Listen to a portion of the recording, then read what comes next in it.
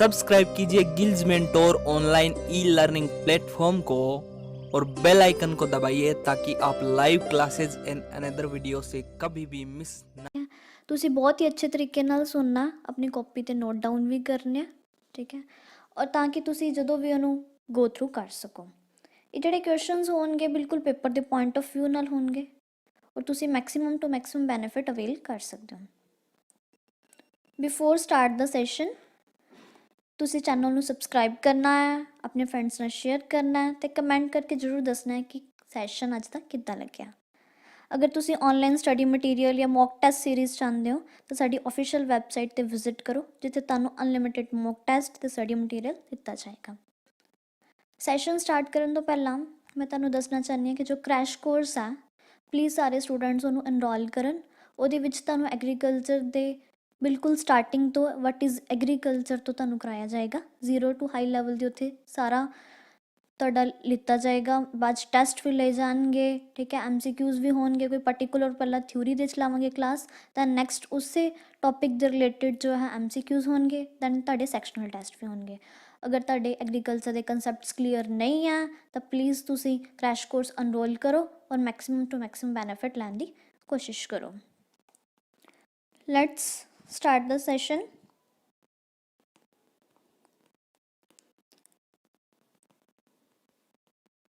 Students अगर तुहानू कोई भी डाउट हुंदा तो प्लीज़ तुसी अपने डाउट्स कमेंट सैशन दे विच लै सकदे हो एंड वध तो वध लाइक ते शेयर करो।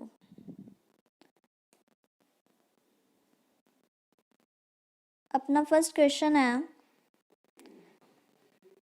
अडेफिक is nature of which of the following, ठीक है। जो अडेफिक है वो नेचर है इन्हां चों किंदी। देखो मैं तुहानू सब तो पहला दसना चाहूँगी कॉपी पैन अपने कोल होना चाहिए तुहाडा, ठीक है। Please must note, it's beneficial for you. Edaphic जो वर्ड है ना is related to the soil. क्यों सॉइल दे रिलेटेड है? क्योंकि अडेफोलॉजी जो है is the study of soil. Study of soil is known as edaphology. तो इट मीनस नाम तो ही क्लीयर है कि अडेफिक वर्ड किहदे नाल रिलेटेड है, सॉइल दे नाल रिलेटेड है। जो अडेफोलॉजी है ਇਹਦੇ ਵਿੱਚ ਸਟੱਡੀ ਆਫ ਸੋਇਲ ਆਉਂਦਾ ਹੈ, ਕਾਹਦੇ ਰਿਲੇਟਿਡ, ਜੋ ਸੋਇਲ ਦੇ ਵਿੱਚ ਗਰੋਥ ਦੇ ਰਿਲੇਟਿਡ, ਨਿਊਟ੍ਰੀਸ਼ਨਸ ਦੇ ਰਿਲੇਟਿਡ ਅਤੇ ਹੀਲਡ ਦੇ ਰਿਲੇਟਿਡ, ਠੀਕ ਹੈ। ਜੋ ਪਲਾਂਟ ਆ ਉਹਦੀ ਕਿੰਨੀ ਗਰੋਥ ਹੋ ਰਹੀ ਹੈ, ਉਹਨੂੰ ਕਿੱਦਾਂ ਦੇ ਖਣਿਜ ਪਦਾਰਥ ਆ ਉਹਦੀ ਸੋਇਲ ਦੇ ਵਿੱਚ, ਠੀਕ ਹੈ, ਜਾਂ ਫਿਰ ਉਹਦੀ ਕਿੰਨਾ ਪ੍ਰੋਡਿਊਸ ਕਿੰਨਾ ਕਰ ਰਿਹਾ, ਕਿੰਨਾ ਕੁ ਹੀਲਡ ਆ ਰਿਹਾ, ਉਹਦੇ ਰਿਲੇਟਿਡ ਹੁੰਦਾ ਹੈ। ਔਰ ਇਹਦੇ ਵਿੱਚ ਕਿਹੜੇ ਕਿਹੜੇ ਕਰੈਕਟਰਿਸਟਿਕਸ ਆ ਜਾਂਦੇ ਆ, ਜਿਵੇਂ ਡਰੇਨੇਜ ਆ ਗਿਆ, ਠੀਕ ਹੈ। ਵੀ ਜੇ ਡਰੇਨੇਜ ਕੀ ਹੁੰਦਾ, ਪਾਣੀ ਲਾਇਆ ਆਪਾਂ ਸੋਇਲ ਦੇ ਵਿੱਚ, ਜਿੰਨਾ ਪਾਣੀ ਸੋਇਲ ਨੇ ਕੰਜ਼ਿਊਮ ਕਰਨਾ ਸੀ ਕਰ ਲਿਆ, ਠੀਕ ਹੈ, ਅਬਜ਼ੋਰਬ ਕਰ ਲਿਆ ਉਹਨੇ। ਆਫਟਰ ਦੈਟ ਜਿਹੜਾ ਪਾਣੀ ਐਕਸਟਰਾ ਰਹਿ ਗਿਆ ਉਹ ਵਾਟਰ ਲੋਗਡ ਹੋ ਗਿਆ, ਉਹ ਆਪਾਂ ਡਰੇਨ ਆਊਟ ਕਰਦੇ ਹਾਂ। ਜਿਹੜਾ ਐਕਸੈਸ ਵਾਟਰ ਹੁੰਦਾ ਨਾ ਉਹ ਆਪਾਂ ਡਰੇਨ ਆਊਟ ਕਰਦੇ ਹਾਂ, ਆਰਟੀਫਿਸ਼ਲੀ ਰਿਮੂਵ ਕਰਦੇ ਹਾਂ, that is known as drainage, ਠੀਕ ਹੈ। ਅਤੇ ਹੋਰ ਇਹਦੇ 'ਚ ਟੈਕਸਚਰ ਹੋ ਗਿਆ। ਟੈਕਸਚਰ ਹੁੰਦਾ ਹੈ ਕਿ ਜਿਹੜੀਆਂ percentage of sand, silt and clay, ਠੀਕ ਹੈ। ਜਿਹੜੀ ਆਪਣੀ ਸੋਇਲ ਹੈ ਨਾ ਕੰਪਰਾਈਸਿਸ ਹੁੰਦੇ ਆ 3 ਪਾਰਟੀਕਲ, ਸੈਂਡ ਹੁੰਦਾ, ਸਿਲਟ ਹੁੰਦਾ ਐਂਡ ਕਲੇ ਹੁੰਦਾ। ਅਤੇ ਸੋਇਲ ਦੀ ਟੈਕਸਚਰ ਦੀ ਪ੍ਰੋਪਰਟੀ ਕਿਹੜੀ ਹੁੰਦੀ, ਅਗਰ ਤੁਹਾਨੂੰ ਕਦੇ ਵੀ ਕਹਿਣ ਪਰਸੈਂਟੇਜ ਜਾਂ ਫਿਰ proportion of sand, silt and clay. ਬਹੁਤ ਹੀ ਕਲੀਅਰ ਹੋਣਾ ਚਾਹੀਦਾ ਤੁਹਾਨੂੰ, ਕਿਤੇ ਵੀ ਡਾਊਟ ਹੈ ਪਲੀਜ਼ ਤੁਸੀਂ ਆਪਣਾ ਡਾਊਟ ਲਓ, ਡਾਊਟ ਕਿਤੇ ਨਹੀਂ ਰੱਖਣਾ ਆਪਾਂ। ਐਂਡ pH, ਠੀਕ ਹੈ। pH ਕੀ ਹੈ, ਜਿਵੇਂ ਸੋਇਲ ਹੈ ਉਹਦੇ 'ਚ ਐਸਿਡਿਕ, ਬੇਸਿਕ ਅਤੇ ਨਿਊਟਰਲ ਹੁੰਦੀ ਹੈ, ਠੀਕ ਹੈ। ਉਹਦੀ ਐਸਿਡਿਕ ਹੈ, ਬੇਸਿਕ ਹੈ, ਨਿਊਟਰਲ ਹੈ। ਸੋਇਲ ਆਪਣੀ ਕਿੱਦਾਂ ਦੀ ਹੈ, ਕਿੱਦਾਂ ਦੀ ਨੇਚਰ ਹੈ ਸੋਇਲ ਦੀ, ਉਹ ਸਾਰੀਆਂ ਦੇ ਅੰਡਰ ਆਊਗਾ। ਇਹ ਗ੍ਰੀਕ ਵਰਡ ਤੋਂ ਬਣਿਆ ਅਡੈਫੋਲੋਜੀ ਜੋ ਹੈ, ਠੀਕ ਹੈ। ਇਹਦੇ ਵਿੱਚ ਅਡੈਫੋਸ ਦਾ ਮਤਲਬ ਹੁੰਦਾ ਸੋਇਲ ਐਂਡ ਲੋਗੋਸ ਦਾ ਮੀਨਸ ਡਿਸਕੋਰਸ। ਤਾਂ ਅਡੈਫੋਲੋਜੀ ਆਪਾਂ ਯਾਦ ਰੱਖਣੀ ਹੈ ਕਿ study of the soil is known as edaphology. ਤਾਂ ਆਪਣਾ ਆਨਸਰ फर्स्ट ਹੋਏਗਾ। Move to the next question. Prabhat. Prabhat जो है extra early variety of which crop? Prabhat extra early variety है, केड़ी क्रॉप की वैरायटी है Prabhat? Anyone guess? Prabhat is extra early. Extra early varieties कहते जड़ियाँ वैरायटीज़ होंदियां ना, ठीक है। I tell you the concept, ठीक है। जो क्रॉप्स है, क्रॉप्स ਦੇ ਵਿੱਚ ਕੁਝ ਐਕਸਟਰਾ अर्ली ਹੁੰਦੀਆਂ। ਐਕਸਟਰਾ अर्ली ਦਾ ਮਤਲਬ ਹੈ ਕਿ ਉਹ क्रॉप ਦਾ ਜਲਦੀ ਮੈਚਿਓਰ ਹੋ ਜਾਂਦੀ ਹੈ, ठीक है। कई लेट मैच्योरिंग वाली वैराइटीज़ होंदियां, लेट, कई सैमी होंदियां, ठीक है। ये अजकल ਜਿਹੜੇ ਹੈਗੇ ਆ एक्स्ट्रा अर्ली वैराइटीज़ बहुत चल रही हैं, ठीक है, कि ਆਪਾਂ ਨੂੰ एक्स्ट्रा बहुत ही ज़्यादा अर्ली अपना ਜਿਹੜਾ प्रोड्यूस मिल जाता, अपनी ਜ਼ਮੀਨ जल्दी खाली हो जाती, ਆਪਾਂ नैक्सट क्रॉप जल्दी तो जल्दी फिर बीज सकते हैं। इस वास्ते ਹੁੰਦੀਆਂ ਦਾ परपज़ ਜਿਹੜਾ है। ओके, प्रभात ਜਿਹੜੀ ਹੈ ਇਹਨਾਂ ਚੋਂ ਕਿੰਦੀ वैरायटी है, वो हैगी है ग्राम ਦੀ। Your answer is 4th। ये ग्राम ਕਿਹੜਾ है, रैड ग्राम, ये रैड ग्राम है। ओके, रैड ग्राम की हुंदा, ये तुर दी दाल हुंदी है ना, तुर दी दाल नूं आपां रैड ग्राम कहने आ, ओहदी वैरायटी है ये प्रभात। ये अप्रोक्सीमेट 110 to 115 डेज़ ਦੇ ਵਿੱਚ क्रॉप ਤਿਆਰ ਹੋ ਜਾਂਦੀ ਹੈ। प्रभात ਦੀ ਜਿਹੜੀ ਤੁਰਦੀ ਹੁੰਦੀ ਹੈ क्रॉप, ਰੈੱਡ ਗ੍ਰਾਮ ਜਿਹਨੂੰ ਕਹਿੰਦੇ ਆ। ਇਹ ਬੰਚੀ ਜਿਹੇ ਹੁੰਦੇ ਆ, ਜਿਵੇਂ ਇਹਨਾਂ ਦੇ ਰੂਟਸ ਵਗੈਰਾ ਬੰਚੀ ਜਿਹੇ ਹੁੰਦੇ ਆ, ਔਰ ਜਿਹੜਾ ਫਲੈਟ ਟੌਪ ਦਾ ਜਿਹੜਾ ਟੌਪ ਹੁੰਦਾ ਬਿਲਕੁਲ ਫਲੈਟ ਜਿਹਾ ਹੁੰਦਾ, ਔਰ ਡਿਟਰਮੀਨੇਟ ਜਿਹੇ ਹੁੰਦੇ, ਬਿਲਕੁਲ ਸਿੱਧੀ ਸਿੱਧੀ ਜਿਹੀ ਵੈਰਾਈਟੀ ਹੁੰਦੀ ਆ, ਇੱਦਾਂ ਦੀ ਹੁੰਦੀ ਆ Prabhat. Okay, our next question is, in India watermelon crop is grown in which season? India ਦੇ ਵਿੱਚ ਵਾਟਰਮੈਲਨ ਕ੍ਰੋਪ ਕਿਹੜੇ ਸੀਜ਼ਨ 'ਚ ਗਰੋ ਕੀਤੀ ਜਾਂਦੀ ਹੈ? ਇਹ ਮੈਂ ਆਪਣੇ ਲਾਸਟ ਲੈਕਚਰ 'ਚ ਵੀ ਡਿਸਕਸ ਕੀਤਾ ਸੀ ਕਿ ਇੱਦਾਂ ਦੀ ਜਿਹੜੀਆਂ ਕ੍ਰੋਪਸ ਕਿਹੜੀਆਂ ਹੁੰਦੀਆਂ, ਵਾਟਰਮੈਲਨ ਹੋ ਗਏ, ਕੁੱਕਰ ਬਿਟਸ ਹੋ ਗਏ। Okay students, I will discuss again. ਜਿਹੜਾ ਵਾਟਰਮੈਲਨ ਹੈ, ਜਿਵੇਂ ਤਰਬੂਜਾ ਹੈ ਜਾਂ ਫਿਰ ਖੱਖੜੀ ਹੈ ਜਾਂ ਕੱਦੂ ਕਰੇਲੇ, ਇੱਦਾਂ ਦੇ ਜਿਹੜੇ ਉਹਨੂੰ ਕੁੱਕਰ ਬਿਟਸ ਕਹਿੰਦੇ, ਕੱਦੂ ਕਰੇਲਿਆਂ ਨੂੰ, ਠੀਕ ਹੈ। ਉਹ ਜਿਹੜੀਆਂ ਹੁੰਦੇ ਆ, ਇਹ ਕਾਹਦੇ 'ਚ ਆਉਂਦੇ ਆ, ਸਾਰੇ ਕੁੱਕਰ ਬਿਟਸ 'ਚ ਆਉਂਦੇ ਆ, ਔਰ ਕਿਹੜੇ ਸੀਜ਼ਨ ਦੇ ਵਿੱਚ ਗਰੋ ਹੁੰਦੇ ਆ? ਇਹ ਜਦੋਂ ਆਪਾਂ ਨੂੰ ਪਤਾ ਖਰੀਫ, ਆਪਾਂ ਡਿਸਕਸ ਕਰਦੇ ਹਾਂ ਖਰੀਫ ਕਿਹੜੀ ਹੁੰਦੀ ਹੈ, ਕਿ ਜੂਨ ਜੁਲਾਈ 'ਚ ਲਾਈ, ਅਕਤੂਬਰ ਨਵੰਬਰ 'ਚ ਪੱਟਦੀ, ਠੀਕ ਹੈ। ਨਵੰਬਰ ਦਸੰਬਰ 'ਚ ਲਾਈ, ਮਾਰਚ ਅਪ੍ਰੈਲ 'ਚ ਪੱਟਦੀ, ਉਹ ਕਿਹੜੀ ਹੁੰਦੀ ਹੈ, ਰੱਬੀ ਹੁੰਦੀ ਆ। ਔਰ ਜੋ ਉਹ ਮਾਰਚ ਤੋਂ ਲੈ ਕੇ ਜੂਨ ਦਾ ਵਿੱਚ ਟਾਈਮ ਹੁੰਦਾ, ਜਦੋਂ ਆਪਣੀ ਜ਼ਮੀਨ ਖਾਲੀ ਹੁੰਦੀ ਆ, ਜਾਂ ਆਪਾਂ ਰਾਈਸ ਆਪਾਂ ਹਾਲੇ ਲਾਈ ਨਹੀਂ, ਮਤਲਬ ਆਪਾਂ ਖਰੀਫ ਲਾਈ ਨਹੀਂ ਔਰ ਰੱਬੀ ਆਪਾਂ ਪੱਟਤੀ, ਉਹਦੇ ਵਿੱਚ ਜਿਹੜਾ ਟਾਈਮ ਪੀਰੀਅਡ ਹੋਊਗਾ ਨਾ ਮਾਰਚ ਤੋਂ ਜੂਨ ਦਾ, ਠੀਕ ਹੈ, ਉਹਨੂੰ ਆਪਾਂ ਕਹਿੰਦੇ ਹਾਂ ਜਾਦ ਸੀਜ਼ਨ। ਔਰ ਉਹਦੇ ਵਿੱਚ ਹੀ ਜਿਹੜੀਆਂ ਬਹੁਤ ਜ਼ਿਆਦਾ ਗਰਮੀ ਹੁੰਦੀ ਉਸ ਟਾਈਮ 'ਤੇ, ਜਦੋਂ ਗਰਮੀ ਹੁੰਦੀ ਆਪਾਂ ਨੂੰ ਕੋਈ ਠੰਡਾ ਖਾਣ ਨੂੰ ਦਿਲ ਕਰਦਾ, ਤਾਂ ਉਦੋਂ ਕੀ ਆਪਾਂ ਇੱਦਾਂ ਦੇ ਆਪਾਂ ਕੱਦੂ ਕਰੇਲੇ ਅਤੇ ਖਰਬੂਜੇ ਆਪਾਂ ਬੀਜਦੇ ਹਾਂ, ਤਾਂ ਉਦੋਂ ਆਹ ਜਿਹੜੀ ਹੁੰਦੀਆਂ ਕ੍ਰੋਪਸ ਆਪਾਂ ਨੂੰ ਮਿਲਦੀਆਂ। ਤਾਂ ਇਹਦਾ ਆਨਸਰ ਕਿਹੜਾ ਹੋਊਗਾ? Your third answer is right, जात। बहुत ही क्लियर होना चाहिए। 4th question, dash is typical characteristics of commercial grain farming, ठीक है। कमर्शियल ग्रेन फार्मिंग किहड़ी हुंदी है? देखो आप जिहड़ियां कमर्शियल परपज़ वास्ते, कमर्शियल का मतलब है सेल परपज़ वास्ते, अगर आप सेल कर रहे हैं इट मीनस आपां नूं प्रॉफिट हो रहा है, आप प्रॉफिट कमाने वास्ते कुछ आप ग्रो कर रहे हैं, ठीक है। तो वो आप करांगे, अपना की होगा मोटिव कि आप लार्ज स्केल पर ग्रो करांगे, ठीक है। जब आप कमर्शियल आप जिवें आप कोई राइस लगाई है, वीट लगाई, आप काफ़ी लार्ज स्केल के उपर ग्रो कर दें, ताकि आपू कमर्शियल परपज़ के उपर आप बहुत सारा बैनीफिट लै सकीए। तो यदा आंसर की है सैकेंड, ये मोनोकल्चर करते हैं आप, मोनो मीनस एक क्रॉप, ठीक है। आप एक क्रॉप लगा दें, काफ़ी वड्डी जगह के उपर लगा दें, लार्ज स्केल के उपर, ताकि आपू मैक्सीमम बैनीफिट हो सके। ਇਹ ਕਾਹਦੇ 'ਤੇ ਵੀ ਹੋ ਸਕਦੀ ਹੈ, ਮਤਲਬ ਇਹ ਆਪਾਂ ਕੋਈ ਇੰਡਸਟਰੀ ਵਗੈਰਾ ਲਈ ਕੰਮ ਕਰ ਰਹੇ ਹਾਂ ਤਾਂ ਆਪਾਂ ਨੂੰ ਰਾ ਮਟੀਰੀਅਲ ਪ੍ਰੋਵਾਈਡ ਕਰਵਾਉਣਾ, ਠੀਕ ਹੈ। ਬਹੁਤ ਵੱਡੇ ਏਰੀਆ ਦੇ ਵਿੱਚ ਆਪਾਂ ਕੋਈ ਇੱਕ ਕਰੋਪ ਲਾਤੀ, ਇੰਡਸਟਰੀ ਨਾਲ ਡੀਲ ਕਰ ਲਿਆ, ਉਹਨੂੰ ਰਾ ਮਟੀਰੀਅਲ ਪ੍ਰੋਵਾਈਡ ਕਰਾਤਾ। ਔਰਗੈਨਿਕ ਹੋ ਸਕਦੀ ਹੈ। ਔਰਗੈਨਿਕ ਫਾਰਮਿੰਗ ਕਿਹੜੀ ਹੁੰਦੀ ਹੈ? ਜਿਹਦੇ 'ਚ ਆਪਾਂ ਪੈਸਟੀਸਾਈਡਸ, ਇਨਸੈਕਟੀਸਾਈਡਸ ਵਗੈਰਾ ਦਾ ਆਪਾਂ ਘੱਟ ਯੂਜ਼ ਕਰਦੇ ਹਾਂ, ਠੀਕ ਹੈ। ਬਿਲਕੁਲ ਔਰਗੈਨਿਕਲੀ ਆਪਾਂ ਔਰਗੈਨਿਕ ਮੈਟਰ ਪਾ ਕੇ, ਖਾਦਾਂ ਖੁੱਦਾਂ ਪਾ ਕੇ ਜਿਹੜੀ ਹੁੰਦੀਆਂ ਆਪਾਂ ਜਿਹੜੀ ਕਰੋਪ ਤਿਆਰ ਕਰਦੇ ਹਾਂ, that is known as organic farming. ਇਹਦੇ ਵਿੱਚ ਆਪਾਂ ਕਾफ़ी ਵੱਡੀ ਜਗ੍ਹਾ 'ਤੇ ਇੱਕੋ ਹੀ ਕਰੋਪ ਲਗਾਵਾਂਗੇ, ਉਹ ਆਪਾਂ ਕਵਾਂਗੇ ਕਮਰਸ਼ੀਅਲ ਗ੍ਰੇਨ ਫਾਰਮਿੰਗ, ਔਰ ਉਹਨੂੰ ਮੋਨੋਕਲਚਰ ਕਹਿੰਦੇ ਆ। ਮੋਨੋਕਲਚਰ ਮੀਨਸ ਆਪਾਂ ਇੱਕ ਕਰੋਪ ਲਗਾਈਏ ਕਾफ़ी ਵੱਡੀ ਜਗ੍ਹਾ 'ਤੇ, ठीक है।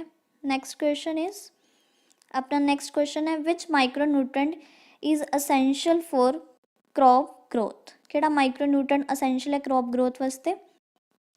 देखो जिहड़े माइक्रोन्यूट्रेंट्स होंदे आ दो तरह होंदे, एक माइक्रोन्यूट्रेंट हुंदा, एक मैक्रोन्यूट्रेंट हुंदा, ठीक है। माइक्रो एंड मैक्रो दो तरह के हुंदे आ।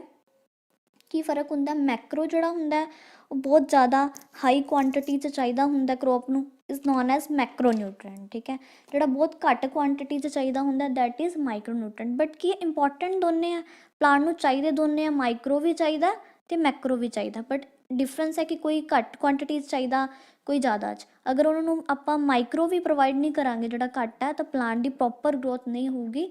ਇਸ ਲਈ ਅਸੈਂਸ਼ੀਅਲ ਹੈ, ਦੋਨੋਂ ਹੀ ਅਸੈਂਸ਼ੀਅਲ ਹੈ, ਚਾਹੇ ਉਹ ਮਾਈਕਰੋ ਹੈ ਔਰ ਮੈਕਰੋ ਹੈ। ਇਹਦੇ 'ਚੋਂ ਆਕਸੀਜਨ ਕੀ ਹੈ, ਮੈਕਰੋ ਦੇ ਅੰਦਰ ਆਉਂਦਾ, ਨਾਈਟ੍ਰੋਜਨ ਮੈਕਰੋ ਦੇ ਅੰਦਰ ਆਉਂਦਾ, ਬੋਰਨ ਮਾਈਕਰੋ ਦੇ ਅੰਦਰ ਆਉਂਦਾ, ਐਂਡ ਫੋਰਥ ਇਜ਼ ਕਾਰਬਨ ਵੀ ਮੈਕਰੋ ਦੇ ਅੰਦਰ ਆਉਂਦਾ। ਤਾਂ ਆਪਣਾ ਆंसर ਕੀ ਹੋਏਗਾ, थर्ड जो है बोरन। बोरन की होगा अपना माइक्रोन्यूट्रेंट होएगा। अवर नेक्स्ट क्वेश्चन 6th, देखो curing is the process of removing dash from तंबाकू। ठीक है, ये ना अलग अलग तरह के ऑपरेशनस किए जाते हैं। हुण तंबाकू च है तो याद रखना इहदे च क्योरिंग ही हुंदी है। तो क्योरिंग की हुंदा, मतलब ये ऐदां दा ऑपरेशन हुंदा जिहदे विच आपां की करदे हां कि मॉइस्चर रिमूव करवाने आ। ड्राइंग प्रोसैस हुंदा, तंबाकू दे लीव्स अपना मटीरियल हुंदा कि लीव्स ही तंबाकू दा अपना जिहड़ा रा प्रोडक्ट हुंदा, जिहड़ा अपना असैंशियल प्रोडक्ट हुंदा। लीव्स नूं की हुंदा, इक ऐदां दा ड्राइंग प्रोसैस दे के उहदे चों मॉइस्चर रिमूव करवा के उहनूं सुकाया जांदा लीव्स नूं, ते तां कि उहदा प्रॉपर उहदे च जिहड़ी फ्रैगरेंस, उहदा जिहड़ा अरोमा वो मेनटेन रहे, उहदा कलर मेनटेन रहे, उहदा टैक्सचर मेनटेन रहे। ਇੱਦਾਂ ਦਾ ਇੱਕ ਆਪਾਂ ਪੋਸਟ ਹਾਰਵੈਸਟ ਆਪਰੇਸ਼ਨ ਜਾਂ ਕਰਾਉਂਦੇ ਹਾਂ ਕਿਉਰਿੰਗ ਪ੍ਰੋਸੈਸ, ਜਿਹਦੇ ਵਿੱਚ ਸਾਰਾ ਮੋਇਸਚਰ ਉਡਾ ਦਿੱਤਾ ਜਾਂਦਾ, ਇੱਕ ਡਰਾਇੰਗ ਪ੍ਰੋਸੈਸ ਦਿੱਤਾ ਜਾਂਦਾ। ਓਕੇ, ਆਪਣਾ ਆਨਸਰ ਕੀ ਹੋਊਗਾ, ਫਸਟ। ਅਗਰ ਆਪਾਂ ਗੱਲ ਕਰੀਏ, ਇੱਦਾਂ ਦੇ ਬਹੁਤ ਸਾਰੇ ਆਪਰੇਸ਼ਨਸ ਹੋਰ ਵੀ ਹੁੰਦੇ ਆ। ਕਿਉਰਿੰਗ ਨਹੀਂ ਹੁੰਦਾ, ਜਿਵੇਂ ਆਪਾਂ ਪੋਟੈਟੋ ਦੀ ਗੱਲ ਕਰੀਏ, ਆਲੂਆਂ ਦੇ ਵਿੱਚ ਦਿੱਤਾ ਜਾਂਦਾ ਅਰਦਿੰਗ, ਜਿਹਨੂੰ ਕਹਿੰਦੇ ਇੰਗਲਿਸ਼ ਅਰਦਿੰਗ ਕਹਿੰਦੇ ਆ ਉਹਨੂੰ। ਆਪਾਂ ਕਹਿ ਦਿੰਦੇ ਫਾਰਮਰਸ ਕਹਿੰਦੇ ਕਿ ਮਿੱਟੀ ਚੜਾਉਣਾ, ਉੱਤੇ ਮਿੱਟੀ ਚੜਾ ਦਿੰਦੇ ਆ, ਆਲੂਆਂ 'ਤੇ ਮਿੱਟੀ ਚੜਾਈ ਜਾਂਦੀ ਹੈ। ਉਹ ਵੀ ਇੱਕ ਤਰ੍ਹਾਂ ਦਾ ਆਪਰੇਸ਼ਨ ਹੈ। ਅਗਰ ਮਿੱਟੀ ਨਾ ਚੜਾਵਾਂਗੇ ਤਾਂ ਉਹ ਵੀ ਉਹਦੇ ਨਾਲ ਵੀ ਬਹੁਤ ਜ਼ਿਆਦਾ ਹਾਰਮਫੁਲ ਇਫੈਕਟ ਜਿਹੜਾ ਹੈਗਾ ਆਲੂਆਂ ਨੂੰ ਪਊਗਾ। ਇੱਦਾਂ ਦੀ ਨਿਪਿੰਗ ਹੁੰਦੀ ਹੈ ਇੱਕ। ਇਹ ਆਪਰੇਸ਼ਨਸ ਆ ਪਰਟੀਕੂਲਰ ਕ੍ਰੌਪ ਦੇ ਰਿਲੇਟਡ ਹੁੰਦਾ। ਹੁਣ ਜਿਹੜੀ ਕਿਉਰਿੰਗ ਹੈ ਇਹ ਤੰਬਾਕੂ 'ਚ ਹੀ ਹੋਊਗੀ। ਠੀਕ ਹੈ, ਜੇ ਅਰਦਿੰਗ ਹੈ, ਮੈਂ ਗੱਲ ਕੀਤੀ ਮਿੱਟੀ ਚੜਾਉਣਾ, ਇਹ ਪੋਟੈਟੋ 'ਚ ਹੀ ਹੋਊਗਾ। ਨਿਪਿੰਗ ਹੈ, ਇਹ ਗ੍ਰਾਮ 'ਚ ਹੀ ਹੋਊਗਾ। ਨਿਪਿੰਗ ਦੇ ਵਿੱਚ ਕੀ ਕਰਦੇ ਆ, ਜਿਹੜੀਆਂ ਟੋਪ ਵਾਲੀਆਂ ਬ੍ਰਾਂਚਿਸ ਹੁੰਦੀਆਂ ਨਾ, ਉਹਨਾਂ ਨੂੰ ਪ੍ਰੂਨ ਕਰ ਦਿੰਦੇ ਆ, ਉਹਨਾਂ ਨੂੰ ਕੱਟ ਦਿੰਦੇ, ਉੱਤੋਂ ਬ੍ਰਾਂਚਿਸ ਕੱਟ ਦਿੰਦੇ ਆ। ਪਲਾਂਟ ਹੈ ਉਹਦਾ ਉਤਲੇ ਨਾ ਜਿਹੜੀਆਂ ਬ੍ਰਾਂਚਿਸ ਵੱਢ ਦਿੰਦੇ ਆ। ਕਿਉਂ ਵੱਢਦੇ ਆ, ਉਹਦੀ ਰੀਪਰੋਡਕਟਿਵ ਗਰੋਥ ਨੂੰ ਪ੍ਰਮੋਟ ਕਰਨ ਵਾਸਤੇ ਅਤੇ ਵੈਜੀਟੇਟਿਵ ਨੂੰ ਇਨਹਿਬਿਟ ਕਰਨ ਵਾਸਤੇ। ਹੁਣ ਵੈਜੀਟੇਟਿਵ ਅਤੇ ਰਿਪਰੋਡਕਟਿਵ ਕੀ ਹੁੰਦਾ ਕਿ ਜਿਹੜੀ ਉਹਦੀ ਗ੍ਰੀਨਰੀ ਵਾਲੀ ਪਾਰਟ ਹੈ ਨਾ, ਉਹਦੇ ਲੀਵਸ ਦੀ ਪ੍ਰਮੋਸ਼ਨ ਹੋ ਰਹੀ ਹੈ, ਉਹ ਹੁੰਦੀ ਹੈ ਉਹਦੀ ਵੈਜੀਟੇਟਿਵ ਗਰੋਥ। ਉਹਨੂੰ ਕਰ ਦਿੰਦੇ ਆ ਬੰਦ, ਅਤੇ ਉਹਦਾ ਜਿਹੜਾ ਫਲੀਆਂ ਦਾ ਲੱਗਣਾ, ਠੀਕ ਹੈ, ਉਹਨੂੰ ਕਹਿੰਦੇ ਆ ਕਿ ਤੂੰ ਫਲੀਆਂ ਲੱਗਣੀਆਂ ਸ਼ੁਰੂ ਕਰ ਦੇ। ਇਹ ਆਪਰੇਸ਼ਨ ਵਾਸਤੇ ਉਹਨੂੰ ਇੱਕ ਝਟਕਾ ਦੇਣ ਵਾਸਤੇ ਨਾ ਉਹਦੀ ਉੱਤੋਂ ਉਹਨੂੰ ਪਲਾਂਟ ਨੂੰ ਵੱਢ ਦਿੰਦੇ ਆ। ਪਲਾਂਟ ਨੂੰ ਉੱਤੋਂ ਵੱਢਤਾ, ਉਹਨੂੰ ਪਲਾਂਟ ਨੂੰ ਝਟਕਾ ਲੱਗ ਜਾਣਾ, ਉਹਨੂੰ ਪਤਾ ਲੱਗ ਜਾਣਾ ਕਿ ਹੁਣ ਮੈਂ ਆਪਦੇ ਲੀਵਸ ਪ੍ਰੋਡਿਊਸ ਨਹੀਂ ਕਰਨੇ, ਔਰ ਮੇਰਾ ਟਾਈਮ ਆ ਗਿਆ ਕਿ ਜਦੋਂ ਹੁਣ ਮੈਂ ਫਲੀਆਂ ਨੂੰ ਪ੍ਰੋਡਿਊਸ ਕਰਨਾ। ਠੀਕ ਹੈ, ਮੇਰੀ ਰੀਪਰੋਡਕਟਿਵ ਗਰੋਥ ਕਰਨੀ ਹੈ ਮੈਂ ਆਪਦੀ। ਇੱਦਾਂ ਦੇ ਕਾਫੀ ਆਪਰੇਸ਼ਨਸ ਹੁੰਦੇ। ਆਪਾਂ ਕਿਉਰਿੰਗ ਹੈ, ਉਹਦੇ 'ਚ ਮੋਇਸਚਰ ਰਿਮੂਵ ਕਰਨਾ, ਤੰਬਾਕੂ 'ਚ ਹੁੰਦਾ। Okay guys, our next question 7th, potato will often go green due to. Potato ਨਾ ਕਈ ਵਾਰੀ ਹਰਾ ਹੋ ਜਾਂਦਾ, ਜਿਹੜਾ ਆਪਣਾ ਆਲੂ ਆ ਉਹ ਹਰੇ ਹੋ ਜਾਂਦੇ ਆ। ਠੀਕ ਹੈ, ਆਲੂ ਹਰੇ ਹੋਣ ਦਾ ਕੀ ਕਾਰਨ ਹੁੰਦਾ, decrease of disease resistance, increase of disease resistance, no, accumulation of dead skin cells, formation of chlorophyll. Yes, our answer is 4th, formation of chlorophyll। ਇਹਦਾ ਕੀ ਕੰਸੈਪਟ ਹੁੰਦਾ, ਕਲੋਰੋਫਿਲ ਦਾ ਕਿਵੇਂ ਹੁੰਦਾ। ਇਹ ਕੀ ਹੁੰਦਾ, ਜਿਵੇਂ ਮੈਂ ਹੁਣੇ ਡਿਸਕਸ ਕੀਤਾ ਕਿ ਆਲੂ ਨੂੰ ਨਾ ਜ਼ਰੂਰੀ ਹੁੰਦਾ ਕਿ ਉਹਨੂੰ ਮਿੱਟੀ ਚੜਾਉਣੀ ਆ। ਠੀਕ ਹੈ, ਆਪਾਂ ਅਰਦਿੰਗ ਪ੍ਰੋਸੈਸ ਉਹ 'ਚ ਕਰਨਾ। ਜੇ ਉਹਦੇ 'ਚ ਮਿੱਟੀ ਨਾ ਚੜੀ ਹੋਈ ਤਾਂ ਜਿਹੜਾ ਆਪਣਾ ਆਲੂ ਹੈ ਉਹ ਸਨਲਾਈਟ ਨਾਲ ਐਕਸਪੋਜ਼ ਹੋ ਗਿਆ। ਠੀਕ ਹੈ, ਉਹਦੇ ਸਨਰੇਜ਼ ਉਹਦੇ ਉੱਪਰ, ਆਲੂ ਦੇ ਉੱਪਰ ਪੈ ਗਈਆਂ, ਅਤੇ ਆਪਣਾ ਮਿੱਟੀ ਆਪਾਂ ਪੂਰੀ ਚੜੀ ਨਹੀਂ ਹੋਈ ਸੀ, ਉਹ ਐਕਸਪੋਜ਼ ਹੋ ਗਿਆ ਸਨਲਾਈਟ ਨੂੰ। ਤਾਂ ਫਿਰ ਕੀ ਹੋ ਜਾਂਦਾ, ਉਹਦੇ ਵਿੱਚ ਜਿਹੜੀ formation of chlorophyll, sunlight Ki produce ਕਰਦਾ, ਕਲੋਰੋਫਿਲ, ਉਹਦੇ ਵਿੱਚ ਜਿਹੜੀ ਕਲੋਰੋਫਿਲ ਆ ਜਾਊਗਾ ਆਲੂਆਂ ਦੇ ਵਿੱਚ, ਗ੍ਰੀਨ ਕਲਰ ਪ੍ਰੋਡਿਊਸ ਕਰ ਜੂਗਾ। ਇੱਕ ਆਹ ਕਾਰਨ ਹੈ। ਔਰ ਦੂਸਰਾ ਇਹ ਹੋ ਸਕਦਾ ਹੈ ਕਿ ਆਪਾਂ ਜਿਹੜੀ ਸਟੋਰੇਜ ਆਲੂ ਦੀ ਪ੍ਰੋਪਰਲੀ ਨਹੀਂ ਕੀਤੀ ਆ, ਉਹਨੂੰ ਆਪਾਂ ਬਿਲਕੁਲ ਸਟੋਰ ਡਾਰਕ ਕੰਡੀਸ਼ਨਸ ਦੇ ਵਿੱਚ ਨਹੀਂ ਕੀਤਾ, ਕਿਤੇ ਨਾ ਕਿਵੇਂ ਉੱਥੇ ਲਾਈਟ ਪੈ ਗਈ, ਤਾਂ ਵੀ ਉਹਦੇ ਆਲੂ ਦੇ ਉੱਪਰ ਜਿਹੜਾ ਇਹ ਅਫੈਕਟ ਹੋ ਜੂਗਾ, ਗ੍ਰੀਨਰੀ ਆ ਜੂਗੀ, ਉਹਦੇ 'ਚ ਫੋਰਮੇਸ਼ਨ ਆਫ ਕਲੋਰੋਫਿਲ ਹੋ ਜੂਗਾ। Our answer is 4th। Next question 8th, minimum support price is fixed by which of the following. ਜਿਹੜਾ ਮਿਨੀਮਮ ਸਪੋਰਟ ਪ੍ਰਾਈਸ ਆ ਉਹ ਕੌਣ ਡਿਸਾਈਡ ਕਰਦਾ। ਦੇਖੋ, ਮਿਨੀਮਮ ਸਪੋਰਟ ਪ੍ਰਾਈਸ ਬਾਰੇ ਆਪਾਂ ਨੂੰ ਪਤਾ ਹੋਣਾ ਚਾਹੀਦਾ ਕੀ ਆ। ਮਿਨੀਮਮ ਸਪੋਰਟ ਪ੍ਰਾਈਸ MSP, ਠੀਕ ਹੈ।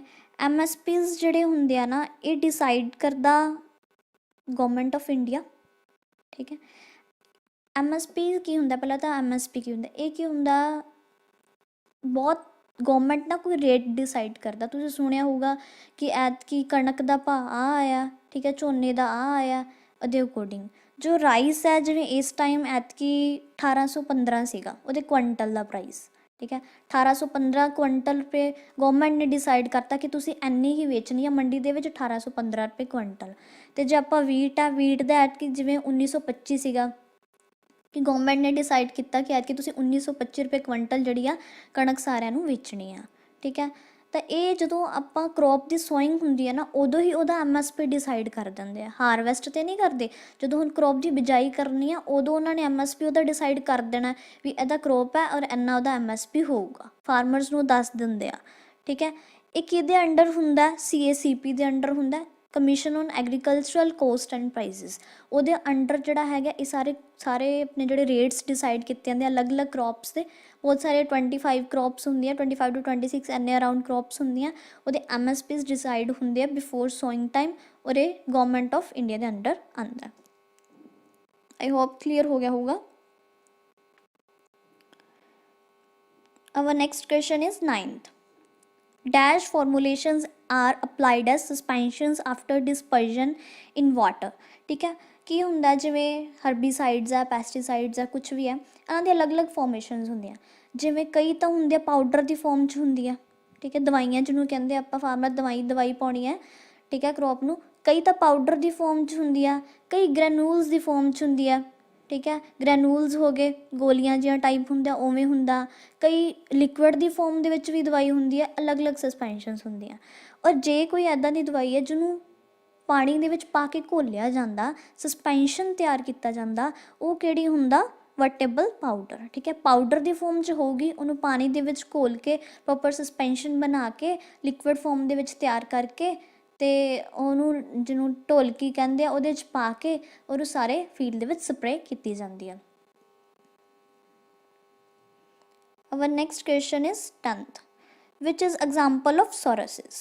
Saurosis ਦਾ ਐਗਜ਼ਾਮਪਲ ਕਿਹੜਾ, ਦੇਖੋ ਇਹ ਅਲੱਗ-ਅਲੱਗ ਨਾ ਬੋਟੈਨੀਕਲ ਨੇਮ ਹੁੰਦੇ ਆ ਅਲੱਗ ਦੇ। ਜਿਵੇਂ ਇਹਦਾ ਸੌਰਸਿਸ ਦਾ ਆਪਣਾ ਆਨਸਰ ਹੋਊਗਾ 3rd, ਪਾਈਨਐਪਲ, ਠੀਕ ਹੈ। ਇਹ ਇੱਦਾਂ ਦੀ ਬੋਟੈਨੀਕਲ ਜੀ ਕਲਾਸੀਫਿਕੇਸ਼ਨ ਆ ਸੌਰਸਿਸ ਦੀ। ਪਾਈਨਐਪਲ ਨੂੰ ਕਹਿੰਦੇ ਆ ਸੌਰਸਿਸ। ਤੁਸੀਂ ਯਾਦ ਰੱਖਣਾ ਕਿ ਪਾਈਨਐਪਲ ਦਾ ਬੋਟੈਨੀਕਲੀ ਆਪਾਂ ਉਹਨੂੰ ਕਲਾਸੀਫਾਈ ਕਰਦੇ ਹਾਂ, ਸੌਰਸਿਸ ਦੇ ਅੰਡਰ ਕਲਾਸੀਫਾਈ ਕਰਦੇ ਹਾਂ। ਇਹਦੇ 'ਚ ਕੀ ਹੁੰਦਾ ਕਿ ਕਾਫੀ ਕਲਸਟਰ ਆਫ ਫਲਾਵਰਸ ਹੁੰਦੇ, ਫਲਾਵਰਸ ਦਾ ਕਾਫੀ ਵੱਡਾ ਕਲਸਟਰ ਹੁੰਦਾ, ਬਹੁਤ ਸਾਰੇ ਫਲਾਵਰਸ ਹੁੰਦੇ ਆ, ਔਰ ਉਹ ਕੀ ਪ੍ਰੋਡਿਊਸ ਕਰਦਾ, ਇੱਕ ਸਿੰਗਲ ਫਰੂਟ ਪ੍ਰੋਡਿਊਸ ਕਰ ਦਿੰਦਾ। ਆਪਾਂ ਨੂੰ ਪਤਾ ਪਾਈਨਐਪਲ ਦਾ ਕਾਫੀ ਵੱਡਾ ਫਰੂਟ ਹੁੰਦਾ, ਠੀਕ ਹੈ। ਤਾਂ ਉਹ ਕੀ ਹੈ, ਕਾਫੀ ਜਿਹੜੇ ਫਲਾਵਰਸ ਇਕੱਠੇ ਬਣ ਕੇ ਇੱਕ ਸਿੰਗਲ ਫਰੂਟ ਪ੍ਰੋਡਿਊਸ ਕਰਦੇ ਆ। ਇਹ ਅਲੱਗ-ਅਲੱਗ ਤਰ੍ਹਾਂ ਦੀ ਕਲਾਸੀਫਿਕੇਸ਼ਨ ਆਉਂਦੀ ਹੈ ਫਰੂਟਸ ਦੀ। ਤਾਂ ਤੁਸੀਂ ਇੰਨਾ ਹੀ ਯਾਦ ਰੱਖਣਾ ਕਿ ਸੌਰਸਿਸ ਕਿਹੜੀ ਕਲਾਸੀਫਿਕੇਸ਼ਨ ਦੇ ਅੰਡਰ ਆਊਗਾ, ਪਾਈਨਐਪਲ ਦੇ। ਜਿਵੇਂ ਐਪਲ ਹੁੰਦਾ, ਇਹਦਾ ਥੈਲਾਮਸ ਹੁੰਦਾ, ਠੀਕ ਹੈ। ਇਹ ਅਲੱਗ-ਅਲੱਗ ਤਰ੍ਹਾਂ ਦੀ ਕਲਾਸੀਫਿਕੇਸ਼ਨ ਹੁੰਦੀ ਹੈ। Our next question is 11th, ਠੀਕ ਹੈ। Which of the following is the commercial crop in India? Commercial crop ਕਿਹੜੀ ਹੈ ਆਪਣੀ ਇੰਡੀਆ ਦੀ? ਕਮਰਸ਼ੀਅਲ ਆਪਾਂ ਨੂੰ ਪਤਾ ਹੈ ਕਿ ਆਪਾਂ ਸੇਲ ਪਰਪਸ ਦੇ ਵਿੱਚ ਲਗਾਇਆ ਕੁਛ, ਤਾਂ ਉਹਨੂੰ ਆਪਾਂ ਕਮਰਸ਼ੀਅਲ ਕਹਿਤਾ, ਠੀਕ ਹੈ। ਤਾਂ ਇਹਦੇ ਵਿੱਚ ਮਸਟਰਡ ਆ, ਬਿਲਕੁਲ ਮਸਟਰਡ ਵੀ ਆਪਾਂ ਸੇਲ ਪਰਪਸ ਲਾਉਂਦੇ ਹਾਂ। ਤੰਬਾਕੂ ਹੈ, ਤੰਬਾਕੂ ਵੀ ਆਪਾਂ ਸੇਲ ਲਈ ਲਗਾਉਂਦੇ ਹਾਂ। ਐਂਡ ਜੂਟ ਆ, ਉਹ ਵੀ ਹੁੰਦੀ ਆ, ਠੀਕ ਹੈ। ਤਾਂ ਇਹਦੇ ਵਿੱਚ answer is 4th, D part, ਜੋ ਹੈ ਆਪਣਾ ਆਪਾਂ ਕਮਰਸ਼ੀਅਲ ਪਰਪਸ ਲਈ ਤਿੰਨੇ ਕ੍ਰੌਪਸ ਆਪਾਂ ਗਰੋ ਕਰਦੇ ਹਾਂ। ਐਜ਼ ਵੀ ਆਲਰੇਡੀ ਡਿਸਕਸ ਕਰ ਚੁੱਕੇ ਹਾਂ ਕਮਰਸ਼ੀਅਲ ਕ੍ਰੌਪਸ ਕੀ ਹੈ, ਕਿੱਦਾਂ ਦੀਆਂ ਹੁੰਦੀਆਂ। Which Indian state produces the largest quantity of pulses? ਕੋਈ ਹਰ ਸਟੇਟ ਹੈ ਉਹਦੀ ਪਰਟੀਕੂਲਰ ਆਪਦੀ ਹੁੰਦੀ ਹੈ ਐਗਜ਼ਾਮਪਲ, ਕਿ ਉਹ ਵਾਲੀ ਸਟੇਟ ਆ ਉਹਦੇ 'ਚ ਆਹ ਚੀਜ਼ ਬਹੁਤ ਜ਼ਿਆਦਾ ਪ੍ਰੋਡਿਊਸ ਕੀਤੀ ਜਾਂਦੀ ਹੈ, ਕੋਈ ਹੋਰ ਆ ਉਹਦੇ 'ਚ ਬਹੁਤ ਜ਼ਿਆਦਾ ਪ੍ਰੋਡਿਊਸ ਕੀਤੀ। ਆਪਾਂ ਗੱਲ ਕਰਦੇ ਹਾਂ, ਜਿਵੇਂ ਮੈਂ ਫਸਟ ਹੀ ਗੱਲ ਕਰੂੰਗੀ ਕਿ ਮਹਾਰਾਸ਼ਟਰ ਹੈ, ਉੱਥੇ ਗ੍ਰੇਪਸ ਬਹੁਤ ਜ਼ਿਆਦਾ ਹੁੰਦੇ ਆ, ਪੋਮਗ੍ਰੇਨੇਟ ਸਾਰਿਆਂ ਨਾਲ ਜ਼ਿਆਦਾ ਹੁੰਦੇ ਆ, ਕੈਸ਼ੂਜ਼ ਜ਼ਿਆਦਾ ਹੁੰਦੇ ਆ। ਉੱਤਰ ਪ੍ਰਦੇਸ਼ ਹੈ, ਯੂਪੀ, ਉਹਦੇ ਵਿੱਚ ਕੀ ਸਭ ਤੋਂ ਜ਼ਿਆਦਾ ਫੂਡ ਗ੍ਰੇਨ ਪ੍ਰੋਡਕਸ਼ਨ ਆਪਾਂ ਨੂੰ ਪਤਾ ਯੂਪੀ 'ਚ ਹੁੰਦੀ ਆ। ਵੀਟ ਵੀ ਸਾਰਿਆਂ ਨਾਲ ਜ਼ਿਆਦਾ ਯੂਪੀ 'ਚ ਹੁੰਦਾ। ਮੱਧ ਪ੍ਰਦੇਸ਼ ਆ, ਠੀਕ ਹੈ। ਇਹਦੇ ਵਿੱਚ ਕੀ ਆਪਣਾ ਆਨਸਰ ਆਪਣਾ ਸੀ ਹੀ ਹੈ, ਜੋ ਪਲਸਿਸ ਦੀ ਪ੍ਰੋਡਕਸ਼ਨ ਸਾਰਿਆਂ ਨਾਲ ਜ਼ਿਆਦਾ ਮੱਧ ਪ੍ਰਦੇਸ਼ ਹੋਏਗੀ। ਐਂਡ ਡੀ ਹੈ ਰਾਜਸਥਾਨ। ਰਾਜਸਥਾਨ ਜਿਹੜੇ ਕੋਰ ਸੀਰੀਅਲਸ ਹੁੰਦੇ ਆ, ਜਿਵੇਂ ਬਾਜਰਾ ਹੋ ਗਿਆ, ਜਵਾਰ ਹੋ ਗਿਆ, ਇਹ ਸਾਰਿਆਂ ਨਾਲ ਜ਼ਿਆਦਾ ਰਾਜਸਥਾਨ 'ਚ ਹੋਣੀ ਆ। तो अपना answer C part is correct. And our next question, ਇਹ ਦੇਖੋ ਇਹ ਕਲਾਸੀਫਿਕੇਸ਼ਨ ਇਹਨੂੰ ਆਪਾਂ ਕਾਊਂਟ ਇੱਦਾਂ ਕਰਦੇ ਹਾਂ ਕਿ ਜਿਵੇਂ 23% ਸਾਰ ਨਾਲ ਜ਼ਿਆਦਾ ਜਿਹੜੀ ਹੈ ਪ੍ਰੋਡਕਸ਼ਨ ਮੱਧ ਪ੍ਰਦੇਸ਼ ਹੋਊਗੀ, ਉਹ ਤੋਂ ਬਾਅਦ 18% ਯੂਪੀ 'ਚ ਹੋਊਗੀ, ਫਿਰ ਮਹਾਰਾਸ਼ਟਰ 14%, ਰਾਜਸਥਾਨ 'ਚ 11%, ਆਂਧਰਾ ਪ੍ਰਦੇਸ਼ 9%। ਇੱਦਾਂ ਆਪਾਂ ਤੁਸੀਂ ਕਲਾਸੀਫਾਈ ਕਰ ਸਕਦੇ ਹਾਂ। Our next question is 13th, what is the correct descending order of rice producing states in India? ठीक है, ਇਹਦੇ 'ਚੋਂ ਰਾਈਸ ਪ੍ਰੋਡਿਊਸਿੰਗ ਸਟੇਟਸ ਦਾ ਕਿਹੜਾ ਕਰੈਕਟ ਜਿਹੜਾ ਹੈਗਾ ਡਿਸੈਂਡਿੰਗ ਆਰਡਰ ਹੈ, ਸਭ ਤੋਂ ਜ਼ਿਆਦਾ ਕਿੱਥੇ ਪ੍ਰੋਡਿਊਸ ਹੋਊਗੀ? ਦੇਖੋ ਆਪਾਂ ਨੂੰ ਪਤਾ ਰਾਈਸ ਜਿਹੜਾ ਹੁੰਦਾ ਨਾ ਸਭ ਤੋਂ ਜ਼ਿਆਦਾ ਵੈਸਟ ਬੰਗਾਲ 'ਚ ਪ੍ਰੋਡਿਊਸ ਹੁੰਦਾ, ਇਹ ਆਪਾਂ ਨੂੰ ਬਿਲਕੁਲ ਪਤਾ ਹੈ। ਤਾਂ ਆਪਣਾ ਆਨਸਰ ਡੀ ਕਰੈਕਟ। ਆਪਾਂ ਨੂੰ ਇੱਥੇ ਹੀ ਪਤਾ ਲੱਗ ਜਾਂਦਾ ਕਿ ਤੁਸੀਂ ਰਾਈਸ ਹਮੇਸ਼ਾ ਯਾਦ ਰੱਖਣਾ, ਆਪਣੇ ਇੱਧਰਲੇ ਏਰੀਆ ਦੀ ਤਾਂ ਹੈ ਨਹੀਂ ਨਾ, ਇਹ ਸਭ ਤੋਂ ਜ਼ਿਆਦਾ ਵੈਸਟ ਬੰਗਾਲ 'ਚ ਹੁੰਦੀ ਹੈ। ਤਾਂ ਅੱਜ ਆਪਾਂ ਨੂੰ ਫਸਟ ਤੋਂ ਹੀ ਪਤਾ ਲੱਗ ਗਿਆ ਕਿ ਆਪਣਾ D answer is correct. Our next question, which is the correct descending order of food grain producing state? ਜਿਹੜੀ ਫੂਡ ਗ੍ਰੇਨ ਪ੍ਰੋਡਿਊਸਿੰਗ ਸਟੇਟਸ ਆ ਸਭ ਤੋਂ ਜ਼ਿਆਦਾ ਆਪਾਂ ਨੂੰ ਪਤਾ ਜਿਹੜੀ ਫੂਡ ਗ੍ਰੇਨ ਪ੍ਰੋਡਕਸ਼ਨ ਹੁੰਦੀ ਹੈ ਉਹ ਯੂਪੀ 'ਚ ਹੁੰਦੀ ਹੈ, ਫਿਰ ਯੂਪੀ ਇਹਦੇ 'ਚ ਵੀ ਹੈ, ਯੂਪੀ ਇਹਦੇ 'ਚ ਵੀ ਹੈ। ਠੀਕ ਹੈ, ਯੂਪੀ ਦੇ ਵਿੱਚ ਮੈਂ ਆਲਰੇਡੀ ਡਿਸਕਸ ਕੀਤਾ ਸੀ, ਪਰ ਯੂਪੀ ਦੇ ਵਿੱਚ ਉਦੋਂ ਬਾਅਦ ਪੰਜਾਬ ਹੁੰਦਾ, ਫਿਰ ਆਪਾਂ ਕਹਾਂਗੇ ਪੰਜਾਬ ਇਹਦੇ 'ਚ ਵੀ ਹੈ ਜੀ। ਠੀਕ ਹੈ, ਯੂਪੀ 'ਚ ਸਭ ਤੋਂ ਜ਼ਿਆਦਾ, ਉਦੋਂ ਬਾਅਦ ਪੰਜਾਬ 'ਚ ਹੁੰਦੀ ਹੈ ਫੂਡ ਗ੍ਰੇਨ ਪ੍ਰੋਡਕਸ਼ਨ। ਓਕੇ, ਹਮੇਸ਼ਾ ਯਾਦ ਰੱਖਣਾ। ਪਰ ਉਦੋਂ ਬਾਅਦ ਜਿਹੜਾ ਹੁੰਦਾ ਉਹ ਮੱਧ ਪ੍ਰਦੇਸ਼ ਆਉਂਦਾ। ਇਸ ਕਰਕੇ ਆਪਾਂ ਨੂੰ 3 ਕਲਾਸੀਫਿਕੇਸ਼ਨ ਡਿਸਾਈਡ ਕਰਨੀਆਂ ਪੈਣੀਆਂ ਕਿ ਪਹਿਲਾਂ ਯੂਪੀ ਹੈ, ਫਿਰ ਉਦੋਂ ਬਾਅਦ ਪੰਜਾਬ ਹੈ, ਪੰਜਾਬ ਤੋਂ ਬਾਅਦ ਜਿਹੜਾ ਹੁੰਦਾ ਮੱਧ ਪ੍ਰਦੇਸ਼ 'ਚ ਹੁੰਦਾ, ਨਾਟ ਵੈਸਟ ਬੰਗਾਲ। ਤਾਂ ਆਪਣਾ ਆਨਸਰ ਜਿਹੜਾ ਹੋਊਗਾ ਫਸਟ ਆਪਸ਼ਨ ਇਜ਼ ਕਰੈਕਟ।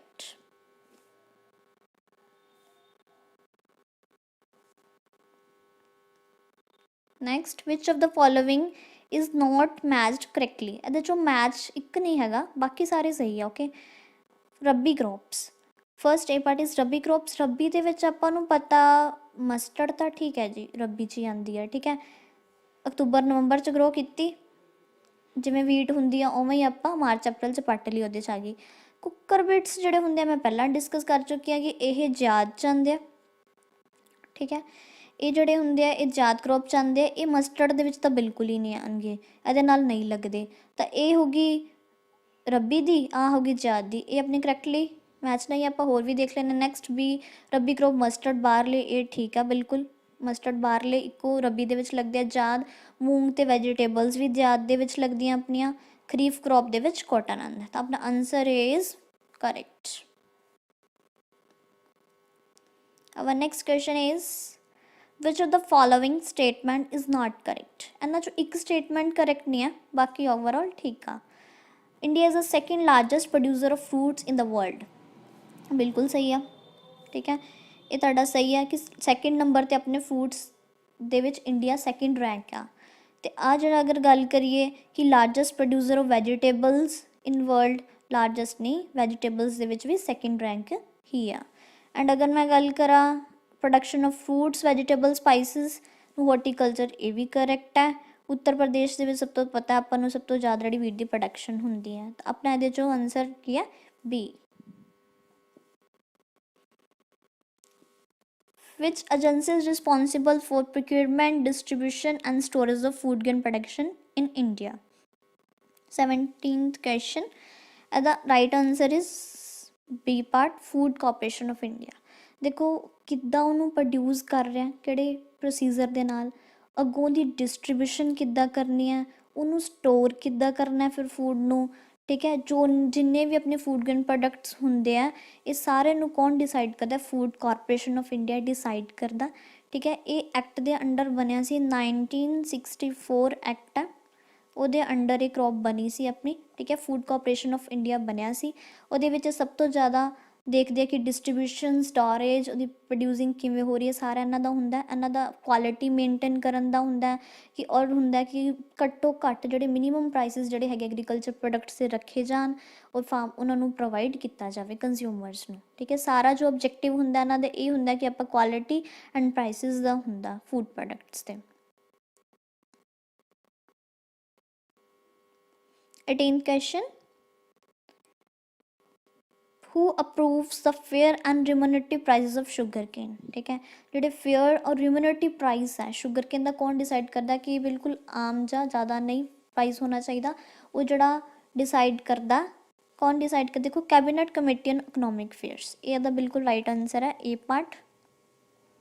ठीक है, ਆਪਾਂ ਕਿੱਦਾਂ ਦੇਖਾਂਗੇ, ਦੇਖੋ ਜਿਹੜਾ ਬੀ ਪਾਰਟ ਹੈ commission for agriculture cost and prices. ਠੀਕ ਹੈ, ਇਹ ਮੈਂ ਹੁਣੇ ਤੁਹਾਨੂੰ ਦੱਸਿਆ ਸੀਗਾ ਕਿ ਇਹ ਕੀ ਕਰਦਾ, ਐਮਐਸਪੀ ਡਿਸਾਈਡ ਕਰਦਾ। ਐਮਐਸਪੀ ਕੌਣ ਡਿਸਾਈਡ ਕਰਦਾ, ਬੀ ਪਾਰਟ ਐਮਐਸਪੀ ਡਿਸਾਈਡ ਕਰਦਾ, ਇਹ ਸ਼ੂਗਰ ਕੇਨ ਦੇ ਪ੍ਰਾਈਸਿਸ ਤਾਂ ਡਿਸਾਈਡ ਕਰਦਾ ਨਹੀਂ। ਠੀਕ ਹੈ, directorate of marketing and inspection ministry of agriculture, ਇਹ ਕੀ ਡਿਸਾਈਡ ਕਰਦਾ, ਇਹ ਜਿਵੇਂ ਮਾਰਕੀਟਸ ਵਗੈਰਾ ਨੂੰ ਕੰਡਕਟ ਕਰਦਾ, ਉਹਨਾਂ ਨੂੰ ਇੰਸਪੈਕਟ ਕਰਦਾ, ਇਹ ਸ਼ੂਗਰ ਕੇਨ ਬਾਰੇ ਤਾਂ ਕਰਦਾ ਨਹੀਂ। Third agriculture produce market committee, ਇੱਦਾਂ ਦੀਆਂ ਕਮੇਟੀਜ਼ ਮਾਰਕੀਟ ਕਮੇਟੀਜ਼ ਹੁੰਦੀਆਂ, ਇਹ ਉਹ ਵੀ ਨਹੀਂ ਡਿਸਾਈਡ ਕਰੂਗਾ। ਤਾਂ ਸ਼ੂਗਰ ਕੇਨ ਨੂੰ ਕੌਣ ਕਰੂਗਾ, cabinet committee of economic affairs. our next question is who regulates the market in agricultural products in India। ठीक है, एग्रीकल्चर ਜਿਹੜੇ ਪ੍ਰੋਡਕਟਸ ਆ ਇੰਡੀਆ ਦੇ ਵਿੱਚ ਉਹ ਕੌਣ ਹੈ ਜਿਹੜੇ ਮਾਰਕੀਟਸ ਨੂੰ ਰੈਗੂਲੇਟ ਕਰਦਾ। ਦੇਖੋ क्या ਹੋਊਗਾ, ਇਹਦਾ ਆਨਸਰ ਹੈ right B part.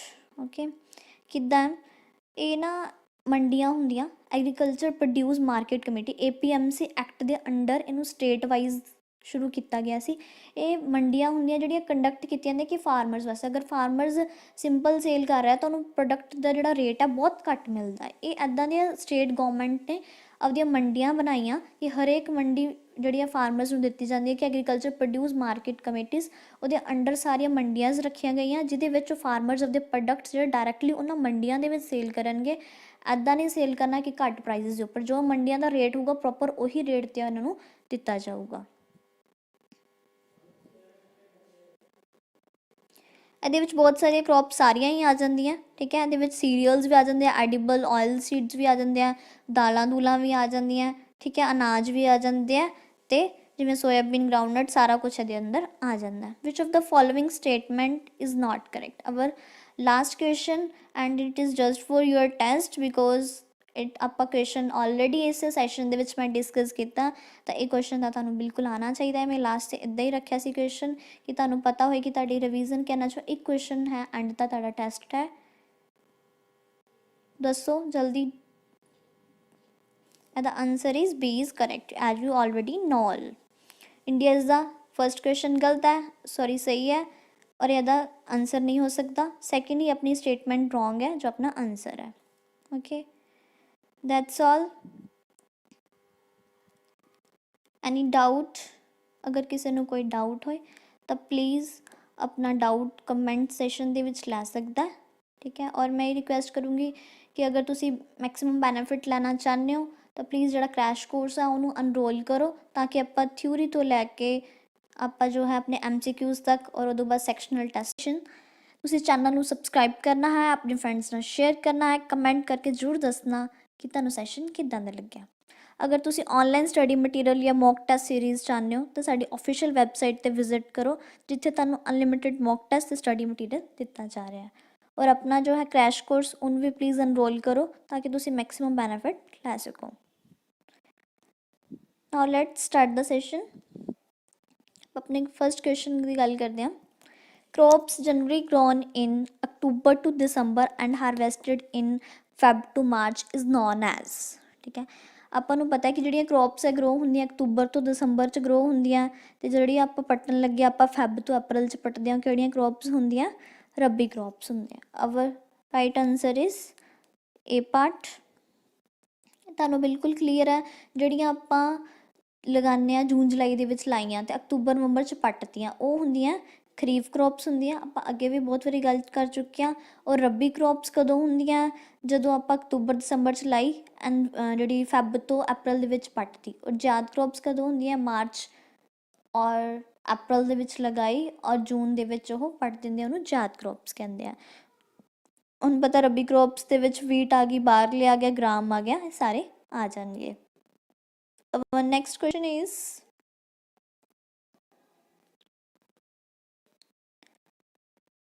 Headquarter of CACP is situated at. ठीक है, जो हेडक्वार्टर है CACP का की है, पहला CACP हुंदा की commission of agricultural cost and prices. ठीक है।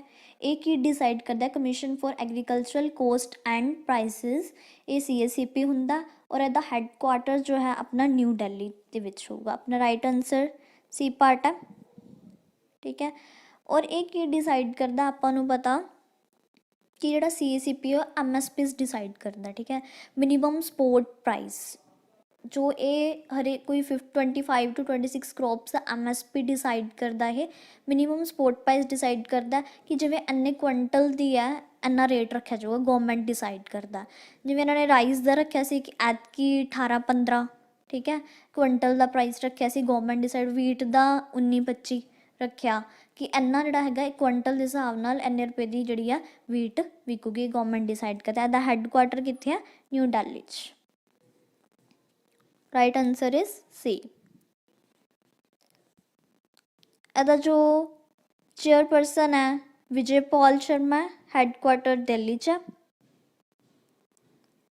our next question is third, slash and burn agriculture is known as, slash and burn agriculture ਨੂੰ ਕੀ ਕਹਿੰਦੇ ਆ? अगर आप फर्स्ट क्वेश्चन देखिए part, taungya cultivation, taungya cultivation ये बिल्कुल नहीं हुंदा, ठीक है। शिफ्टिंग कल्टीवेशन बिल्कुल, शिफ्टिंग कल्टीवेशन ਨੂੰ ਵੀ स्लैश एंड बर्न एग्रीकल्चर ਕਹਿੰਦੇ ਆ। जूम कल्टीवेशन, जूम कल्टीवेशन ਨੂੰ ਵੀ ਇਹਨੂੰ स्लैश एंड बर्न एग्रीकल्चर ਕਹਿੰਦੇ ਆ। ओके, ਇਹਦਾ answer right answer is D part, both B and C. की हुंदा टोंगिया सिस्टम, की हुंदा स्लैश एंड बर्न एग्रीकल्चर, की हुंदा मैं ਤੁਹਾਨੂੰ बिल्कुल एक्सप्लेन करूँगी as you expected from me guys. Taungya system ਦੇ ਵਿੱਚ ਕੀ ਹੁੰਦਾ ਹੈ, ਇਹ ਇੰਟਰੋਡਿਊਸ ਹੋਇਆ ਸੀ, ਬਿਲਕੁਲ ਧਿਆਨ ਨਾਲ ਸੁਣਨਾ, ਆਪਣਾ ਕਾਪੀ ਪੈਨ ਐਜ਼ ਯੂਜ਼ੁਅਲ ਤੁਹਾਡੇ ਕੋਲ ਹੋਣਾ ਚਾਹੀਦਾ, ਤੁਸੀਂ ਨੋਟ ਕਰ ਰਹੇ ਹੋਣੇ ਚਾਹੀਦੇ ਹੋ, ਠੀਕ ਹੈ, ਤਾਂ ਕਿ ਤੁਸੀਂ ਤੁਹਾਨੂੰ ਬਹੁਤ ਅੱਛੀ ਤਰ੍ਹਾਂ ਗ੍ਰੈਬ ਕਰ ਸਕੋ ਐਂਡ ਫਿਊਚਰ ਲਈ ਤੁਹਾਡੇ ਨੋਟਸ ਵੀ ਰੈਡੀ ਹੋਣ। ਜੋ ਸਲੈਸ਼ ਐਂਡ ਬਰਨ ਐਗਰੀਕਲਚਰ ਹੁੰਦਾ ਉਹਨੂੰ ਆਪਾਂ ਸ਼ਿਫਟਿੰਗ ਕਲਟੀਵੇਸ਼ਨ ਅਤੇ ਜੂਮ ਕਲਟੀਵੇਸ਼ਨ ਕਹਿੰਦੇ ਆ।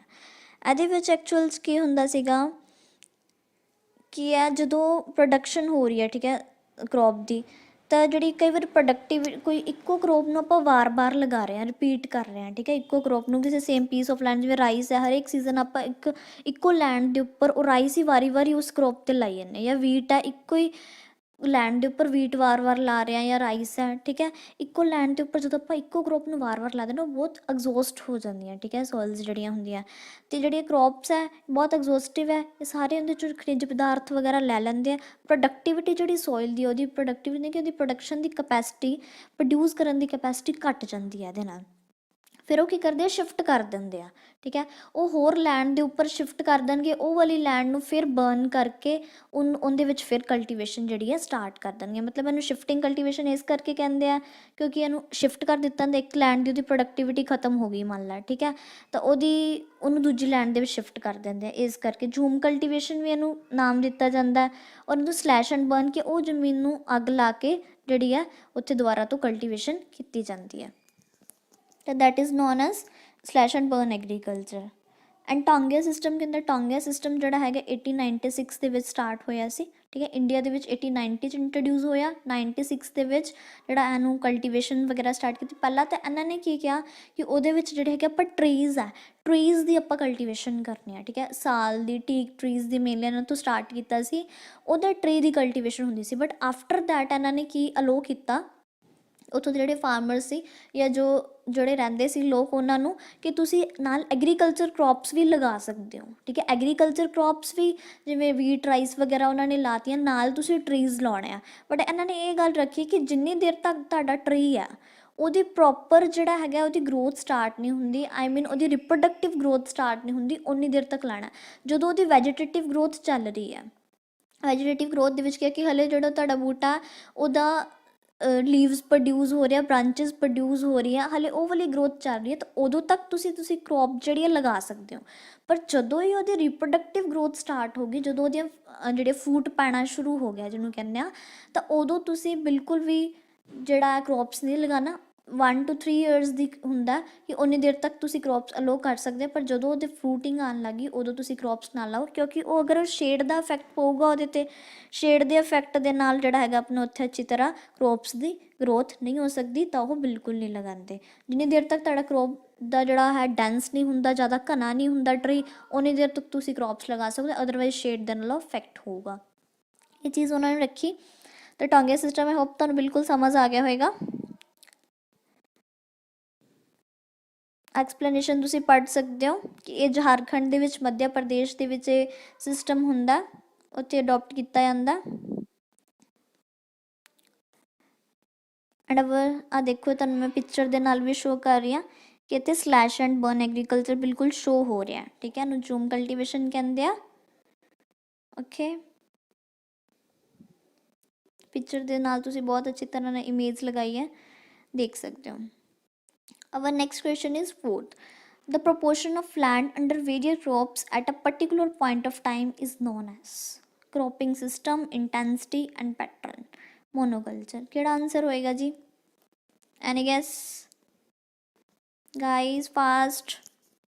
C option is correct. ਠੀਕ ਹੈ, ਇਹਦੇ ਵਿੱਚ ਕੀ ਹੁੰਦਾ? ਫਸਟ ਹੈ ਜਿਹੜਾ cropping system, cropping intensity pattern, monoculture. ਆਪਾਂ ਇਹਨਾਂ ਦੀ ਚਾਰਾਂ ਦੀ ਗੱਲ ਕਰਾਂਗੇ। ਦੇਖੋ ਜਿਹੜਾ ਕ੍ਰੋਪਿੰਗ ਪੈਟਰਨ ਕੀ ਹੁੰਦਾ, ਜੋ ਆਪਣਾ ਰਾਈਟ ਆਨਸਰ ਆ, ਕ੍ਰੋਪਿੰਗ ਪੈਟਰਨ ਹੁੰਦਾ ਕਿ ਕੋਈ ਲੈਂਡ ਹੈ, ਓਕੇ, ਉਹਦੇ ਵਿੱਚ ਤੁਸੀਂ ਕਿਸ ਪ੍ਰਪੋਰਸ਼ਨਸ ਦੇ ਅਕੋਰਡਿੰਗ ਆਪਣੀ ਲੈਂਡ ਨੂੰ ਮੈਨੇਜ ਕੀਤਾ ਹੋਇਆ, ਉਹ ਉਹਨੂੰ ਪੈਟਰਨ ਕਹਾਂਗੇ। ਕਿ ਜਿਵੇਂ ਆਪਾਂ ਥੋੜ੍ਹੀ ਜਿਹੀ ਲੈਂਡ ਦੇ ਉੱਪਰ ਆਪਾਂ ਰਾਈਸ ਲਾਤੀ, ਫਿਰ ਥੋੜ੍ਹੀ ਜਿਹੀ ਦੇ ਉੱਪਰ ਉਹਨੇ ਆਪਦੀ ਕੋਟਨ ਲਾਤੀ, ਠੀਕ ਹੈ, ਬਾਕੀ ਦੇ ਉੱਪਰ ਉਹਨੇ ਸ਼ੂਗਰ ਕੇਨ ਲਾਤਾ ਮੰਨ ਲਓ, ਅਤੇ ਜਿਹੜੀ ਬਾਕੀ ਥੋੜ੍ਹੀ ਰਹਿ ਗਈ ਸੀ ਉਹਨੇ ਚਾਰੇ ਦੀ ਕਰੋਪਸ ਲੈ ਲਈਆਂ, ਠੀਕ ਹੈ। ਉਹਦੇ ਕੋਲ ਬੰਦੇ ਕੋਲ ਕੈਟਲਸ ਵੀ ਹੈਗੀਆਂ, ਗਾਵਾਂ ਮੱਝਾਂ ਰੱਖੀਆਂ ਹੋਈਆਂ, ਤਾਂ ਉਹਨੇ ਉਸ ਜਗ੍ਹਾ ਦੇ ਉੱਪਰ ਫੋਡਰ ਵਗੈਰਾ ਗਰੋ ਕਰਤਾ ਉਹਨਾਂ ਵਾਸਤੇ, ਠੀਕ ਹੈ, ਚਾਰਾ ਲਾਤਾ, ਅਤੇ ਇੱਦਾਂ ਉਹਨੇ ਕਰੋਪ ਨੂੰ ਆਪਣੀ ਪੂਰੀ ਜਿਹੜੀ ਲੈਂਡ ਨੂੰ ਇੱਦਾਂ ਮੈਨੇਜ ਕਰ ਲਿਆ, ਠੀਕ ਹੈ। That is known as cropping pattern. ਉਹ ਉਹਦਾ ਕ੍ਰੋਪਿੰਗ ਪੈਟਰਨ ਇਸ ਤਰ੍ਹਾਂ ਦਾ ਅਡੋਪਟ ਕੀਤਾ ਹੈ ਕਿ ਫਿਰ ਰਾਈਸ ਫੀਲਡ ਕ੍ਰੋਪਿੰਗ ਪੈਟਰਨ ਹੁੰਦਾ, ਅਤੇ ਹਰੇਕ ਤਰ੍ਹਾਂ ਦੇ ਇਹ ਕ੍ਰੋਪਿੰਗ ਪੈਟਰਨ ਅਲੱਗ-ਅਲੱਗ ਤਰ੍ਹਾਂ ਦੇ according to the choice of the farmer ਉਹ ਅਡੋਪਟ ਕਰਦਾ। ਕ੍ਰੋਪਿੰਗ ਸਿਸਟਮ ਕੀ ਹੁੰਦਾ ਕਿ ਜਿੱਦਾਂ ਦਾ ਉਹਨੇ ਕ੍ਰੋਪਿੰਗ ਪੈਟਰਨ ਅਡੋਪਟ ਕੀਤਾ ਨਾ, ਉਹਦਾ ਕੀ ਇੰਟਰੈਕਸ਼ਨ ਹੈ ਫਾਰਮ ਦੇ ਰਿਸੋਰਸਿਸ ਦੇ ਉੱਪਰ, ਉਹਦੇ ਕੋਲ ਕੀ ਰਿਸੋਰਸਿਸ ਅਵੇਲੇਬਲ ਹੈ, ਜਿਹੜੀ ਉਹਨੇ ਪੈਟਰਨ ਅਡੋਪਟ ਕਰ ਲਿਆ ਉਹਦੇ ਉੱਪਰ ਡਿਪੈਂਡ ਕਰਦਾ। ਉਹਦੇ 'ਚ ਉਹਨਾਂ 'ਚ ਇੰਟਰੈਕਸ਼ਨ ਕੀ ਹੈ, ਠੀਕ ਹੈ। ਅਵੇਲੇਬਲ ਟੈਕਨੋਲੋਜੀ, ਉਹਦੇ ਕੋਲ ਕੀ ਟੈਕਨੋਲੋਜੀ ਅਵੇਲੇਬਲ ਹੈ, ਜੋ ਉਹਨੇ ਕਲਟੀਵੇਸ਼ਨ ਕਰ ਰਿਹਾ ਟੈਕਨੋਲੋਜੀ ਉਹਦੇ ਵਾਸਤੇ ਅਵੇਲੇਬਲ ਹੈ, ਨਹੀਂ ਅਵੇਲੇਬਲ, ਉਹ ਉਸਦਾਂ ਦੀਆਂ ਕਰੋਪਸ ਹੀ ਲਗਾਊਗਾ। ਜਿੱਦਾਂ ਦੀ ਟੈਕਨੋਲੋਜੀ ਅਵੇਲੇਬਲ ਹੋਊਗੀ ਉੱਦਾਂ ਦੀ ਜਿਹੜੀਆਂ ਕਰੋਪਸ ਪ੍ਰੈਫਰ ਕਰੂਗਾ, ਤਾਂ ਕਿ ਉਹਦੀ ਅੱਛੀ ਤਰ੍ਹਾਂ ਉਹ ਮੈਨੇਜ ਕਰ ਸਕੇ। And cropping intensity, cropping intensity ਹੁੰਦੀ ਆ ਕਿ ਜਿੰਨੀ ਟੋਟਲ ਲੈਂਡ ਹੈ ਉਹਦੇ 'ਚੋਂ ਕਿੰਨੀ ਕਲਟੀਵੇਟਡ ਕੀਤੀ ਗਈ ਹੈ, ਠੀਕ ਹੈ। ਨੈਟ ਕਲਟੀਵੇਟਡ ਲੈਂਡ ਦੇ ਵਿੱਚ ਕਿੰਨੀ ਹੈ ਆਪਣੇ ਟੋਟਲ ਕਲਟੀਵੇਟਡ ਲੈਂਡ 'ਚ, ਠੀਕ ਹੈ। ਆਪਣਾ ਟੋਟਲ ਜ਼ਮੀਨ ਆ ਜਿੰਨੀ, ਉਹਦੇ 'ਚੋਂ ਆਪਾਂ ਕਲਟੀਵੇਟ ਕਿੰਨੀ ਕੀਤੀ ਆ, ਆਪਾਂ ਉਹਦੇ 'ਤੇ ਬੀਜਿਆ ਕਿੰਨਾ, ਠੀਕ ਹੈ। ਸਿੱਧੀ ਲੈਂਗੁਏਜ 'ਚ ਹੀ ਹੋਏਗਾ ਕਿ ਆਪਣੇ ਕੋਲ ਮੇਰੇ ਕੋਲ 4 ਕਿੱਲੇ, ਅਤੇ 4 ਕਿੱਲਿਆਂ ਦੇ ਵਿੱਚੋਂ ਮੈਂ ਉਹਨੂੰ ਆਪਦੀ ਬੀਜਿਆ ਕਿੰਨਾ, 2 ਕਿੱਲੇ ਲਗਾਏ ਆ, ਠੀਕ ਹੈ। That is known as cropping intensity. Monoculture ਹੁੰਦੀ ਕੋਈ ਸਿੰਗਲ ਕਰੋਪ ਲਗਾਤੀ ਆਪਾਂ ਲਾਰਜ ਸਕੇਲ ਦੇ ਉੱਪਰ, ਕੋਈ ਇੱਕੋ ਕਲਚਰ ਦੇ ਉੱਪਰ ਲਗਾ ਰਹੇ ਹਾਂ ਆਪਾਂ, ਇੱਕੋ ਲੈਂਡ ਦੇ ਉੱਪਰ ਕੋਈ ਕਾਫੀ ਲਾਰਜ ਸਰਫੇਸ ਦੇ ਉੱਪਰ ਆਪਾਂ ਇੱਕੋ ਹੀ ਕਰੋਪ ਲਗਾਈ ਹੈ, ਸਿਰਫ ਇੱਕੋ ਕਰੋਪ ਗੈਟ ਕਰ ਰਹੇ ਹਾਂ ਪੂਰੀ ਲੈਂਡ 'ਚ, that is monoculture. And our right answer is C part. Now move to the next question. Fifth, in order to ensure the availability of new kind of seeds and seed hubs are created with the help of, ਦੇਖੋ seed ਹਬਸ ਵਗੈਰਾ ਨਾ create ਕੀਤੇ ਜਾਂਦੇ ਆ। ਇਹਨਾਂ ਦੇ ਵਿੱਚ ਕੀ ਹੁੰਦਾ ਕਿ ਇਹ ਸੀਡ ਹਬਸ ਬਣਾਏ ਜਾਂਦੇ ਆ ਤਾਂ ਕਿ ਜਿਹੜੀਆਂ ਟਾਈਮਲੀ ਅਵੇਲੇਬਿਲਿਟੀ ਹੋ ਸਕੇ seeds the, okay, quality of seeds ਨੂੰ ਮੇਨਟੇਨ ਕਰਨ ਵਾਸਤੇ, ਪਿਓਰਿਟੀ ਮੇਨਟੇਨ ਕਰਨ ਵਾਸਤੇ, ਉਹਦੀ ਯੀਲਡ ਨੂੰ ਫਾਰਮਰਸ ਦੇ ਵਧਾਉਣ ਵਾਸਤੇ, ਉਹਨਾਂ ਨੂੰ ਟਾਈਮਲੀ ਅਵੇਲੇਬਲ ਕਰਨ, ਸੀਡਸ ਹਬਸ ਤਿਆਰ ਕੀਤੇ ਜਾਂਦੇ। ਜਿਵੇਂ 150 ਜਿਹੜੇ ਸੀਡ ਹਬਸ ਬਣਾਏ ਜਾਂਦੇ ਆ ਪਲਸਿਸ ਵਗੈਰਾ ਵਾਸਤੇ। ਅਤੇ ਅਗਰ ਆਪਾਂ ਇਹਦੇ ਵਿੱਚ ਕਹਿੰਦਾ ਨਵੇਂ ਤਰ੍ਹਾਂ ਦੀਆਂ ਸੀਡਸ ਪ੍ਰੋਡਿਊਸ ਹੁੰਦੇ ਆ, ਓਕੇ, ਇਹ ਜਿਹੜਾ ਕਿਹਦੇ ਹੈਲਪ ਨਾਲ ਇਹਨੇ ਕ੍ਰੀਏਟ ਕੀਤਾ ਸੀ, our right answer is D part. ICR ਅਤੇ KVK ਦੀ ਹੈਲਪ ਨਾਲ ਜਿਹੜਾ ਹੈ ਸੀਡ ਹਬਸ ਤਿਆਰ ਕੀਤੇ ਗਏ ਸੀਗੇ। ICR ਕੀ ਹੈ, Indian council of agriculture research, as we already discuss about it in detail, okay. KVK Krishi Vigyan Kendra. Now move to the next question. According to प्रधानमंत्री फसल बीमा योजना, the premium percent should be paid to the farmer. The total cost of kharif crop season should be. ਪ੍ਰਧਾਨਮੰਤਰੀ ਫਸਲ ਬੀਮਾ ਯੋਜਨਾ ਹੁੰਦੀ ਹੈ, ਠੀਕ ਹੈ। ਪਹਿਲਾਂ ਇਹ ਸਕੀਮ ਦਾ ਨਾਮ ਸੀ national agriculture insurance scheme, must right, national agriculture insurance scheme ਸੀ। ਇਹਨੂੰ ਚੇਂਜ ਕਰਕੇ 18 Feb 2016 ਦੇ ਵਿੱਚ 18 ਫੈਬ 2016 ਦੇ ਵਿੱਚ ਪ੍ਰਧਾਨ ਮੰਤਰੀ ਫਸਲ ਬੀਮਾ ਯੋਜਨਾ ਦਾ ਨਾਮ ਰੱਖ ਦਿੱਤਾ ਗਿਆ। ਠੀਕ ਹੈ, ਇਹਦੇ ਵਿੱਚ ਕੀ ਹੁੰਦਾ, ਫਸਲ ਬੀਮਾ ਯੋਜਨਾ ਇੱਕ ਕਾਹਦੇ ਵਾਸਤੇ ਹੈ ਕਿ ਜਿਹੜਾ ਇੱਕ ਜ਼ਮੀਨ ਹੈ ਨਾ ਉਹਦੇ ਕਰੋਪ ਦੀ ਬੀਮਾ ਹੋ ਜਾਂਦਾ। ਠੀਕ ਹੈ, ਇੰਸ਼ੋਰੈਂਸ ਹੋ ਜਾਂਦਾ ਕਿ ਜਿਵੇਂ ਲਗਾਈ ਹੈ ਖਰੀਫ, ਲਾਈ ਹੈ ਖਰੀਫ ਸੀਜ਼ਨ ਹੈ, ਉਹਦੇ ਵਿੱਚ ਮੈਂ ਰਾਈਸ ਲਾਈ ਤਾਂ ਰਾਈਸ ਦੀ ਕਰੋਪ ਦਾ ਉਹ ਬੀਮਾ ਕਰਾ ਦਿੰਦੇ ਆ। ਇਨ ਕੇਸ ਕੋਈ ਐਨੀ ਨੈਚੁਰਲ ਕੈਲੈਮਿਟੀ ਆ ਗਈ, ਠੀਕ ਹੈ, ਕੋਈ ਡਿਜ਼ਾਸਟਰ ਆ ਗਿਆ ਜਾਂ ਕੋਈ ਬਹੁਤ ਜ਼ਿਆਦਾ ਕਿਸੇ ਪੈਸਟ ਦਾ, ਕਿਸੇ ਡਿਸੀਜ਼ ਦਾ ਅਟੈਕ ਹੋ ਗਿਆ, ਕੋਈ ਵਾਰ ਬਿਮਾਰੀ ਪੈ ਜਾਂਦੀ ਹੈ, ਬਿਲਕੁਲ ਡਿਸਟਰੋਏ ਕਰ ਦਿੰਦੀ ਹੈ ਕਰੋਪ ਨੂੰ, ਕੁਝ ਨਹੀਂ ਬਚਦਾ ਫਾਰਮਰ ਦੇ ਪੱਲੇ। ਜੇ ਉਹਨੇ ਇੰਸ਼ੋਰੈਂਸ ਕਰਾਇਆ ਹੋਇਆ, ਬੀਮਾ ਕਰਾਇਆ ਹੋਇਆ, ਤਾਂ ਉਹਨੂੰ ਕੀ ਹੈ, ਫਾਰਮਰ ਨੂੰ ਬਿਲਕੁਲ ਉਹਦਾ ਜਿਹੜਾ ਭੁਗਤਾਨ ਕੀਤਾ ਜਾਊਗਾ, ਸਰਕਾਰ ਕਰੂਗੀ ਅਗਰ ਉਹਨੇ ਇੰਸ਼ੋਰੈਂਸ ਹੋਇਆ ਹੋਵੇ, ਫਿਰ ਉਹਨੂੰ ਕੋਈ ਟੈਨਸ਼ਨ ਲੈਣ ਦੀ ਲੋੜ ਨਹੀਂ। ਠੀਕ ਹੈ, ਤਾਂ ਇੰਸ਼ੋਰੈਂਸ ਦਾ ਉਹਨਾਂ ਨੇ ਪ੍ਰੀਮੀਅਮ ਰੇਟ ਰੱਖਿਆ ਕਿ ਕਿੰਨਾ ਪੇ ਕਰਨਾ ਫਾਰਮਰ ਨੇ। ਖਰੀਫ ਸੀਜ਼ਨ ਵਾਸਤੇ ਜੋ ਪ੍ਰੀਮੀਅਮ ਰੇਟ ਹੈ 2%। ਠੀਕ ਹੈ, ਖਰੀਫ ਸੀਜ਼ਨ ਵਾਸਤੇ 2% ਹੈ। ਜੇ ਰੱਬੀ ਦੀ ਗੱਲ ਕਰਾਂ ਤਾਂ ਰੱਬੀ ਵਾਸਤੇ 1.5% ਹੈ, ਅਤੇ ਜੇ ਮੈਂ ਔਰਚਰਡਸ ਵਗੈਰਾ ਦੀ ਗੱਲ ਕਰਾਂ ਤਾਂ ਉਹਦੇ ਵਾਸਤੇ 5% ਹੈ। ਠੀਕ ਹੈ, ਅਗਰ ਕੋਈ ਬਾਗ ਵਗੈਰਾ ਲਗਾਇਆ ਜਾਂ ਕੋਈ ਐਨੂਅਲ ਕਰੋਪ ਹੈ, ਕਮਰਸ਼ੀਅਲ ਕਰੋਪ ਹੈ, ਉਹਦੇ ਵਾਸਤੇ 5% ਪੇ ਕਰਨਾ ਪਊਗਾ, ਖਰੀਫ ਨੂੰ 2%, ਰੱਬੀ ਨੂੰ 1.5%। ਲਾਈਕ ਜਿੱਦਾਂ ਹੋਰ ਮੈਂ ਐਗਜ਼ਾਮਪਲਸ ਦੇ ਰਹੀ ਹਾਂ ਕਿ ਕੋਈ ਫਾਰਮਰ ਹੈ, ਉਹ ਕਹਿੰਦਾ ਕਿ ਮੈਨੂੰ 1 ਲੱਖ ਰੁਪਏ ਦੀ ਕਮਾਈ ਆ ਮੇਰੇ ਇੱਕ ਕਰੋਪ 'ਚੋਂ, ਠੀਕ ਹੈ, ਖਰੀਫ ਵਾਲੀ, ਤਾਂ ਉਹਨੂੰ ਕਿੰਨਾ ਦੇਣਾ ਪਊਗਾ, ਉਹਦਾ ਪ੍ਰੀਮੀਅਮ ਰੇਟ ਦੇ ਅਕੋਰਡਿੰਗ ਕਿ 2000 ਰੁਪੀਜ਼ ਉਹਨੂੰ ਪੇ ਕਰਨੇ ਪੈਣਗੇ ਅਗਰ ਉਹ ਇੰਸ਼ੋਰੈਂਸ ਕਰਵਾ ਰਿਹਾ। ਠੀਕ ਹੈ, बहुत ही ऑलरेडी अच्छा डिस्कस हो गया, आई होप ਤੁਹਾਨੂੰ समझ आ गया होगा।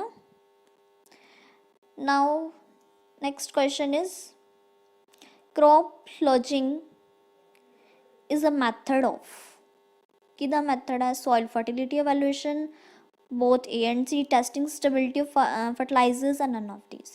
देखो क्रॉप लॉजिंग की होंदा, फर्स्टली ਤੁਹਾਨੂੰ ਇਹ ਪਤਾ ਹੋਣਾ ਚਾਹੀਦਾ ਕਿ ਇਹ ਕਿਹਦੇ ਵਿੱਚ ਪੋਸੀਬਲ ਹੈ। ਇਹ ਸ਼ੂਗਰ ਕੇਨ ਦੇ ਵਿੱਚ ਕੀਤੀ ਜਾਂਦੀ ਹੈ, ਔਰ ਉਹ ਹੁੰਦਾ ਕੀ ਹੈ, ਇਹਦੇ 'ਚ ਐਕਚੁਅਲ 'ਚ ਕੀ ਕਰਦੇ ਆ ਕਿ ਨਿਊਟ੍ਰੀਐਂਟ ਸਟੇਟਸ ਕੰਪੇਅਰ ਕਰਦੇ ਆ। ਠੀਕ ਹੈ, ਕੁਛ ਕ੍ਰੌਪਸ ਹੈ ਉਹਦੇ 'ਚ ਦੇਖੋ ਬਹੁਤ ਜ਼ਿਆਦਾ ਯੀਲਡ ਹੈ, ਕਈਆਂ 'ਚ ਘੱਟ ਹੈ।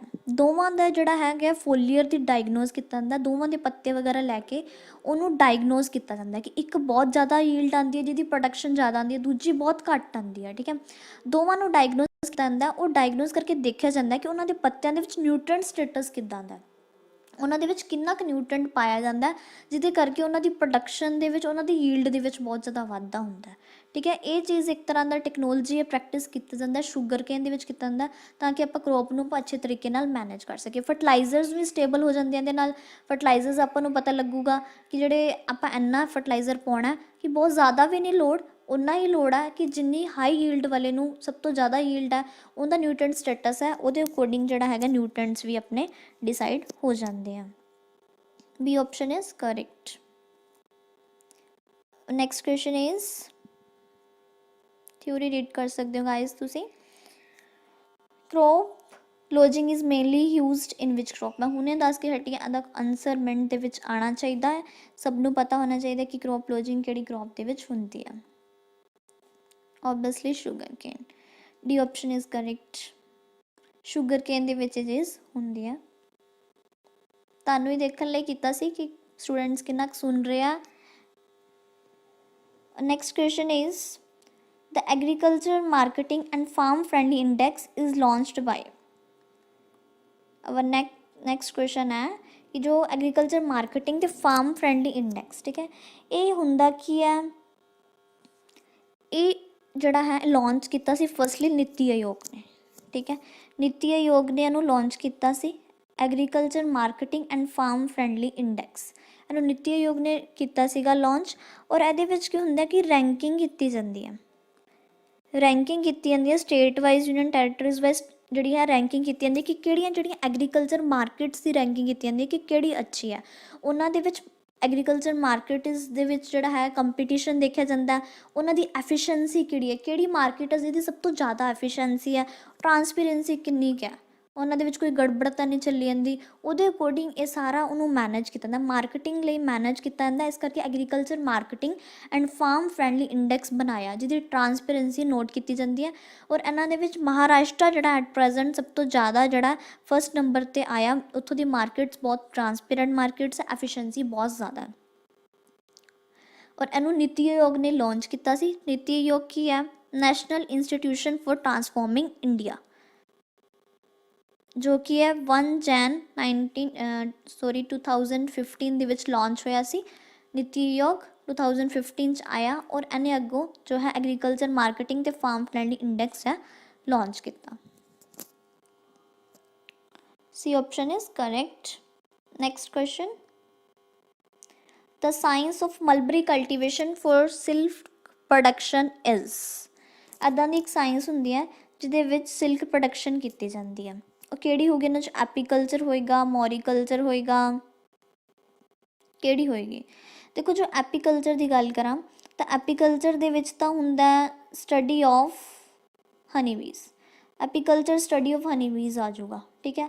ਤਾਂ ਇਹ ਮਲਬਰੀ ਕਲਟੀਵੇਸ਼ਨ ਦੀ ਤਾਂ ਕੋਈ ਗੱਲ ਨਹੀਂ। ਮਲਬਰੀ ਕੀ ਹੁੰਦਾ? ਸ਼ਹਿਤੂਤ ਦਾ ਪੇੜ ਹੁੰਦਾ, ਉਹਦੀ ਕਲਟੀਵੇਸ਼ਨ ਕੀਤੀ ਜਾਂਦੀ ਹੈ ਸਿਲਕ ਦੀ ਪ੍ਰੋਡਕਸ਼ਨ ਵਾਸਤੇ। ਕੀ ਹੁੰਦਾ ਕਿ ਜਿਹੜਾ ਸ਼ਹਿਤੂਤ ਦੇ ਪੇੜ ਦੇ ਉੱਪਰ ਸਿਲਕ ਵੋਰਮਸ ਜਿਹੜਾ ਆਪਣਾ ਬਣਾ ਕੇ, ਠੀਕ ਹੈ, ਔਰ ਉਹਦੇ ਤੋਂ ਸਿਲਕ ਪ੍ਰੋਡਿਊਸ ਕਰਦੇ ਆ। ਜਿਹੜੀ ਆਪਾਂ ਨੂੰ ਸਿਲਕ ਬਣਦੀ ਆ ਉਹ ਸਿਲਕ ਵੋਰਮਸ ਤੋਂ ਮਿਲਦੀ ਆ ਔਰ ਆਪਣੀ ਮਲਬਰੀ ਟਰੀ ਦੇ ਉੱਪਰ ਹੁੰਦੀ ਆ। ਤਾਂ ਜੇ ਮੈਂ ਗੱਲ ਕਰਾਂ ਐਪੀਕਲਚਰ, ਇਹ ਤਾਂ ਬਿਲਕੁਲ ਨਹੀਂ ਹੋਊਗਾ, ਇਹ ਤਾਂ ਹਨੀਬੀਜ਼ ਦੀ ਗੱਲ ਹੈ। ਮੋਰੀਕਲਚਰ, ਬਿਲਕੁਲ, ਮੋਰੀਕਲਚਰ ਨਾਮ ਤੋਂ ਹੀ ਕਲੀਅਰ ਹੈ ਕਿ ਅਗਰ ਮਲਬਰੀ ਟਰੀ ਦੀ ਕਲਟੀਵੇਸ਼ਨ ਕਰਾਂਗੇ ਨਾ, ਉਹ ਸਾਇੰਸ ਨੂੰ ਆਪਾਂ ਕੀ ਕਹਿੰਦੇ ਹਾਂ? Moriculture. Right answer is B. Sericulture ਕੀ ਸੀਗਾ? ਸੈਰੀਕਲਚਰ ਉਹੀ ਹੁੰਦਾ ਕਿ ਸਿਲਕ ਵੋਰਮਸ ਤੋਂ ਸਿਲਕ ਦਾ ਮਿਲਣਾ is known as sericulture. And horticulture, as we already discuss, horticulture ਕਹਿੰਦਾ flowers, fruits and vegetables. Our right answer is B. Next question, the Agri Horticulture Society of India was founded by William Carey in Calcutta in the year 1820. Right answer is C. ਇੱਕ ਇੱਦਾਂ ਦਾ agri horticulture society of India ਹੁੰਦੀ ਹੈ, ਉਹਨੂੰ found ਕੀਤਾ William ਕੈਰੇ ਨੇ ਕੈਲਕਟਾ ਦੇ ਵਿੱਚ ਫਾਊਂਡ ਕੀਤਾ 1820 ਦੇ ਵਿੱਚ, ਠੀਕ ਹੈ। ਇਹ ਇੱਦਾਂ ਦੀ ਹੁੰਦੀ ਹੈ ਜਿਹਦੇ ਵਿੱਚ ਫਲਾਵਰ ਗਾਰਡਨਸ ਹੁੰਦੇ ਆ, ਹੋਰ ਇਹਦੇ ਵਿੱਚ ਗ੍ਰੀਨ ਹਾਊਸਿਸ ਬਣੇ ਹੋਏ ਆ। ਗ੍ਰੀਨ ਹਾਊਸਿਸ ਤੁਹਾਨੂੰ ਪਤਾ ਹੀ ਹੋਏਗਾ ਕਿ ਉਹ ਹੁੰਦੇ ਆ ਕਿ ਜਿੱਦਾਂ ਦੀ ਕਰੋਪਸ, ਅਗਰ ਕੋਈ ਨੋਰਮਲ ਬਾਹਰ ਕਰੋਪ ਸੂਟੇਬਲ ਨਹੀਂ ਹੈ ਉਹਦੇ ਵਾਲੀ ਟੈਂਪਰੇਚਰ, ਉਹਦੇ ਲਈ ਟੈਂਪਰੇਚਰ ਨਹੀਂ ਸੂਟੇਬਲ, ਜਾਂ ਬਹੁਤ ਜ਼ਿਆਦਾ ਰੇਨਫੋਲ ਹੈ, ਜਾਂ ਰਿਲੇਟਿਵ ਹਿਊਮਿਡਿਟੀ ਨਹੀਂ ਸੂਟੇਬਲ, ਨਮੀ ਨਹੀਂ ਉਹਦੇ ਲਈ ਸੂਟੇਬਲ, ਫਿਰ ਕੀ ਕਰਦੇ ਆ? ਉਹਨੂੰ ਗ੍ਰੀਨ ਹਾਊਸਿਸ ਦੇ ਵਿੱਚ ਗਰੋ ਕੀਤਾ ਜਾਂਦਾ, ਉਹਦੀਆਂ ਸੂਟੇਬਲ ਕੰਡੀਸ਼ਨਸ ਪ੍ਰੋਵਾਈਡ ਕਰਕੇ। ਕੋਈ ਕਰੋਪ ਹੈ, ਉਹਨੂੰ ਜਿੱਦਾਂ ਦੀਆਂ ਸੂਟੇਬਲ ਕੰਡੀਸ਼ਨਸ ਚਾਹੀਦੀਆਂ, ਉੱਦਾਂ ਦੀਆਂ ਸੂਟੇਬਲ ਕੰਡੀਸ਼ਨਸ ਉਹਨੂੰ ਗ੍ਰੀਨ ਹਾਊਸ ਦੇ ਵਿੱਚ ਪ੍ਰੋਵਾਈਡ ਕੀਤੀਆਂ ਜਾਂਦੀਆਂ। ਉਹਦੇ ਨਾਲ ਹੈ ਉਹਨੂੰ ਮਾਈਕਰੋ ਕਲਾਈਮੇਟ ਕਹਿੰਦੇ ਆ ਕਿ ਉਹਨੂੰ ਮਾਈਕਰੋ ਕਲਾਈਮੇਟ ਪ੍ਰੋਵਾਈਡ ਕੀਤਾ, ਉੱਦਾਂ ਦੀਆਂ ਸੂਟੇਬਲ ਕੰਡੀਸ਼ਨਸ ਪ੍ਰੋਵਾਈਡ ਕੀਤੀਆਂ ਤਾਂ ਕਿ ਉਹਦੀ ਗਰੋਥ ਔਰ ਯੀਲਡ ਬਹੁਤ ਜ਼ਿਆਦਾ ਅੱਛੀ ਹੋ ਸਕੇ। ਔਰ ਇਹਦੇ ਵਿੱਚ ਬਹੁਤ ਸਾਰੇ ਰਿਸਰਚ ਲੈਬੋਰਟਰੀਜ਼ ਵੀ ਹੈ, ਲਾਇਬ੍ਰੇਰੀ ਵੀ ਹੈ, ਓਕੇ। ਔਰ ਇਹਨੂੰ 1820 ਦੇ ਵਿੱਚ ਜੋ ਹੈ ਇਸਟੈਬਲਿਸ਼ ਹੋਈ ਸੀ। Our next question, Rural Development Initiative Geo Manrega is associated with. The right answer है ISRO. B answer is correct. ਜਿਹੜਾ ਰੂਰਲ ਡਿਵੈਲਪਮੈਂਟ ਇਨੀਸ਼ੀਏਟਿਵ ਲਿਆ ਸੀ ਮਨਰੇਗਾ ਦਾ, ਇਹਨੇ ਕਿਹਦੇ ਨਾਲ ਐਸੋਸੀਏਸ਼ਨ ਕੀਤੀ ਸੀ? MAU ਕਿਹਦੇ ਨਾਲ ਸਾਈਨ ਕੀਤਾ ਸੀ? ISRO ਦੇ ਨਾਲ, ਠੀਕ ਹੈ। ਔਰ ਮਨਰੇਗਾ ਹੈਗਾ ਕਿ Mahatma Gandhi national rural employment guarantee act, ਇਹ 2050 ਦੇ ਵਿੱਚ ਅਨੈਕਟ ਹੋਇਆ ਸੀ, ਠੀਕ ਹੈ। ਔਰ ਇਹਦੇ ਵਿੱਚ ਕੀ ਇਹਦਾ ਪਰਪਸ ਕੀ ਸੀਗਾ ਜੋ ਮਨਰੇਗਾ ਦਾ, ਕਿ ਇਹਨੇ ਰੂਰਲ ਸਿਕਿਉਰਿਟੀ ਕਰਨੀ ਸੀ, ਲਿਵਲੀਹੁੱਡ ਸਿਕਿਉਰਿਟੀ ਕਰਨੀ ਹੈ ਰੂਰਲ ਪੀਪਲ ਦੀ। ਕਿ ਰੂਰਲ ਪੀਪਲ ਨੂੰ ਕਿਹਾ ਗਿਆ ਸੀ ਕਿ ਤੁਹਾਨੂੰ 100 ਡੇਜ਼ ਦਾ ਵੇਜਿਸ ਬਿਲਕੁਲ ਦਿੱਤੇ ਜਾਣਗੇ, 100 ਡੇ ਦਾ ਕੰਮ ਤੁਹਾਨੂੰ ਦਿੱਤਾ ਜਾਊਗਾ। ਕੋਈ ਅਨਸਕਿਲਡ ਵਰਕਰਸ ਆ ਉਹਨਾਂ ਨੂੰ ਵੀ ਕਿ ਤੁਹਾਨੂੰ ਕੰਮ ਪ੍ਰੋਵਾਈਡ ਕੀਤਾ ਜਾਊਗਾ, ਅਨਸਕਿਲਡ ਵਰਕਰਸ ਨੂੰ ਵੀ, ਤਾਂ ਕਿ ਤੁਹਾਡੀ ਜਿਹੜੀ ਹੈਗੀ ਰੂਰਲ ਪੀਪਲਸ ਦੀ ਉਹਨਾਂ ਦੇ ਲਿਵਲੀਹੁੱਡ ਸਿਕਿਉਰਿਟੀ ਕਰਨੀ ਸੀ, ਕਿ ਉਹਨਾਂ ਦਾ ਰਹਿਣ ਬਸੇਰੇ ਉਹਨਾਂ ਨੂੰ ਪ੍ਰੋਵਾਈਡ ਕਰਨੇ ਸੀ। ਔਰ ਉਹਦੇ ਵਿੱਚ ਕੀ ਉਹਨਾਂ ਨੂੰ ਕਮਾਈ ਦਾ ਸਾਧਨ ਪ੍ਰੋਵਾਈਡ ਕਰਨਾ ਸੀ ਮੇਨਲੀ। ਉਹਦੇ ਵਾਸਤੇ ਉਹਨਾਂ ਨੂੰ ਵੇਜਿਸ 100 ਡੇਜ਼ ਦਿੱਤੇ ਜਾਣਗੇ, ਉਹਨਾਂ ਨੂੰ ਇੰਪਲੋਇਮੈਂਟ ਦਿੱਤਾ ਜਾਊਗਾ, ਅਗਰ ਕੋਈ ਅਨਸਕਿਲਡ ਵਰਕਰਸ ਹੈ ਉਹਨਾਂ ਨੂੰ ਵੀ। Our next question, 13th, which of the following is not correctly matched? Guys, answer please. blue revolution fisheries, black revolution petroleum, silver revolution eggs and rainbow revolution horticulture. देखिए ਤੁਹਾਨੂੰ confuse ਕਰਨ ਲਈ ਆ our right answer is D part. Blue revolution fisheries बिल्कुल correct है. Second part black revolution ये भी बिल्कुल करेक्ट है. सिल्वर एग प्रोडक्शन बिल्कुल करेक्ट है. पर जी रेनबो रेवोल्यूशन है हॉर्टिकल्चर इज़ नॉट करेक्ट. ये क्यों? क्योंकि जी रेनबो रेवोल्यूशन होंगी है वो ऑल सैक्टर ऑफ एग्रीकल्चर की होंगी है. ਉਹਦੇ ਵਿੱਚ ਜਿਹੜੀ ਹੈ ਰੈਵੋਲੂਸ਼ਨ ਹੈ ਉਹ all sector of agriculture just ਇੱਥੇ ਹੌਰਟੀਕਲਚਰ ਲਿਖਿਆ ਹੈ. So that's why it's wrong. Horticulture नहीं आना. अगर तो लिखा होंगे कि all sector of agriculture that's right. So next question select the wrong pair. Wrong pair select करो.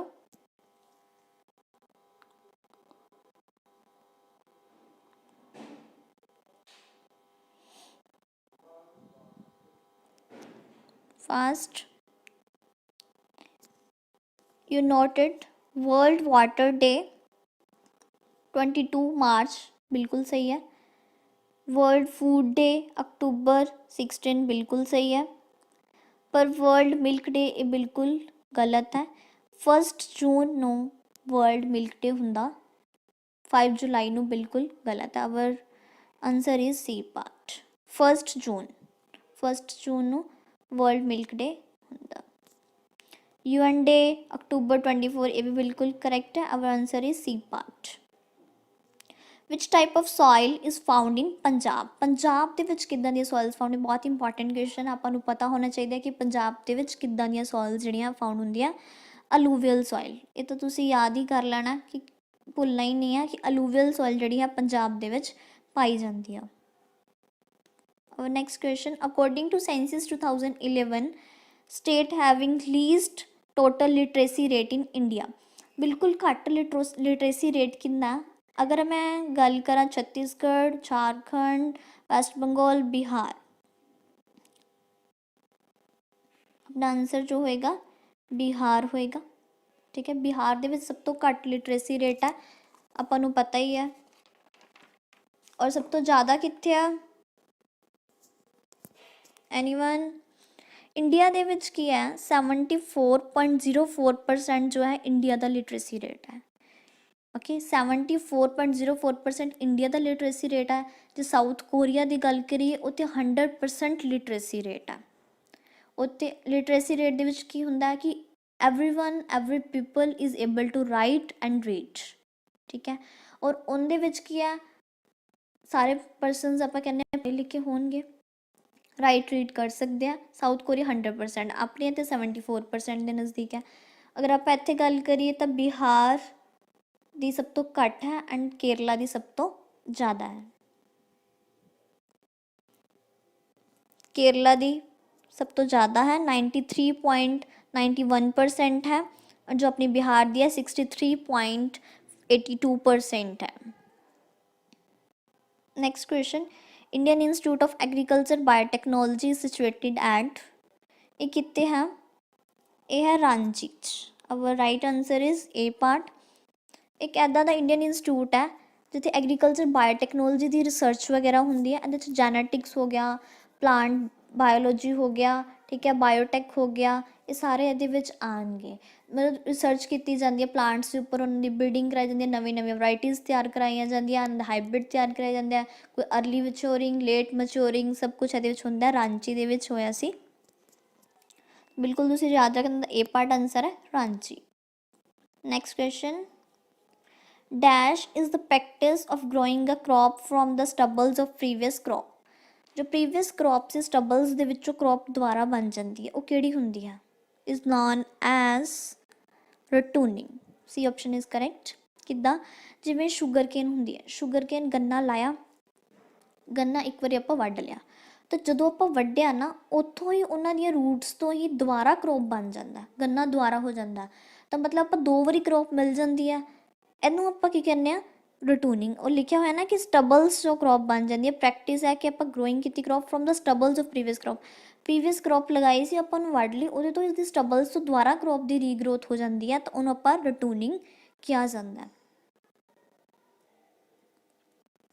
राइट आंसर इज सी.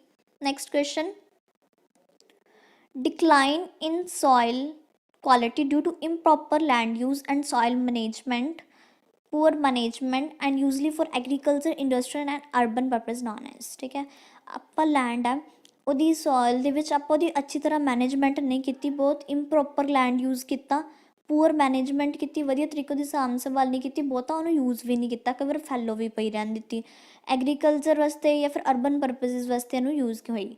ਔਰ ਉਹਦੇ ਵਿੱਚ ਆਨਸਰ ਕਿਹੜਾ ਕਰੈਕਟ ਹੋਏਗਾ, ਦੇਖੋ ਉਹਨੂੰ ਕੀ ਕਵਾਂਗੇ, ਸੋਇਲ ਇਰੋਜ਼ਨ ਕਵਾਂਗੇ ਇੱਦਾਂ ਨੂੰ, ਅਗਰ ਆਪਾਂ ਉਹਦੀ ਅੱਛੀ ਤਰ੍ਹਾਂ ਮੈਨੇਜ ਨਹੀਂ ਕੀਤੀ। ਬਿਲਕੁਲ ਹੀ ਸੋਇਲ ਇਰੋਜ਼ਨ ਹੁੰਦਾ ਕਿ ਸੋਇਲ ਦੀ ਰਿਮੂਵਲ ਹੋਣਾ ਵਿਦ ਦਾ ਹੈਲਪ ਆਫ ਜਿਵੇਂ ਵਿੰਡ ਦੇ ਨਾਲ ਜਾਂ ਵਾਟਰ ਦੇ ਨਾਲ, ਬਹੁਤ ਤੇਜ਼ ਹਵਾਵਾਂ ਚੱਲੀਆਂ ਜਾਂ ਫਿਰ ਰੇਨਫੋਲ ਹੋਈ ਵਾਟਰ ਦੇ ਨਾਲ, ਆਪਣੀ ਜਿਹੜੀ ਹੈ ਮਿੱਟੀ ਹੈ ਉਹ ਵਿਛ ਗਈ। ਠੀਕ ਹੈ, ਮਿੱਟੀ ਆਪਣੀ ਸੋਇਲ ਦੇ ਨਾਲ ਵਾਟਰ ਜਾਂ ਫਿਰ ਵਿੰਡ ਦੇ ਨਾਲ ਆਪਣੀ ਰਿਮੂਵ ਹੋ ਗਈ ਮਿੱਟੀ, ਤਾਂ ਉਹ ਸੋਇਲ ਇਰੋਜ਼ਨ ਹੁੰਦਾ। ਟੌਕਸਿਸਿਟੀ ਹੋ ਗਿਆ, ਸੋਇਲ ਆਪਣਾ ਬਿਲਕੁਲ ਟੌਕਸਿਕ ਹੋ ਗਿਆ, ਜਿਹਦੇ ਨਾਲ ਕੀ ਹੈ ਕੋਈ ਟੌਕਸਿਕ ਕੰਪਾਊਂਡਸ ਐਡ ਹੋ ਗਏ, ਜਾਂ ਫਿਰ ਸੋਇਲ ਸੈਲਨਿਟੀ, ਜਿਹੜੀ ਨਮਕ ਵਾਲੀ ਜ਼ਮੀਨ ਬਣ ਗਈ ਆਪਣੀ, ਉਹਦੇ 'ਚ ਨਮਕ ਦੀ ਅਮਾਊਂਟ ਬਹੁਤ ਜ਼ਿਆਦਾ ਆ ਗਈ। ਇੱਦਾਂ 'ਚੋਂ ਆਨਸਰ ਕੋਈ ਕਰੈਕਟ ਨਹੀਂ ਆ। ਅਵਰ ਨੈਕਸਟ ਸੋਇਲ ਡੀਗ੍ਰੇਡੇਸ਼ਨ, ਬਿਲਕੁਲ ਸੋਇਲ ਡੀਗ੍ਰੇਡੇਸ਼ਨ ਬਿਲਕੁਲ ਕਰੈਕਟ ਹੈ। ਡੀ ਪਾਰਟ ਸੋਇਲ ਡੀਗ੍ਰੇਡੇਸ਼ਨ ਉਹੀ ਹੁੰਦਾ ਕਿ ਆਪਾਂ ਇੰਪਰੋਪਰ ਹੈ ਲੈਂਡ ਦੀ ਮੈਨੇਜਮੈਂਟ ਕੀਤੀ, ਪੂਅਰ ਮੈਨੇਜਮੈਂਟ ਕੀਤੀ, ਉਹਨੂੰ ਫੈਲੋ ਵੀ ਰੱਖਤਾ, ਉਹਦੇ 'ਚ ਨਿਊਟ੍ਰੀਐਂਟਸ ਦਾ ਧਿਆਨ ਨਹੀਂ ਰੱਖਿਆ, ਤਾਂ ਲੈਂਡ ਜੋ ਆਪਣੀ ਡੀਗ੍ਰੇਡੇਡ ਹੋ ਜਾਂਦੀ ਹੈ। Right answer is D. ਇਹ ਕੁਐਸਚਨ ਦਾ ਸਾਰੇ ਸਟੂਡੈਂਟਸ ਨੂੰ ਆਉਣਾ ਚਾਹੀਦਾ, ਤੁਹਾਡਾ ਟੈਸਟ ਵਾਈਜ਼ ਇਹ ਹੈ। Ratooning is possible in which crop, last question ਹੈ, ਜਲਦੀ ਆਨਸਰ ਦਿਓ। ਰਿਟੂਨਿੰਗ ਕਿਹੜੇ ਵਿੱਚ ਹੁੰਦੀ ਹੈ? As already told sugarcane. ਠੀਕ ਹੈ, ਸ਼ੂਗਰ ਕੇਨ ਦੇ ਵਿੱਚ ਕੀ ਹੁੰਦੀ ਆ? ਰਿਟੂਨਿੰਗ ਹੁੰਦੀ ਆ, ਸਭ ਨੂੰ ਪਤਾ ਹੋਏਗਾ ਇਹ ਤਾਂ, ਉਹਨੇ ਐਕਸਪਲੇਨ ਕੀਤਾ ਕਿ ਦੁਬਾਰਾ ਤੋਂ ਕ੍ਰੌਪ ਉਹਦੇ ਤੋਂ ਬਣ ਜਾਂਦੀ ਹੈ। That's it guys, I hope ਤੁਹਾਨੂੰ ਲੈਕਚਰ ਬਹੁਤ ਅੱਛਾ ਲੱਗਿਆ ਹੋਊਗਾ। ਅਗਰ ਤੁਹਾਨੂੰ ਆਰਗੈਨਿਕਲੀ ਔਰ ਗ੍ਰੀਨ ਮੈਨਿਓਰਿੰਗ ਕੀ ਹੁੰਦਾ, ਉਹਨਾਂ ਦੀ ਕਲਾਸੀਫਿਕੇਸ਼ਨ ਕਿੱਦਾਂ ਦੀ ਹੈ, ਉਹਨਾਂ ਦੇ ਕੀ ਕ੍ਰਾਈਟੇਰੀਆ ਹੋਏਗਾ, ਸਾਰੀ ਆਪਾਂ ਗੱਲ ਕੀਤੀ। ਆਈ ਹੋਪ ਬਹੁਤ ਅੱਛੇ ਤਰੀਕੇ ਨਾਲ ਸਮਝ ਆ ਗਿਆ ਹੋਏਗਾ। ਔਰ ਨੈਕਸਟ ਆਪਾਂ ਦਾ ਟੋਪਿਕ ਕਰਦੇ ਹਾਂ ਇਨਆਰਗੈਨਿਕ ਮੈਨਿਓਰਸ ਐਂਡ ਫਰਟੀਲਾਈਜ਼ਰਸ। ਦੇਖੋ ਇਨਆਰਗੈਨਿਕ ਦੇ ਵਿੱਚ ਕੀ ਹੁੰਦਾ, ਇਹ ਕੈਮੀਕਲੀ ਪ੍ਰੀਪੇਅਰਡ ਹੁੰਦੇ ਆ। ਠੀਕ ਹੈ, ਇਹ ਇੰਡਸਟਰੀਅਲੀ ਪ੍ਰੀਪੇਅਰ ਹੁੰਦੇ, ਇਹਦੇ ਵਿੱਚ ਕੈਮੀਕਲਸ ਹੁੰਦੇ ਆ, ਉਹ ਔਰਗੈਨਿਕਲੀ ਪ੍ਰੀਪੇਅਰ ਸੀ, ਔਰਗੈਨਿਕ ਮੈਟਰ ਸੀ ਸਾਰਾ। ਔਰ ਇਹਦੇ ਵਿੱਚ ਬਹੁਤ ਸਾਰੇ ਕੈਮੀਕਲਸ ਦੇ ਰਿਲੇਟਿਡ ਹੋਣਗੇ, ਜੋ ਆਪਾਂ ਨੂੰ ਆਪਣੇ ਲਈ ਇੰਪੋਰਟੈਂਟ ਆਪਾਂ ਜ਼ਰੂਰ ਉਹ ਕਰਾਂਗੇ, ਜਿੰਨੇ ਤੁਹਾਨੂੰ ਤੁਸੀਂ ਗ੍ਰੈਬ ਕਰ ਸਕੋ ਬੈਸਟਮ ਬੈਸਟ ਆ। ਪਰ ਅਗਰ ਕੋਈ ਕੈਮੀਕਲਸ ਜਿੱਦਾਂ ਦੇ ਨਾਮ ਤੁਹਾਨੂੰ ਬਾਈ ਡਿਫੋਲਟ ਯਾਦ ਰੱਖਣੇ ਪੈਣਗੇ, ਪਰ ਇੱਦਾਂ ਕਿ ਜੇ ਤੁਹਾਨੂੰ ਕੋਈ ਨਾਮ ਨਹੀਂ ਵੀ ਯਾਦ ਹੁੰਦੇ ਕੈਮੀਕਲਸ ਦੇ, ਕਈ ਵਾਰ ਡਿਫੀਕਲਟ ਹੁੰਦੇ ਆ, ਤਾਂ ਤੁਸੀਂ ਐ ਨਹੀਂ ਕਿ ਤੁਸੀਂ ਉਹਨੂੰ ਰੱਟਾ ਮਾਰਨਾ, ਤੁਸੀਂ ਐਸ ਗੋ ਥਰੂ ਕਰਨਾ, ਬਹੁਤ ਜ਼ਿਆਦਾ ਔਖਾ ਨਹੀਂ ਆਏਗਾ ਪਟਵਾਰੀ ਦੇ ਪੇਪਰ 'ਚ, ਇਹ ਚੀਜ਼ ਯਾਦ ਰੱਖਣਾ। ਔਰ ਜੋ ਜਿੰਨਾ ਤੁਸੀਂ ਮੈਕਸੀਮਮ ਹੁਣ ਗ੍ਰੈਬ ਕਰ ਸਕੋ ਲੈਕਚਰਸ ਕਰਨ ਦੀ ਕੋਸ਼ਿਸ਼ ਕਰਨੀ ਆ, ਬਾਕੀ ਤੁਸੀਂ ਦੁਬਾਰਾ ਗੋ ਥਰੂ ਕਰਨਾ, ਉਹਨੂੰ ਰੀਡ ਆਊਟ ਕਰਨਾ ਅੱਛੀ ਤਰ੍ਹਾਂ, ਜੋ ਤੁਹਾਨੂੰ PDFs ਮਿਲਣਗੀਆਂ। ਸੋ ਸਟੂਡੈਂਟਸ ਆਪਾਂ ਆਪਣੇ ਲੈਕਚਰ ਵੱਲ ਜਾਂਦੇ ਹਾਂ। ਇਹਦੇ 'ਚ ਬਹੁਤ ਸਾਰੇ ਕੁਛ ਬਾਈ ਡਿਫੋਲਟ ਪੁਆਇੰਟਸ ਹੋਣਗੇ, ਪਰ ਜੋ ਇੰਪੋਰਟੈਂਟ ਹੋ ਮੈਂ ਤੁਹਾਨੂੰ ਪਹਿਲਾਂ ਹੀ ਦੱਸ ਦੂँਗੀ, ਤਾਂ ਕਿ ਤੁਸੀਂ ਉਹ ਚੀਜ਼ਾਂ ਤਾਂ ਪਹਿਲਾਂ ਯਾਦ ਰੱਖਣੀਆਂ ਹੀ ਆ। ਠੀਕ ਹੈ, ਫਿਰ ਆਪਾਂ ਜਿੱਦਾਂ ਆਪਾਂ ਨੂੰ ਆ ਜਾਏਗਾ ਬਾਏ ਦੀ ਬਾਏ ਆਪਾਂ ਕਰੀ ਜਾਏਂਗੇ। ਦੇਖੋ ਆਪਣਾ ਟੌਪਿਕ ਇਨਆਰਗੈਨਿਕ ਮੈਨਿਓਰਸ ਐਂਡ ਫਰਟੀਲਾਈਜ਼ਰਸ, ਜੋ ਇਨਆਰਗੈਨਿਕ ਤਰੀਕੇ ਨਾਲ ਬਣਦੇ ਆ। ਠੀਕ ਹੈ, ਇੰਡਸਟਰੀਅਲ ਆ, ਕੈਮੀਕਲਸ ਦੇ ਨਾਲ ਬਣਦੇ ਆ। ਆਪਣੇ ਪੰਜਾਬ 'ਚ ਜਿਹੜਾ ਯੂਜ਼ ਹੁੰਦਾ ਉਹ ਕਿਹੜੇ ਹੁੰਦੇ ਆ ਪਹਿਲਾਂ ਦੱਸਦੀ ਹਾਂ। ਦੇਖੋ ਜਿਹੜਾ ਨਾਈਟ੍ਰੋਜਨ ਆਪਾਂ ਨੂੰ ਪਤਾ ਨਾਈਟ੍ਰੋਜਨ, ਫੋਸਫੋਰਸ ਅਤੇ ਪੋਟਾਸ਼। ਠੀਕ ਹੈ, NPK ਜਿਹਨੂੰ ਕਹਿੰਦੇ ਆ, ਨਾਈਟ੍ਰੋਜਨ, ਫੋਸਫੋਰਸ ਅਤੇ ਪੋਟਾਸ਼, ਆ ਤਿੰਨ ਜਿਹੜੇ ਆ ਆਪਾਂ ਨੂੰ ਚਾਹੀਦੇ ਹੁੰਦੇ ਆ, ਮੈਕਰੋਨਿਊਟ੍ਰੈਂਟਸ ਦੇ ਵਿੱਚ ਆਉਂਦੇ ਆ। ਇਹ ਮੈਕਰੋਨਿਊਟ੍ਰੈਂਟਸ ਆ, ਇਹ ਜ਼ਿਆਦਾ ਅਮਾਊਂਟ ਦੇ ਵਿੱਚ ਚਾਹੀਦੇ ਹੁੰਦੇ ਆ, ਤਾਂ ਇਹਦੇ ਲਈ ਆਪਾਂ ਅਪਲਾਈ ਕਰਦੇ ਹਾਂ। ਜਿਹੜਾ ਨਾਈਟ੍ਰੋਜਨ ਹੈ ਉਹਨੂੰ ਅਪਲਾਈ ਕਰਨ ਵਾਸਤੇ ਆਪਾਂ ਯੂਰੀਆ ਅਪਲਾਈ ਕਰਦੇ ਹਾਂ, ਔਰ ਉਹਦੇ ਵਿੱਚ ਜਿਹੜੀ ਹੈ 46% ਜਿਹੜੀ ਹੈ ਨਾਈਟ੍ਰੋਜਨ ਹੁੰਦੀ ਹੈ। ਪਲੀਜ਼ ਨੋਟ ਡਾਊਨ, ਇਹਨੂੰ ਨੋਟ ਕਰਨਾ। ਨਾਈਟ੍ਰੋਜਨ ਲਈ ਆਪਾਂ ਯੂਰੀਆ ਅਪਲਾਈ ਕਰਦੇ ਹਾਂ, 46% ਨਾਈਟ੍ਰੋਜਨ ਹੁੰਦੀ ਆ। ਆਪਾਂ ਰਾਈਸ ਦੇ ਵਿੱਚ ਯੂਰੀਆ ਅਪਲਾਈ ਨਹੀਂ ਕਰਦੇ ਨਾਈਟ੍ਰੋਜਨ, ਉਹਦੇ 'ਚ ਅਮੋਨੀਕਲ ਫਰਟੀਲਾਈਜ਼ਰਸ ਹੁੰਦੇ ਆ। ਬਾਕੀ ਸਾਰੇ ਕ੍ਰੌਪਸ 'ਚ ਮੇਨਲੀ ਯੂਰੀਆ ਹੀ ਅਪਲਾਈ ਹੁੰਦਾ ਨਾਈਟ੍ਰੋਜਨ ਵਾਸਤੇ, ਜਿਸ 'ਚ 46% ਨਾਈਟ੍ਰੋਜਨ ਮਿਲੇਗੀ। ਠੀਕ ਹੈ, ਨੈਕਸਟ ਫੋਸਫੋਰਸ। ਫੋਸਫੋਰਸ ਲਈ ਕੀ ਅਪਲਾਈ ਕਰਦੇ ਹਾਂ? That is P2O5। ਠੀਕ ਹੈ, ਫੋਸਫੋਰਸ ਲਈ ਆਪਾਂ ਅਪਲਾਈ ਕਰਦੇ ਹਾਂ ਦੈਟ ਇਜ਼ DAP। ਠੀਕ ਹੈ, DAP ਆਪਾਂ ਅਪਲਾਈ ਕਰਦੇ, ਤੁਸੀਂ ਸੁਣਿਆ ਹੋਊਗਾ ਫਾਰਮਰਸ ਕਹਿੰਦੇ ਹੁੰਦੇ ਕਿ DAP ਪਾਉਣੀ ਹੈ ਫਸਲ ਨੂੰ, ਠੀਕ ਹੈ, SSP ਪਾਉਣੀ ਹੈ ਜਾਂ ਯੂਰੀਆ ਪਾਉਣਾ ਹੈ, ਠੀਕ ਹੈ, ਐਦਾਂ ਬੋਲਦੇ ਆ, ਜਾਂ ਮਿਊਰੇਟ ਆਫ ਪੋਟਾਸ਼ ਪਾਉਣਾ ਹੈ, ਪੋਟਾਸ਼ ਵੀ ਬੋਲਦੇ ਆ ਸਿੰਪਲ। ਤਾਂ ਜਿਹੜਾ ਆਪਾਂ ਫੋਸਫੋਰਸ ਪਾਉਣਾ ਉਹ ਆਪਾਂ DAP ਦੇ ਥਰੂ ਪਾਉਂਦੇ ਹਾਂ, ਠੀਕ ਹੈ। ਉਹਦੇ 'ਚ ਕੀ ਕੰਪੋਜੀਸ਼ਨ ਹੁੰਦੀ ਹੈ ਦੇਖੋ, 46% P2O5 ਐਂਡ 18% ਨਾਈਟ੍ਰੋਜਨ, ਠੀਕ ਹੈ। 18% ਨਾਈਟ੍ਰੋਜਨ ਹੋਏਗਾ, 46% ਜਿਹੜਾ ਫੋਸਫੋਰਸ ਹੋਏਗਾ। ਜੇ ਤੁਸੀਂ ਫੋਸਫੋਰਸ ਲਈ ਪਾਣੇ ਤਾਂ P2O5 ਆਪਾਂ DAP ਦੇ ਥਰੂ ਪਾਵਾਂਗੇ, ਇਹ ਨਾਈਟ੍ਰੋਜਨ ਵੀ ਦੇ ਦੇਗਾ ਔਰ ਫੋਸਫੋਰਸ ਵੀ ਦੇ ਦੇਗਾ। ਨੈਕਸਟ SSP, ਨੈਕਸਟ ਕੀ ਹੁੰਦਾ, SSP ਹੁੰਦੀ ਹੈ, ਉਹ ਕਾਹਦੇ ਵਾਸਤੇ ਅਪਲਾਈ ਕਰਦੇ ਹਾਂ ਸਟੂਡੈਂਟਸ, ਕਈਆਂ ਦੇ ਵਿੱਚ ਨਾ ਆਪਾਂ ਇਹ ਫੋਸਫੋਰਸ ਵਾਸਤੇ ਹੀ ਕਰਦੇ ਹਾਂ, ਆਪਾਂ DAP ਨਹੀਂ ਪਾ ਸਕਦੇ ਕਈਆਂ 'ਚ, ਠੀਕ ਹੈ। ਜਿਵੇਂ ਗਰਾਊਂਡਨਟ ਵਗੈਰਾ ਹੁੰਦੀ ਹੈ ਉਹਦੇ 'ਚ ਆਪਾਂ DAP ਨਹੀਂ ਪਾਉਂਦੇ, SSP ਕਿਉਂ ਪਾਉਂਦੇ ਹਾਂ, ਕਿਉਂਕਿ ਜਿਹੜੀ ਗਰਾਊਂਡਨਟ ਹੁੰਦੀ ਆ ਉਹਨੂੰ ਕੈਲਸ਼ੀਅਮ ਅਤੇ ਸਲਫਰ ਵਗੈਰਾ ਚਾਹੀਦਾ ਹੁੰਦਾ, ਅਤੇ ਆਪਾਂ ਇਹ ਹੈਗਾ ਕਿਉਂਕਿ SSP ਦੇ ਵਿੱਚ ਕੈਲਸ਼ੀਅਮ ਵੀ ਹੈ, ਸਲਫਰ ਵੀ ਹੈ ਔਰ ਫੋਸਫੋਰਸ ਵੀ ਹੈ, ਤਾਂ ਇਸ ਕਰਕੇ ਆਪਾਂ ਫੋਸਫੋਰਸ ਕਹਿੰਦੇ ਅਪਲਾਈ ਕਰਨੀ ਹੈ, ਤਾਂ ਆਪਾਂ ਅਲੱਗ ਤੋਂ ਕੈਲਸ਼ੀਅਮ ਸਲਫਰ ਕਿਉਂ ਅਪਲਾਈ ਕਰੀਏ, ਤਾਂ ਆਪਾਂ SSP ਦੇ ਥਰੂ ਪਾ ਦਾਂਗੇ ਜਿਹਦੇ 'ਚ ਕੈਲਸ਼ੀਅਮ ਸਲਫਰ ਫੋਸਫੋਰਸ ਤਿੰਨੇ ਆ ਜਾਂਦੇ ਆ। ਅਤੇ DAP ਨੂੰ ਇਹ ਅਲਟਰਨੇਟਿਵ ਹੈ ਕਿਆ, SSP ਪਾਉਂਦੇ ਆ। ਇਹਦੀ ਕੀ ਕੰਪੋਜੀਸ਼ਨ ਹੈ ਦੇਖੋ, 16% P2O5 ਹੋਏਗਾ, ਠੀਕ ਹੈ, P2O5 16% ਹੋਏਗਾ, 12% ਸਲਫਰ ਹੋਏਗੀ ਅਤੇ 19% ਕੈਲਸ਼ੀਅਮ ਹੋਏਗਾ, ਠੀਕ ਹੈ। 16, 12 ਅਤੇ 19 ਦੀ ਚਾਵਲੀ ਕੰਪੋਜੀਸ਼ਨ ਹੁੰਦੀ ਹੈ P2O5 ਸਲਫਰ ਅਤੇ ਕੈਲਸ਼ੀਅਮ SSP ਦੇ ਥਰੂ। ਔਰ ਇੱਕ DAP ਪਾਉਂਦੇ ਆ, DAP ਦੇ ਵਿੱਚ ਕੀ ਹੁੰਦਾ, ਕੀ ਦਿੰਦਾ, ਪੋਟਾਸ਼ ਦਿੰਦਾ, DAP ਪੋਟਾਸ਼ ਦਿੰਦਾ। ਔਰ ਜਿਹੜੀ ਪੋਟਾਸ਼ ਹੈ ਕਿੰਨੇ ਪਰਸੈਂਟ, 60%, ਸੋਰੀ DAP MOP, ਠੀਕ ਹੈ। ਪੋਟਾਸ਼ ਵਾਸਤੇ ਚਲੋ ਆਪਾਂ ਨੈਕਸਟ ਸਲਾਈਡ 'ਤੇ ਹੀ ਕਰਦੇ ਹਾਂ, ਵੇਟ। ਫੋਸਫੋਰਸ ਪਤਾ ਲੱਗ ਗਿਆ, ਜਿਹੜਾ ਆਪਾਂ ਪਾਉਣਾ ਥਰਡ ਪੋਟਾਸ਼, ਠੀਕ ਹੈ। Potash nitrogen, phosphorus nitrogen urea ਤੋਂ, ਫੋਸਫੋਰਸ DAP ਅਤੇ SSP ਤੋਂ। ਨੈਕਸਟ ਹੈ ਪੋਟਾਸ਼, ਪੋਟਾਸ਼ ਕਿੱਥੋਂ ਪਾਉਣਾ ਹੈ, MOP ਤੋਂ ਪਾਉਣਾ ਪੋਟਾਸ਼, MOP ਪੋਟਾਸ਼ ਤੋਂ ਪੈਂਦਾ ਔਰ ਇਹਦੀ ਕੰਪੋਜੀਸ਼ਨ ਕੀ ਹੈ, ਇਹਦੇ 'ਚ 60% ਪੋਟਾਸ਼ ਹੁੰਦਾ, ਠੀਕ ਹੈ। ਇਹਦੀ ਕੰਪੋਜੀਸ਼ਨ 60% ਪੋਟਾਸ਼ ਹੁੰਦਾ, MOP ਮਿਊਰੇਟ ਆਫ ਪੋਟਾਸ਼ 'ਚ। ਇਹ ਮੇਨਲੀ ਆਪਾਂ ਆਹੀ ਪਾਇਆ ਜਾਂਦਾ ਪੋਟਾਸ਼ ਵਾਸਤੇ, DAP ਪਾਈ ਜਾਂਦੀ ਹੈ ਫੋਸਫੋਰਸ ਵਾਸਤੇ ਔਰ ਯੂਰੀਆ ਪਾਇਆ ਜਾਂਦਾ ਨਾਈਟ੍ਰੋਜਨ ਵਾਸਤੇ, ਅਤੇ MOP ਜਿਹੜਾ ਪਾਇਆ ਜਾਂਦਾ ਮਿਊਰੇਟ ਆਫ ਪੋਟਾਸ਼ ਪੋਟਾਸ਼ੀਅਮ ਵਾਸਤੇ, ਠੀਕ ਹੈ। ਚੀਜ਼ ਯਾਦ ਰੱਖਣੀ ਆ। ਨੈਕਸਟ ਸਟੂਡੈਂਟਸ, ਜਿਹੜੇ ਆਪਾਂ NPK ਪਾਉਂਦੇ ਹਾਂ ਦੇਖੋ, ਅਨਨੋਨ ਐਂਡ ਸਟੋਰਡ ਨੇ ਨਾ, ਜਿਹੜੇ ਪਲਾਂਟ ਨਿਊਟ੍ਰੀਐਂਟਸ ਐਡ ਕਰਦੇ ਹਾਂ ਆਪਾਂ, ਠੀਕ ਹੈ, ਮਨਿਊਰਸ ਫਰਟੀਲਾਈਜ਼ਰਸ ਤੋਂ ਐਡ ਕਰਦੇ ਹਾਂ, ਤਾਂ ਇਹ ਤੁਹਾਨੂੰ ਪਤਾ ਹੋਣਾ ਚਾਹੀਦਾ ਹੈ ਕਿ ਟੋਟਲ 16 ਦੇ ਵਿੱਚ ਕਲਾਸੀਫਾਈ ਕੀਤਾ ਸੀ, ਠੀਕ ਹੈ, 16 ਦੇ ਵਿੱਚ ਕਲਾਸੀਫਾਈ ਕੀਤਾ ਸੀ ਇਹਨਾਂ ਨੂੰ। ਕੁਛ ਹੁੰਦੇ ਆ ਮੈਕਰੋ, ਕੁਛ ਹੁੰਦੇ ਆ ਮਾਈਕਰੋ, ਠੀਕ ਹੈ। ਮੈਕਰੋ ਅਤੇ ਮਾਈਕਰੋ ਦੋ ਤਰ੍ਹਾਂ ਦੇ ਪਲਾਂਟ ਨਿਊਟ੍ਰੀਐਂਟਸ ਜਿਹੜੇ ਆ ਚਾਹੀਦੇ ਹੁੰਦੇ ਆ। ਇਹ ਲਾਰਜ ਕੁਆਂਟਿਟੀ 'ਚ ਚਾਹੀਦੇ ਹੁੰਦੇ ਤਾਂ ਨਾਮ ਮੈਕਰੋ ਰੱਖਿਆ, ਇਹ ਸਮਾਲ ਕੁਆਂਟਿਟੀ 'ਚ ਚਾਹੀਦੇ ਹੁੰਦੇ ਇਹਨਾਂ ਨਾਮ ਮਾਈਕਰੋ ਰੱਖਿਆ, ਠੀਕ ਹੈ। ਮੈਕਰੋ ਐਂਡ ਮਾਈਕਰੋ, ਕਿਉਂਕਿ ਇਹ ਨਾਮ ਤੋਂ ਕਲੀਅਰ ਹੈ, ਕੁਛ ਲਾਰਜ ਕੁਆਂਟਿਟੀ 'ਚ ਚਾਹੀਦੇ ਆ, ਕੁਛ ਘੱਟ ਕੁਆਂਟਿਟੀ 'ਚ ਚਾਹੀਦੇ ਆ, ਦੈਟ ਇਜ਼ ਕਲਾਸੀਫਾਈਡ। ਇਹ ਅਰਨੋਨ ਐਂਡ ਸਟੋਰਟ ਨੇ ਕਲਾਸੀਫਿਕੇਸ਼ਨ ਦਿੱਤੀ ਸੀ ਅਸੈਂਸ਼ੀਅਲ ਨਿਊਟ੍ਰੀਐਂਟਸ ਦੀ, ਕਿ ਅਸੈਂਸ਼ੀਅਲ ਨਿਊਟ੍ਰੀਐਂਟਸ 16 ਚਾਹੀਦੇ ਆ, ਕੁਛ ਮੈਕਰੋ ਹੈ ਜ਼ਿਆਦਾ ਕੁਆਂਟਿਟੀ ਚਾਹੀਦੀ ਹੈ, ਕੁਛ ਮਾਈਕਰੋ ਹੈ ਘੱਟ ਕੁਆਂਟਿਟੀ ਚਾਹੀਦੀ ਹੈ। ਮੈਕਰੋ ਦੇ ਵਿੱਚ ਆਉਂਦਾ carbon, hydrogen, oxygen, nitrogen, phosphorus, potash, calcium, magnesium and sulphur.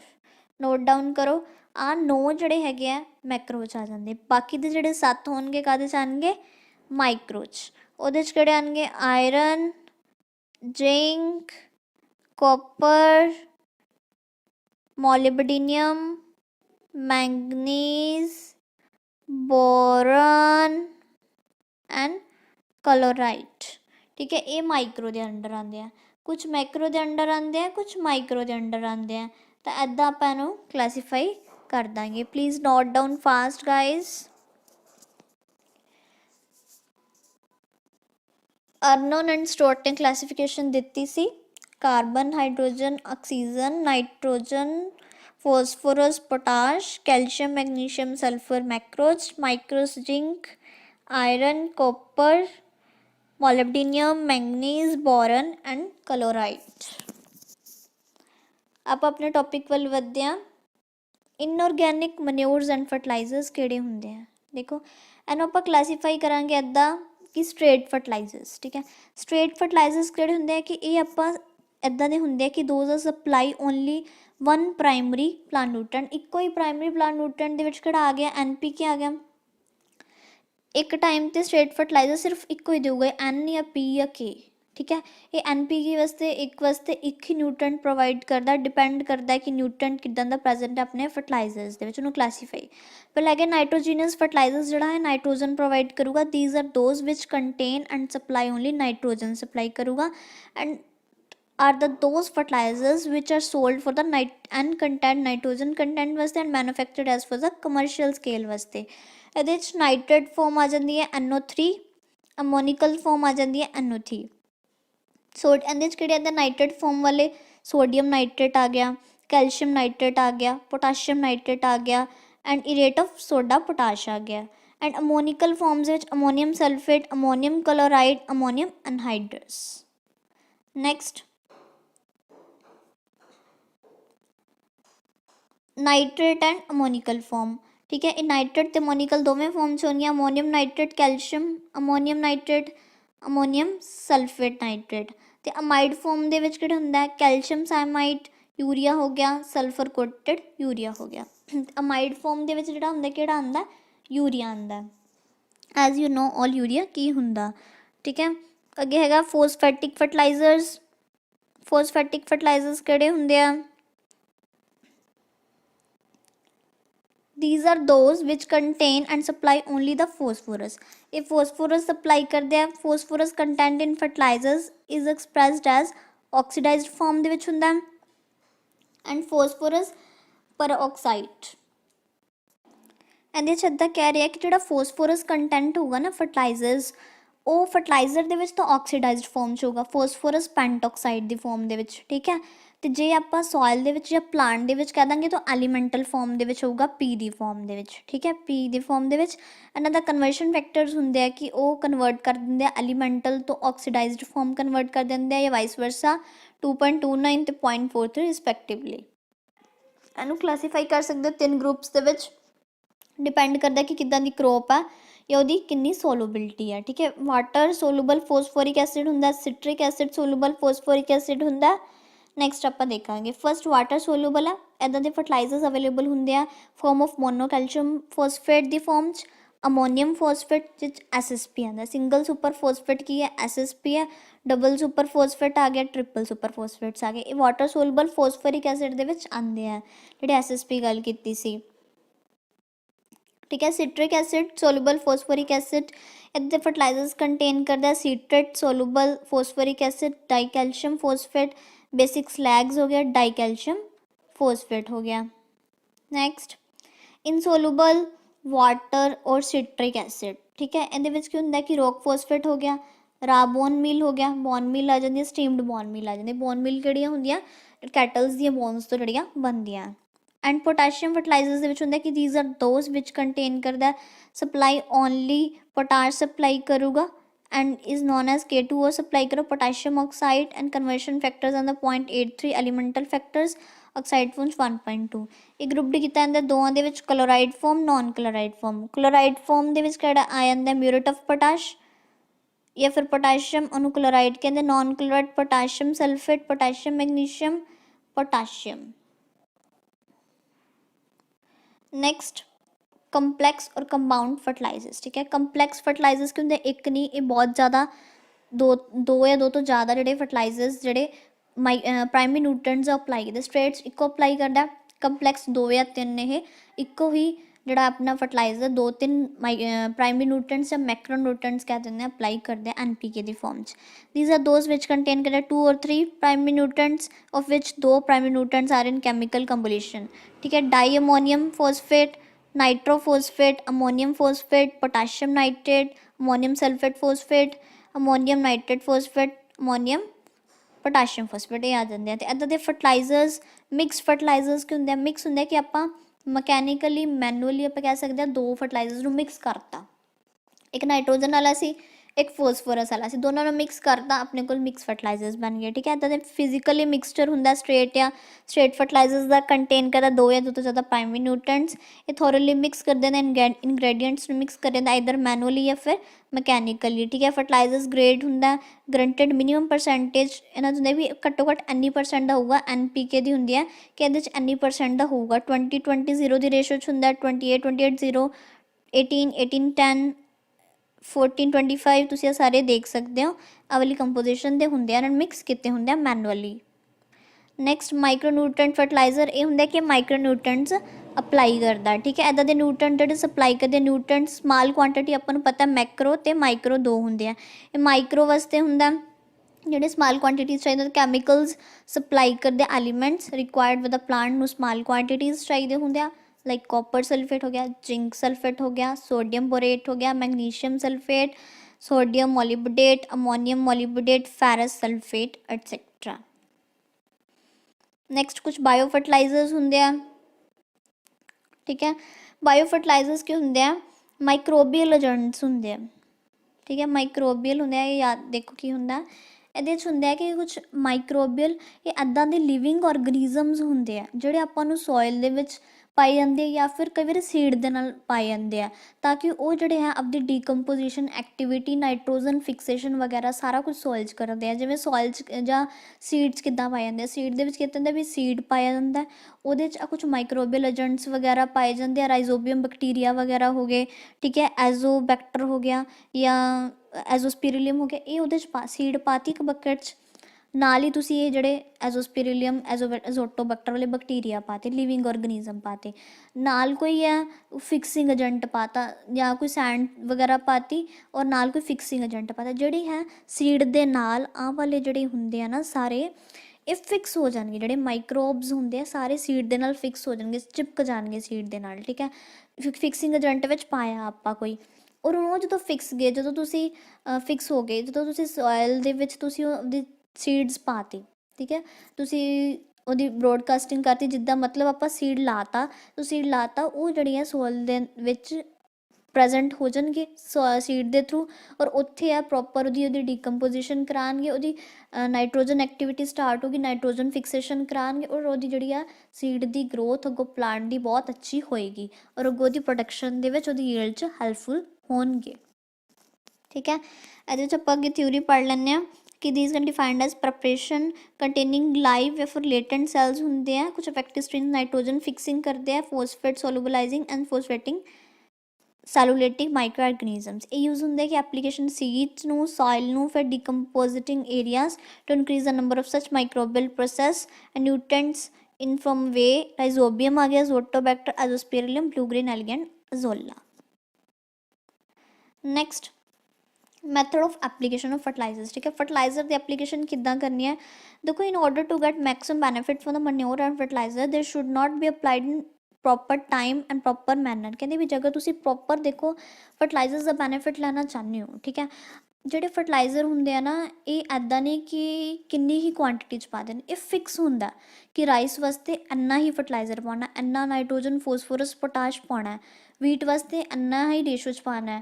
ਠੀਕ ਹੈ, ਇਹਨਾਂ ਦੀ ਰੇਸ਼ੋਜ਼ ਫਿਕਸ ਹੁੰਦੀਆਂ NPK ਦੀਆਂ, ਕਿ ਇੱਦਾਂ ਨਹੀਂ ਕਿ ਆਪਾਂ ਘੱਟ ਵੱਧ ਪਾ ਸਕਦੇ ਹਾਂ, ਰਿਕਮੈਂਡਡ ਹੀ ਪਾਉਣੀਆਂ ਹੁੰਦੀਆਂ। ਇਹ ਹੈ ਕਿ ਫਾਰਮਰ ਇੱਕ ਆਪਦੇ ਵੱਲੋਂ ਹੀ ਕਈ ਵਾਰੀ ਇਲਿਟਰੇਟ ਹੋਣ ਕਰਕੇ ਆਪਦੇ ਵੱਲੋਂ ਪਾ ਦਿੰਦੇ ਆ ਘੱਟ ਵੱਧ, ਪਰ ਅਦਰਵਾਈਜ਼ ਅਗਰ ਆਪਾਂ ਰਿਕਮੈਂਡ ਕਰੀਏ ਜਿੰਨੀਆਂ PAU ਰਿਕਮੈਂਡ ਕਰਦਾ ਆਪਣਾ, ਠੀਕ ਹੈ, ਪੈਕੇਜ ਦੇ ਵਿੱਚ ਰਿਕਮੈਂਡੇਸ਼ਨਸ ਹੁੰਦੀਆਂ ਲਿਖੀਆਂ ਉਨੀਆਂ ਹੀ ਪਾਉਣੀਆਂ ਚਾਹੀਦੀਆਂ, ਤਾਂ ਕਿ ਅਗਰ ਆਪਾਂ ਘੱਟ ਪਾਵਾਂਗੇ ਤਾਂ ਵੀ ਥੋੜ੍ਹੀ ਰਹਿ ਜਾਣੀ ਹੈ, ਜ਼ਿਆਦਾ ਪਾਵਾਂਗੇ ਤਾਂ ਵੇਸਟੇਜ ਹੋ ਜਾਣੀ ਹੈ। ਤਾਂ ਇਸ ਕਰਕੇ ਜਿੰਨੀ ਰਿਕਮੈਂਡ ਕੀਤੀ ਜਾਂਦੀ ਓਨੀ ਹੀ ਪਾਉਣੀ ਹੁੰਦੀ ਹੈ। ਦੂਜੇ ਨੰਬਰ ਦੀ ਗੱਲ ਕਦੋਂ ਪਾਉਣੀ ਹੈ, ਇਹਦਾ ਵੀ ਹੁੰਦਾ ਕਿ ਕਈ ਵਾਰੀ ਤਾਂ ਜਿਵੇਂ ਜਦੋਂ ਆਪਾਂ ਟਰਾਂਸਪਲਾਂਟਿੰਗ ਕਰਦੇ ਹਾਂ ਜਾਂ ਸੀਡ ਲਾਉਂਦੇ ਹਾਂ, ਠੀਕ ਹੈ, ਉਦੋਂ ਪਾਉਣੀ ਹੁੰਦੀ ਹੈ, ਇੱਕ ਵਾਰੀ ਇਨਕੋਪਰੇਸ਼ਨ ਕਰਨੀ ਹੈ ਸਟਾਰਟਿੰਗ ਦੇ ਵਿੱਚ। ਬਾਅਦ 'ਚ ਕਈਆਂ 'ਚ ਹੁੰਦੀ ਹੈ ਕਿ ਇੰਟਰਵਲ ਹੁੰਦਾ ਕਿ ਮਹੀਨੇ ਬਾਅਦ ਪਾਉਣੀ ਹੈ, ਜੇ ਕੋਈ ਵੱਡੀ ਗਰੁੱਪ ਹੈ ਤਾਂ 2 ਮਹੀਨੇ ਬਾਅਦ, ਕਈਆਂ 'ਚ 15 ਦਿਨਾਂ ਬਾਅਦ ਹੀ ਪਾਉਣਾ ਹੁੰਦਾ। ਤਾਂ ਉਹ ਕਿੰਨੀ ਡੋਜ਼ ਪਾਉਣੀ ਹੈ, ਕਿੰਨੇ ਇੰਟਰਵਲ 'ਚ ਪਾਉਣੀ ਹੈ, ਇਹ ਸਾਰਾ ਕੁਝ ਧਿਆਨ ਰੱਖਣਾ, ਔਰ ਕਿਸ ਤਰੀਕੇ ਨਾਲ ਪਾਉਣਾ ਫਰਟੀਲਾਈਜ਼ਰ ਇਹਦਾ ਵੀ ਧਿਆਨ ਹੋਣਾ ਚਾਹੀਦਾ। ਠੀਕ ਹੈ, ਇਹ ਸਾਰੀਆਂ ਕੇਅਰਫੁਲ ਕੰਸੀਡਰੇਸ਼ਨਸ ਆਪਾਂ ਰੱਖਣੀਆਂ। Different soil react differently with the fertilizer, अलग अलग सॉइल अलग अलग तरीके नाल ਇਹਦੇ ਨਾਲ रिएक्ट करूगी। And NPK requirement different crop से डिफरेंट होंगी, हरेक दी NPK रिक्वायरमेंट डिफरेंट होंगी। And single crop nutrient requirement भी डिफरेंट होंगी। और ਉਹਦੀ स्टेज ਦੀ रिक्वायरमेंट कि जिवें ਉਹਦੀ ਪਹਿਲਾਂ फ्लावरिंग रिक्वायरमेंट होर है, ठीक है, जो फ्लावर हो जाता उदों होर होगा, ठीक है, वो जो टिलर बन गया वो रिक्वायरमेंट होर होगी, कितना चाहिए उन्होंने NPK। ਇੱਦਾਂ ਜੋ ਹੈ ਸਾਰੀਆਂ ਸਟੇਜਿਸ ਦੇ ਅਕੋਰਡਿੰਗ ਜੋ ਪਲਾਂਟ ਸਟੇਜਿਸ ਹੁੰਦੀਆਂ ਲਾਈਫ ਸਾਈਕਲ ਦੇ ਵਿੱਚ ਉਹ ਵੈਰੀ ਕਰਦੀਆਂ। Next, fertilisers are applied by different methods mainly for 3 purposes, ठीक है, जो फर्टिलाइजर्स अप्लाई करते हैं अलग अलग तरीके नाल 3 परपजेस करके make the plant nutrient easily available to plant nutrient, मतलब इस तरीके नाल तुसी फर्टिलाइजर पाना कि जो क्रॉप नू ईजली अवेलेबल होवे। दूजा कहते उन्हां च लोसिस वगैरह हैगे आ वो घट जाण, फर्टिलाइजर का लोस घट होवे, यूटिलाइजेशन वध तो वध ज़्यादा होवे एंड ईज ऑफ एप्लीकेशन बहुत ईजी होवे, ठीक है, उन्होंने अप्लाई करना सौखा होवे, इदां दा मैथड यूज़ करना। द टाइम ते मैथड ऑफ फर्टिलाइजर एप्लीकेशन वो वैरी करूगा भी किस तरीके नाल है, तुसी किस टाइम ते किस तरीके नाल वैरी करूगा कि फर्टिलाइजर की नेचर किदां दी है, सॉयल की नेचर किदां दी है और न्यूट्रन की रिक्वायरमेंट कितनी है तो फील्ड क्रॉप्स की नेचर कितनी है। एप्लीकेशन ऑफ लिक्विड फर्टिलाइजर्स, ठीक है, जी एप्लीकेशन ऑफ लिक्विड फर्टिलाइजर्स है ये आप इस तरह कर दें, कुछ स्टार्टर सल्यूशनस की फॉर्म के कर दें, ठीक है, किमें अप्लाई करना स्टार्टर स्टार्टर के है कि मतलब आप जो इन ट्रांसप्लांटिंग करन लगे जो आप कोई लाउन लगे क्रॉप, ठीक है, उदों पानी है जिमें जो सल्यूशनस हो फर्टिलाइजर जनरली NPK किस रेशोज 1:1 रेशो या 1:1:2 रेशो के अप्लाई करना, 1:1 एंड 1:2 अप्लाई करने होंगे NPK जो आप अप्लाई करने जिमें वैजीटेबल प्लांट्स में इस फॉर्म के अप्लाई करना जो आप ट्रांसप्लांटिंग करन लगे, जो आप लाउन लगे जो आप नर्सरी लाउन लगे प्लांट्स की उस टाइम, ठीक है। ये कहते बहुत ज़्यादा कि हैल्प ही करूगी अगर आप पौधे लावांगे, बहुत रैपिडली एस्टैबलिश सीडलिंग्स बहुत जल्दी ग्रो होंगियां एंड क्विक करली ग्रो होंगियां। यदि एडवांटेज होंगे कि न्यूट्रेंट्स एक प्लांट की रूट्स तक पहुँचूगा इमीडिएटली और उन्होंने सफिशेंटली इन्ना डिल्यूट होना चाहिए, पतला होना चाहिए और ग्रोथ इनहिबिट ना करे। और extra labour is necessary, and जो एक्सट्रा लेबर है वो चाहिए होगी, ये गल है डिसएडवांटेज कि उन्हें एक्सट्रा लेबर चाहिए होगी। दूजा कहते fixation of phosphorus is greater, D phosphorus है उनकी फिक्सेशन ज़्यादा होगी। नैक्सट आप अप्लाई कर सकते हैं फोलियर एप्लीकेशन कर सकते हैं, ठीक है, ये आप ये कह सकते हैं कि लीव्स वगैरह जी आप एप्लीकेशन दें, लीव्स को स्प्रे की फॉर्म के आप फर्टिलाइजर देता, ठीक है, उनकी प्लांट बन गया वड्डा वधिया, वो लीव्स के उपर स्प्रे दी is known as foliar application nutrients वगैरह दी, ठीक है। It refers to the spraying of the leaves crop plant suitable fertiliser solutions prepared in low concentration to supply only 1 nutrient, ठीक है। ये आप ये कि लीव्स स्प्रे करते हैं कोई सूटेबल फर्टिलाइजर सोल्यूशन तैयार करा के, ठीक है, पानी सस्पेंशन मटीरियल बना के लो कंसनट्रेशन का होना चाहिए और एक प्लांट न्यूट्रेंट अप्लाई करे। प्रैफरेबल किया कि सॉइल नू वैन जो ये उदों दिता जाता है कि जो सॉइल कंडीशनस है वो कंपीटेटिव क्रॉप वगैरह है, ठीक है, और वो लेट एप्लीकेशन करनी है नाइट्रोजन की लेट एप्लीकेशन करनी है तो आप वो फोलियर स्प्रे दे पर कर सकते हैं। एक्यूरेटली टाइम रिस्पोंस फर्टिलाइजर्स ये जल्दी रिस्पोंस जिवें आप लीव्स के उपर करांगे उत्थे डायरैक्टली वो स्टोमेट है उत्थों ही ऑब्जॉर्व कर लैणगे वो न्यूट्रेंट्स और वो जल्दी अपनी जी है उसका इफैक्ट भी शो हो जाऊगा, ठीक है। रूटीन एप्लीकेशन जी होंगी है इंसैक्टिसाइडल पेस्टिसाइड्स के नालों nutrient prevent application fertiliser also permit the application to the leaves higher clearance sprayer, ये अच्छा है कि आप स्प्रे कर सकते हैं। ये कई बार हैलीकॉप्टर्स की फॉर्म के भी होंगी है, आप देखते हैं कि जोड़े लार्ज स्केल के होंगे डेवलप्ड कंट्रीज़ वगैरह जितने बहुत वड्डे फार्म्स होंगे कि बहुत ज़्यादा किले है, ठीक है, 100 200 किला इकट्ठा स्प्रे करना है तो वो एवं नहीं करते स्प्रेया नाल, तो वो जी हैलीकॉप्टर स्प्रे वगैरह कर देंगे हैं, तो हैलीकॉप्टर के पूरी स्प्रे मटीरियल पा के उत्थों पूरी फील्ड के स्प्रे आउट कर देंगे हैं। नैक्सट ये लास्ट है कि direct application to the soil, ठीक है, डायरैक्ट एप्लीकेशन किवें करनी है सॉइल ये कह सकते हैं किसी स्पैशल इक्विपमेंट के नाल आप सॉइल दे विच डायरैक्टली अप्लाई करना है, जिवें अनहाइड्रस अमोनीया हो गया, ठीक है, नाइट्रोजन सॉल्यूशंस हो गए डायरैक्टली सॉइल दे विच अप्लाई करना है, डायरैक्ट यूटिलाइजेशन हो जाती है ਚੀਪ ਨਾਈਟ੍ਰੋਜਨ ਸੋਰਸ ਦੀ, ਠੀਕ ਹੈ। ਪਲਾਂਟ ਇੰਜਰੀ ਵਗੈਰਾ ਜਾਂ ਵੇਸਟੇਜ ਆਫ ਅਮੋਨੀਆ ਬਹੁਤ ਘੱਟ ਹੁੰਦਾ, ਇਹਦੇ 'ਚ ਵੇਸਟੇਜ ਘੱਟ ਹੁੰਦੀ, ਇੰਜਰੀ ਵਗੈਰਾ ਨਹੀਂ ਹੁੰਦੀ। ਔਰ ਇਹ ਕੀ ਹੁੰਦਾ ਕਿ 10 ਸੈਂਟੀਮੀਟਰ ਬਿਲੋ ਦ ਸੀਡ, ਇਹ ਕਿਵੇਂ ਅਪਲਾਈ ਕਰਨਾ ਸੋਇਲ ਦੇ ਵਿੱਚ, ਸੀਡ ਹੈ ਸੀਡ ਤੋਂ 10 ਸੈਂਟੀਮੀਟਰ ਉਹਦੇ ਥੱਲੇ ਅਪਲਾਈ ਕਰਨਾ, ਅਦਰਵਾਈਜ਼ ਜਿਹੜਾ ਹੈਗਾ ਨਾਈਟ੍ਰੋਜਨ ਅਮੋਨੀਆ ਦੀ ਫੋਰਮ 'ਚ ਲੋਸਟ ਹੋ ਜਾਊਗਾ, ਠੀਕ ਹੈ। ਸੋਇਲ ਮੋਇਸਚਰ ਚਾਹੀਦਾ ਹੁੰਦਾ, ਗੁੱਡ ਜਿਹੜੀ ਹੈ ਫੀਲਡ ਕਪੈਸਿਟੀ ਵਾਸਤੇ ਅਤੇ ਗੁੱਡ ਸੋਇਲ ਟਿਲਥ ਵਾਸਤੇ, ਠੀਕ ਹੈ। ਐਪਲੀਕੇਸ਼ਨ ਤੁਸੀਂ ਇਰੀਗੇਸ਼ਨ ਵਾਟਰ ਦੇ ਨਾਲ ਕਰ ਸਕਦੇ ਹੋ। ਦੇਖੋ ਇਹਦੇ ਵਿੱਚ ਕੀ ਹੁੰਦਾ ਕਿ ਐਪਲੀਕੇਸ਼ਨ ਇਰੀਗੇਸ਼ਨ ਵਾਟਰ ਦੇ ਨਾਲ ਆਪਾਂ ਪਾਣੀ ਲਾਉਣਾ, ਸਿੰਚਾਈ ਕਰਨੀ ਇਰੀਗੇਸ਼ਨ ਵਾਟਰ, ਤਾਂ ਇਹਦੇ ਵਿੱਚ ਕੁਝ ਜਿਹੜੇ ਸਟ੍ਰੇਟ ਫਰਟੀਲਾਈਜ਼ਰਸ ਹੁੰਦੇ ਆ, ਠੀਕ ਹੈ। ਸਟ੍ਰੇਟ ਹੈ ਜਾਂ ਮਿਕਸ ਜਿੱਦਾਂ ਦਾ ਮਰਜ਼ੀ ਫਰਟੀਲਾਈਜ਼ਰ ਹੈ, NPK ਹੈ, ਜਿਨ੍ਹਾਂ ਦੇ ਵਿੱਚ ਉਹ ਪਾਣੀ ਉਹਦੇ ਵਿੱਚ ਜਿਹੜੇ ਜਲਦੀ ਘੁਲ ਜਾਂਦੇ ਆ, ਠੀਕ ਹੈ। ਪਾਣੀ 'ਚ ਜਿਹੜੇ ਜਲਦੀ ਘੁਲ ਜਾਂਦੇ ਨਾ, ਫੋਸਫੋਰਸ ਜਾਂ ਪੋਟਾਸ਼ ਦੇ ਫਰਟੀਲਾਈਜ਼ਰਸ, ਤੁਸੀਂ ਕੀ ਕਰਨਾ ਹੈ, ਜਿਵੇਂ ਪਾਣੀ ਲਾਈ ਜਾਂਦੇ ਆ ਤਾਂ ਪਾਣੀ ਦੀ ਜਿਹੜਾ ਉਹ ਇਰੀਗੇਸ਼ਨ ਸਟਰੀਮ ਹੈ, ਠੀਕ ਹੈ, ਜਿਹੜੀ ਉਹ ਬਣੀ ਹੁੰਦੀ ਹੈ, ਉਹਦੇ ਵਿੱਚ ਤੁਸੀਂ ਪਾਣੀ ਦੇ ਵਿੱਚ ਹੀ ਤੁਸੀਂ ਆਪਦੇ ਫਰਟੀਲਾਈਜ਼ਰ ਘੋਲ ਦੇਣਾ, ਜਿਹੜੀ ਇਰੀਗੇਸ਼ਨ ਸਟਰੀਮਸ ਹੁੰਦੀਆਂ ਬਣੀਆਂ ਹੁੰਦੀਆਂ, ਅਤੇ ਉਹਦੇ ਵਿੱਚ ਘੋਲ ਦੇਣਾ ਸਾਰਾ ਆਪਦਾ ਫਰਟੀਲਾਈਜ਼ਰ। ਉਹ ਹੌਲੀ ਹੌਲੀ ਜਿਵੇਂ ਜਿਵੇਂ ਪਾਣੀ ਜਾਊਗਾ ਕਰੋਪਸ ਟੂ, ਉਵੇਂ ਉਵੇਂ ਨਾਲ ਫਰਟੀਲਾਈਜ਼ਰ ਵੀ ਚਲਾ ਜਾਊਗਾ। ਇਹ ਹੈ ਕਿ ਉਹ ਪਲਾਂਟ ਦੇ ਵਿੱਚ ਡਿਜ਼ੋਲਵ ਹੋ ਜਾਂਦੀਆਂ ਜਾ ਕੇ, ਇਰੀਗੇਸ਼ਨ ਸਟਰੀਮ 'ਚ ਡਿਜ਼ੋਲਵ ਕਰ ਦੇਣਾ। ਔਰ ਇਹ ਕੀ ਤੁਹਾਡੀ ਕੋਸਟ, ਐਪਲੀਕੇਸ਼ਨ ਕੋਸਟ ਵੀ ਘਟੂਗੀ, ਕੁਛ ਐਕਸਟਰਾ ਨਹੀਂ ਲੱਗਿਆ, ਜਿਵੇਂ ਪਾਣੀ ਜਾਊਗਾ, ਪਾਣੀ ਲਾਉਣਾ ਸੀ, ਨਾਲ ਆਪਾਂ ਫਰਟੀਲਾਈਜ਼ਰ ਵਿੱਚ ਪਾਤਾ, ਪਾਣੀ ਦੇ ਘੋਲਤਾ ਉਹਦੇ ਵਿੱਚ ਸਟਰੀਮ ਦੇ ਵਿੱਚ ਪਾਤਾ, ਨਾਲ ਨਾਲ ਤੁਰਿਆ ਜਾਊਗਾ, ਠੀਕ ਹੈ। ਯੂਟੀਲਾਈਜੇਸ਼ਨ ਆਫ ਸੋਲੂਬਲ ਫਰਟੀਲਾਈਜ਼ਰਸ, ਠੀਕ ਹੈ। ਇਹ 'ਚ ਇਹ ਕਿ ਤੁਹਾਡੀ ਕੋਸਟ ਵਗੈਰਾ ਬਚ ਜੂਗੀ, ਈਜ਼ੀਲੀ ਅਪਲਾਈ ਹੋ ਜਾਊਗਾ। ਓਕੇ ਸਟੂਡੈਂਟ, ਆਈ ਹੋਪ ਤੁਹਾਨੂੰ ਬਹੁਤ ਅੱਛਾ ਲੱਗਿਆ ਹੋਊਗਾ ਲੈਕਚਰ। ਅਗਰ ਤੁਹਾਨੂੰ ਕੋਈ ਡਾਊਟ ਹੈ ਤਾਂ ਪਲੀਜ਼ ਪੁੱਛ ਸਕਦੇ ਹੋ, ਬਿਲਕੁਲ ਆਰਾਮ ਨਾਲ ਤੁਸੀਂ ਇਹ ਸੈਸ਼ਨ ਸੁਣਨਾ। ਅਗਰ ਨਹੀਂ ਹੈ ਤਾਂ ਇੱਕ ਵਾਰ ਦੋ ਵਾਰ ਹੀ ਤੁਸੀਂ ਗਰੋ ਥਰੂ ਕਰ ਲੈਣਾ, ਔਰ ਜਿੰਨਾ ਤੁਸੀਂ ਗ੍ਰੈਬ ਕਰ ਸਕੋ ਕਰਨਾ। ਦੀ ਬਹੁਤ ਹੀ ਬਿਹਤਰੀਨ ਸੈਸ਼ਨ ਹੋਣ ਜਾ ਰਿਹਾ। ਪ੍ਰੀਵੀਅਸ ਈਅਰਸ ਜਿੱਦਾਂ ਦੇ ਵੀ ਪੇਪਰ ਕੰਡਕਟ ਕਰਾਏ ਗਏ PPSC ਨੇ, ਉੱਦਾਂ 'ਚ ਜਿੱਦਾਂ ਹੀ ਕੁਐਸਚਨ ਆਏ ਗਏ ਉਹ ਆਪਾਂ ਅੱਜ ਗੱਲ ਕਰਾਂਗੇ। ਬਹੁਤ ਹੀ ਐਗਜ਼ਾਮ ਦੇ ਪੁਆਇੰਟ ਆਫ ਵਿਊ ਨਾਲ ਇੰਪੋਰਟੈਂਟ ਹੋ ਜਾ ਰਿਹਾ, ਔਰ ਤੁਸੀਂ ਬਹੁਤ ਗ੍ਰੈਬ ਕਰਨ ਦੀ ਕੋਸ਼ਿਸ਼ ਕਰਨੀ ਹੈ। Before we start the session ਤੁਸੀਂ ਚੈਨਲ ਨੂੰ ਸਬਸਕ੍ਰਾਈਬ ਕਰਨਾ ਹੈ, ਆਪਣੇ ਫਰੈਂਡਸ ਨਾਲ ਸ਼ੇਅਰ ਕਰਨਾ ਅਤੇ ਕਮੈਂਟ ਕਰਕੇ ਮੈਨੂੰ ਜ਼ਰੂਰ ਦੱਸਣਾ ਕਿ ਅੱਜ ਦਾ ਸੈਸ਼ਨ ਕਿੱਦਾਂ ਲੱਗਿਆ। ਅਗਰ ਤੁਸੀਂ ਆਨਲਾਈਨ ਸਟੱਡੀ ਮਟੀਰੀਅਲ ਜਾਂ ਮੌਕ ਟੈਸਟ ਸੀਰੀਜ਼ ਚਾਹੁੰਦੇ ਹੋ ਤਾਂ ਸਾਡੀ ਆਫੀਸ਼ੀਅਲ ਵੈਬਸਾਈਟ 'ਤੇ ਵਿਜ਼ਿਟ ਕਰੋ, ਜਿੱਥੇ ਤੁਹਾਨੂੰ ਅਨਲਿਮਿਟਿਡ ਮੌਕ ਟੈਸਟ ਅਤੇ ਸਟੱਡੀ ਮਟੀਰੀਅਲ ਪ੍ਰੋਵਾਈਡ ਕੀਤਾ ਜਾ ਰਿਹਾ। ਆਪਾਂ ਆਪਣੇ ਸੈਸ਼ਨ ਨਾਲ ਵਧਦੇ ਹੋਏ okay let's start the session. India's main rival in tea export is. India ਦਾ ਕੰਪੀਟੀਸ਼ਨ ਕਿਹਦੇ ਨਾਲ ਹੈ? ਰਿਵਲ ਇਜ਼ ਕੰਪੀਟੀਸ਼ਨ ਜਿਹੜੀ ਐਕਸਪੋਰਟਿੰਗ ਹੁੰਦੀ ਹੈ, ਠੀਕ ਹੈ। ਇੱਕ ਕੰਟਰੀ ਤੋਂ ਦੂਜੇ ਕੰਟਰੀ ਦੇ ਵਿੱਚ ਜਿਹੜਾ ਆਪਾਂ ਮਟੀਰੀਅਲ ਐਕਸਪੋਰਟ ਕਰਦੇ ਹਾਂ, ਦੈਟ ਇਜ਼ ਐਕਸਪੋਰਟਿੰਗ, ਠੀਕ ਹੈ, ਭੇਜਦੇ ਹਾਂ। ਤਾਂ ਉਹਦੇ 'ਚ ਸਭ ਤੋਂ ਜ਼ਿਆਦਾ ਇੰਡੀਆ ਦਾ ਕਿਹੜੀ ਕੰਟਰੀ ਨਾਲ ਕੰਪੀਟੀਸ਼ਨ ਹੈ, ਠੀਕ ਹੈ। ਇੰਡੀਆ ਨਾ ਐਕਚੁਅਲ ਹੈ ਕਿ 70% ਜੋ ਕੰਜ਼ਿਊਮ ਕਰ ਜਾਂਦਾ, ਜਿੰਨੀ ਟੀ ਪ੍ਰੋਡਿਊਸ ਕਰਦਾ, ਔਰ ਜੋ ਬਾਕੀ ਦੀ ਰਹਿ ਜਾਂਦੀ ਹੈ ਨਾ, ਉਹ ਹੋਰ ਚੀਜ਼ਾਂ ਚੂਜ਼ ਹੋ ਜਾਂਦੀ ਹੈ, ਅਤੇ ਜੋ ਸਿਰਫ ਥੋੜ੍ਹੀ ਬਹੁਤ ਘੱਟ ਕੁਆਂਟਿਟੀ ਦੇ ਵਿੱਚ ਹੁੰਦੀ ਹੈ ਕਿ ਜੋ ਐਕਸਪੋਰਟ ਕਰਦਾ। ਔਰ ਉਹਦਾ ਕੰਪੀਟੀਸ਼ਨ ਕਿਹਦੇ ਨਾਲ ਹੈ? ਸ਼੍ਰੀਲੰਕਾ ਦੇ ਨਾਲ ਕੰਪੀਟੀਸ਼ਨ ਹੈ। ਇੰਡੀਆ ਦਾ ਰੈਂਕ ਦੇਖੋ 4th ਰੈਂਕ ਹੈ ਇੰਡੀਆ ਦਾ, ਠੀਕ ਹੈ। ਸ਼੍ਰੀਲੰਕਾ ਨਾਲ ਇਹਦਾ ਕੰਪੀਟੀਸ਼ਨ ਹੈ।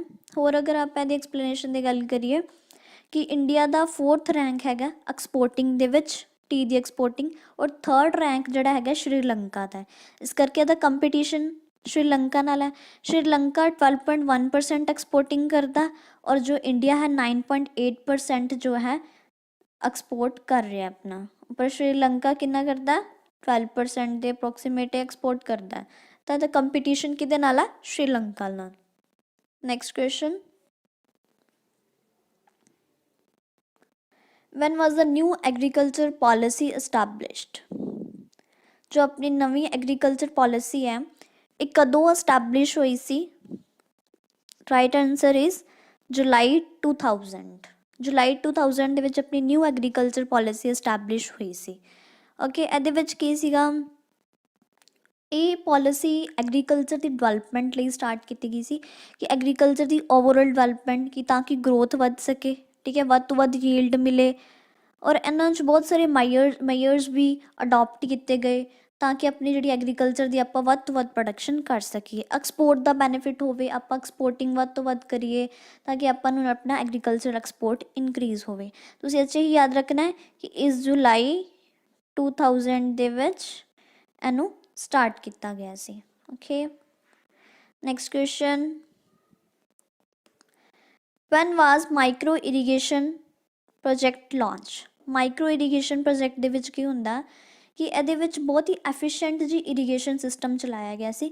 ਇੱਕ ਤਾਂ ਹੁੰਦਾ ਸਪ੍ਰਿੰਕਲਰ ਇਰੀਗੇਸ਼ਨ, ਠੀਕ ਹੈ, ਉਹ ਇਹਨੂੰ ਨਹੀਂ ਇਹਦੇ 'ਚ ਚਲਾਇਆ ਗਿਆ। ਸਪ੍ਰਿੰਕਲਰ ਕਿ ਬਹੁਤ ਹੀ ਜ਼ਿਆਦਾ ਹਾਈ ਸਪੀਡ 'ਤੇ, ਬਹੁਤ ਹੀ ਜ਼ਿਆਦਾ ਪ੍ਰੈਸ਼ਰ 'ਤੇ, ਬਹੁਤ ਛੋਟੀ ਬੂੰਦ ਦੇ ਨਾਲ ਬਹੁਤ ਹੀ ਸਪ੍ਰਿੰਕਲਰ ਇਰੀਗੇਸ਼ਨ ਪ੍ਰੋਵਾਈਡ ਕੀਤੀਆਂ, ਜਿਵੇਂ ਰੇਨ ਡਰੋਪਸ ਹੁੰਦੀਆਂ ਉਹ ਤਾਂ ਫਿਰ ਵੱਡੀਆਂ ਹੁੰਦੀਆਂ, ਉਦੋਂ ਬਹੁਤ ਹੀ ਪਤਲੀਆਂ ਡਰੋਪਸ ਜਿਹੜੀਆਂ ਹੁੰਦੀਆਂ ਉਹਦੇ 'ਚ ਹੁੰਦੀਆਂ ਸਪ੍ਰਿੰਕਲਰ। ਇਹਦੇ ਵਿੱਚ ਕੀ ਕੀਤਾ ਗਿਆ ਸੀ ਕਿ ਬਹੁਤ ਲੋ ਪ੍ਰੈਸ਼ਰ 'ਤੇ ਦੇਣੀ ਆ ਤੁਸੀਂ ਜਿਹੜੀ ਇਰੀਗੇਸ਼ਨ ਦੇਣੀ ਆ, ਸਿੰਚਾਈ ਕਰਨੀ, ਪਾਣੀ ਲਾਉਣਾ, ਬਹੁਤ ਲੋ ਪ੍ਰੈਸ਼ਰ 'ਤੇ ਹੋਏ, ਬਹੁਤ ਹੀ ਲੋ ਵੋਲੀਅਮ 'ਤੇ ਹੋਏ, ਔਰ ਫਲੋ ਵੀ ਬਹੁਤ ਘੱਟ ਹੋਏ। ਔਰ ਇੱਦਾਂ ਦਾ ਜਿਹੜਾ ਹੈਗੀ ਰੂ ਕ੍ਰੋਪਸ ਹੁੰਦੀਆਂ ਸੀ, ਜਾਂ ਫਿਰ ਕੋਈ ਸੀਰੀਅਲ ਕ੍ਰੋਪਸ ਦੇ ਵਿੱਚ ਵਗੈਰਾ ਕਰ ਦਿੰਦੇ ਸੀਗੇ। ਬਹੁਤ ਹੀ ਅੱਛੇ ਤਰੀਕੇ ਨਾਲ ਪ੍ਰੋਪਰ ਯੂਟੀਲਾਈਜੇਸ਼ਨ ਕਰਨ ਵਾਸਤੇ ਪਾਣੀ, ਕਿ ਪਾਣੀ ਨੂੰ ਖਰਾਬ ਨਹੀਂ ਕਰਨਾ, ਔਰ ਬਹੁਤ ਹੀ ਸਲੋਲੀ ਪਾਣੀ ਜੋ ਹੈ ਕ੍ਰੋਪ ਨੂੰ ਮਿਲਦਾ ਸੀ, ਸੋਇਲ ਨੂੰ ਮਿਲਦਾ ਸੀ, ਰੂਟਸ ਤੱਕ ਜਾਂਦਾ ਸੀ। ਰਨ ਆਫ ਵਗੈਰਾ ਅਵੋਇਡ, ਅਗਰ ਜ਼ਿਆਦਾ ਪਾਣੀ ਹੋ ਜਾਵੇ ਉੱਥੇ ਇਕੱਠਾ, ਪਲਾਂਟ ਨੇ ਅਬਜ਼ੌਰਬ ਨਹੀਂ ਕਰਨਾ ਇੱਕੋ ਦਮ, ਤਾਂ ਰਨ ਆਫ ਹੋ ਜਾਣਾ ਸੀ, ਆਪਾਂ ਨੂੰ ਡਰੇਨੇਜ ਕਰਨੀ ਪੈਂਦੀ, ਠੀਕ ਹੈ, ਪਾਣੀ ਇਕੱਠਾ ਹੋ ਜਾਂਦਾ। ਇਸ ਕਰਕੇ ਇਹਨਾਂ ਨੇ ਇੱਦਾਂ ਦਾ ਸਿਸਟਮ ਚਲਾਇਆ ਸੀ ਕਿ ਤੁਸੀਂ ਮਾਈਕਰੋ ਇਰੀਗੇਸ਼ਨ ਕਰਨੀ ਆ, ਬਹੁਤ ਸਲੋਲੀ ਜਿਹੜਾ ਹੈ ਪਾਣੀ ਕ੍ਰੋਪ ਨੂੰ ਪਹੁੰਚਾਉਣਾ ਹੈ। ਔਰ ਇਹਦਾ ਰਾਈਟ ਆਨਸਰ ਹੈ ਜੈਨ 2006, ਜਨਵਰੀ 2006 ਦੇ ਵਿੱਚ ਇਹ ਸਟਾਰਟ ਹੋਇਆ ਸੀ ਮਾਈਕਰੋ ਇਰੀਗੇਸ਼ਨ। ਤੁਸੀਂ ਨੋਟ ਕਰ ਰਹੇ ਹੋਗੇ, ਆਈ ਹੋਪ ਪ੍ਰੋਪਰ ਨੋਟ ਕਰਨਾ students. Which among the following does not belong to welfare scheme for the farmers. Farmers वास्ते वैलफेयर स्कीम केड़ी नहीं है? फर्स्ट आंसर देखो, किसान क्रेडिट कार्ड स्कीम ਆਪਾਂ ਆਲਰੇਡੀ ਗੱਲ ਕਰ ਚੁੱਕੇ ਹਾਂ, ਇਹ ਤਾਂ ਹੈਗੀ ਹੈ, ਠੀਕ ਹੈ। ਇਹਦੇ ਵਿੱਚ ਆਪਾਂ ਨੂੰ ਪਤਾ ਹੈ ਕਿ ਜੋ ਹੈ ਕ੍ਰੈਡਿਟ ਦਿੱਤਾ ਜਾਂਦਾ, 3 ਲੱਖ ਤੱਕ ਦਾ ਲੋਨ ਪ੍ਰੋਵਾਈਡ ਕੀਤਾ ਜਾਂਦਾ ਫਾਰਮਰਸ ਨੂੰ 4% ਦੇ ਉੱਪਰ, ਠੀਕ ਹੈ। ਵੈਸੇ 7% ਹੁੰਦਾ, ਅਗਰ ਦੀ ਫਾਰਮਰ ਦਾ ਸਹੀ ਹੈ 4% ਦੇ ਉੱਪਰ ਉਹਨੂੰ ਦੇ ਦਿੰਦੇ ਆ। Self help groups linkage programme, ਇਹਦੇ 'ਚ ਵੀ ਸੇਵਿੰਗ ਅਕਾਊਂਟ ਖੋਲ੍ਹੇ ਜਾਂਦੇ ਆ ਫਾਰਮਰਸ ਦੇ ਸੈਲਫ ਹੈਲਪ ਗਰੁੱਪ ਨੂੰ ਹੈਲਪ ਕਰਨ ਵਾਸਤੇ।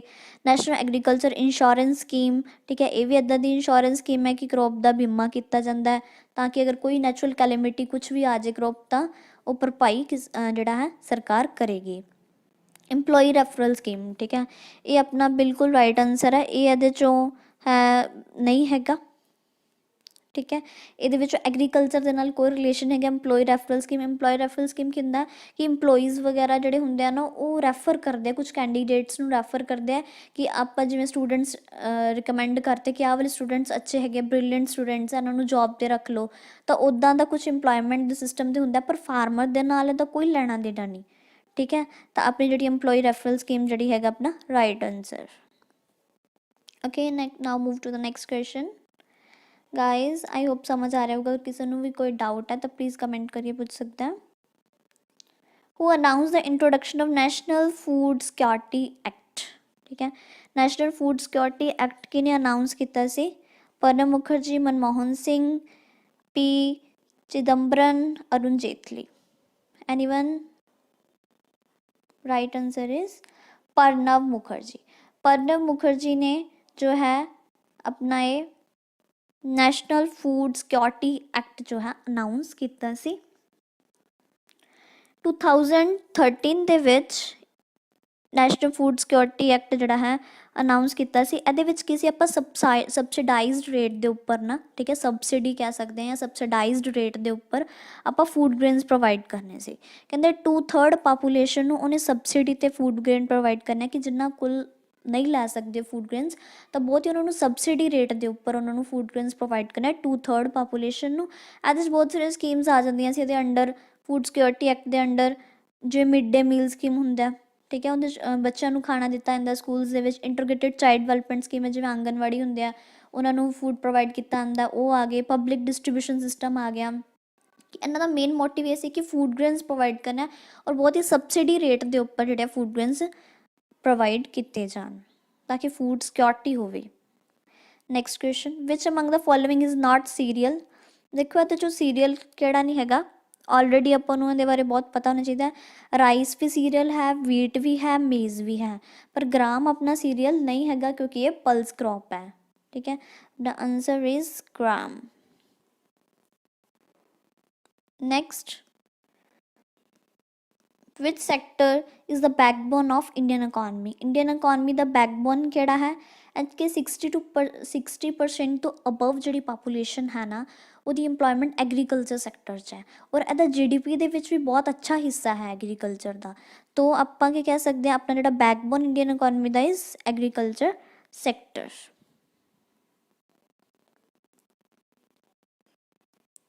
ਨੈਕਸਟ ਕੁਐਸਚਨ, ਲਿਸਟ 1 ਲਿਸਟ 2 ਦਿੱਤੀ ਹੋਈ ਹੈ ਸਟੂਡੈਂਟਸ, ਆਪਾਂ ਕਰੈਕਟਲੀ ਮੈਚ ਕਰਨੀ ਹੈ ਕਿ ਕਿਹੜੀ ਹੈ। ਠੀਕ ਹੈ, ਇੱਧਰ ਹੈ ਐਗਰੀਕਲਚਰ ਪ੍ਰੋਡਕਟਸ ਹੈ ਫਸਟਲੀ, ਔਰ ਇੱਧਰ ਐਗਰੀਕਲਚਰ ਪ੍ਰੋਡਕਟਸ ਹੈ ਉਹਨਾਂ ਦੇ ਪ੍ਰੋਡਿਊਸਰ ਕਿ ਕਿੱਥੇ ਪ੍ਰੋਡਿਊਸ ਹੁੰਦੇ ਆ। ਕੋਟਨ ਦੇਖੋ ਕਾਹਦੇ ਸਰ ਨਾਲ ਜ਼ਿਆਦਾ ਹੁੰਦਾ, ਐਨੀ ਗੈਸ ਫਾਸਟ ਗਾਇਸ। ਕੋਟਨ ਦੇਖੋ ਸਭ ਤੋਂ ਜ਼ਿਆਦਾ ਗੁਜਰਾਤ 'ਚ ਹੁੰਦਾ ਹੈ। ਠੀਕ ਹੈ, ਉਹ ਜਿਹੜਾ ਗ੍ਰਾਮ ਹੈ ਉਹ ਮੱਧ ਪ੍ਰਦੇਸ਼ 'ਚ ਹੁੰਦਾ ਹੈ, ਅਤੇ ਜਿਹੜਾ ਬਲੈਕ ਪੇਪਰ ਹੈ ਉਹ ਕੇਰਲਾ 'ਚ ਹੁੰਦਾ, ਅਤੇ ਪਾਈਨਐਪਲ ਆਪਾਂ ਕਹਿ ਸਕਦੇ ਹਾਂ ਇੱਦਾਂ ਹੁੰਦਾ। ਠੀਕ ਹੈ, ਪਾਈਨਐਪਲ ਵੈਸਟ ਬੰਗਾਲ 'ਚ ਹੈ, ਔਰ ਜਿਹੜਾ ਬਲੈਕ ਪੇਪਰ ਹੈ ਕੇਰਲਾ 'ਚ ਹੈ, ਕੋਟਨ ਗੁਜਰਾਤ 'ਚ ਹੈ, ਅਤੇ ਗ੍ਰਾਮ ਮੱਧ ਪ੍ਰਦੇਸ਼ 'ਚ ਹੈ। ਇੱਦਾਂ ਦੀ ਹੈ, ਔਰ ਇਹਨਾਂ 'ਚੋਂ ਕਿਹੜਾ ਸੀਕੁਐਂਸ ਇਹ ਹੈ 2 1 4 3, ਰਾਈਟ ਆਨਸਰ ਇਜ਼ 2 1 4 3 ਸੀਕੁਐਂਸ ਇਹਦੇ ਵਿੱਚ ਬਿਲਕੁਲ ਰਾਈਟ ਹੈ।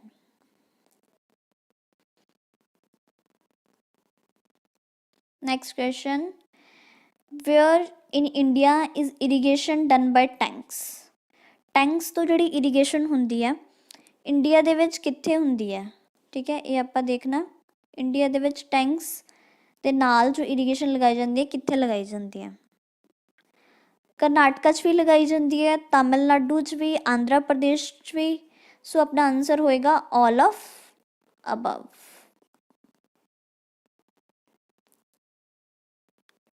ਸਭ ਕਿਤੇ ਜਿਹੜੀ ਆਪਣੀ ਇਰੀਗੇਸ਼ਨ ਟੈਂਕਸ ਦੇ ਥਰੂ ਲਗਾਈ ਜਾਂਦੀ ਹੈ, ਆਲ ਆਫ ਅਬਵ ਆਪਣਾ ਆਨਸਰ ਹੋਏਗਾ ਰਾਈਟ।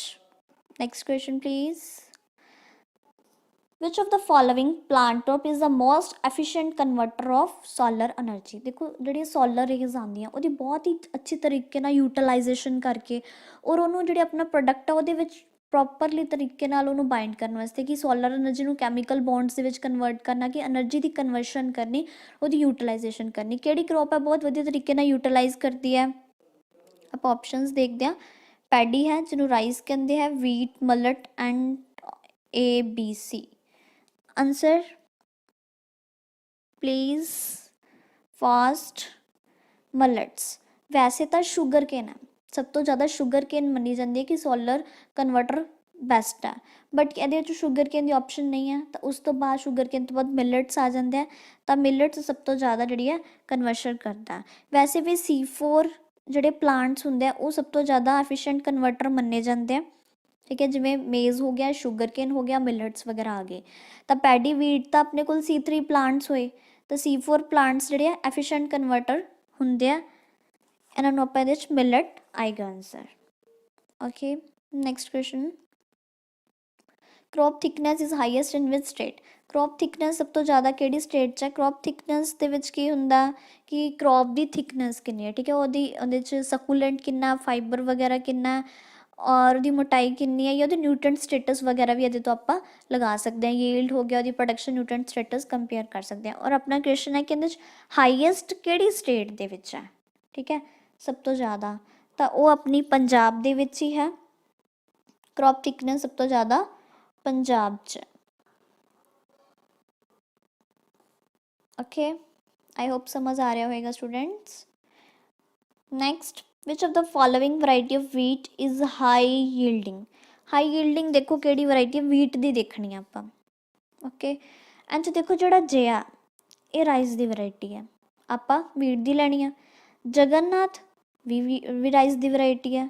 IR8 ਵੀ ਰਾਈਸ ਦੀ ਵਰਾਇਟੀ ਹੈ। ਬਚਿਆ ਕਿਹੜਾ, ਸੋਨਾਲੀਕਾ ਇਜ਼ ਰਾਈਟ ਆਨਸਰ, ਕਿਉਂਕਿ ਇਹੀ ਇੱਕ ਵੀਟ ਦੀ ਵਰਾਇਟੀ ਹੈ, ਬਾਕੀ ਤਿੰਨੇ ਜਿਹੜੀਆਂ ਰਾਈਸ ਦੀ ਵਰਾਇਟੀ ਹੈ।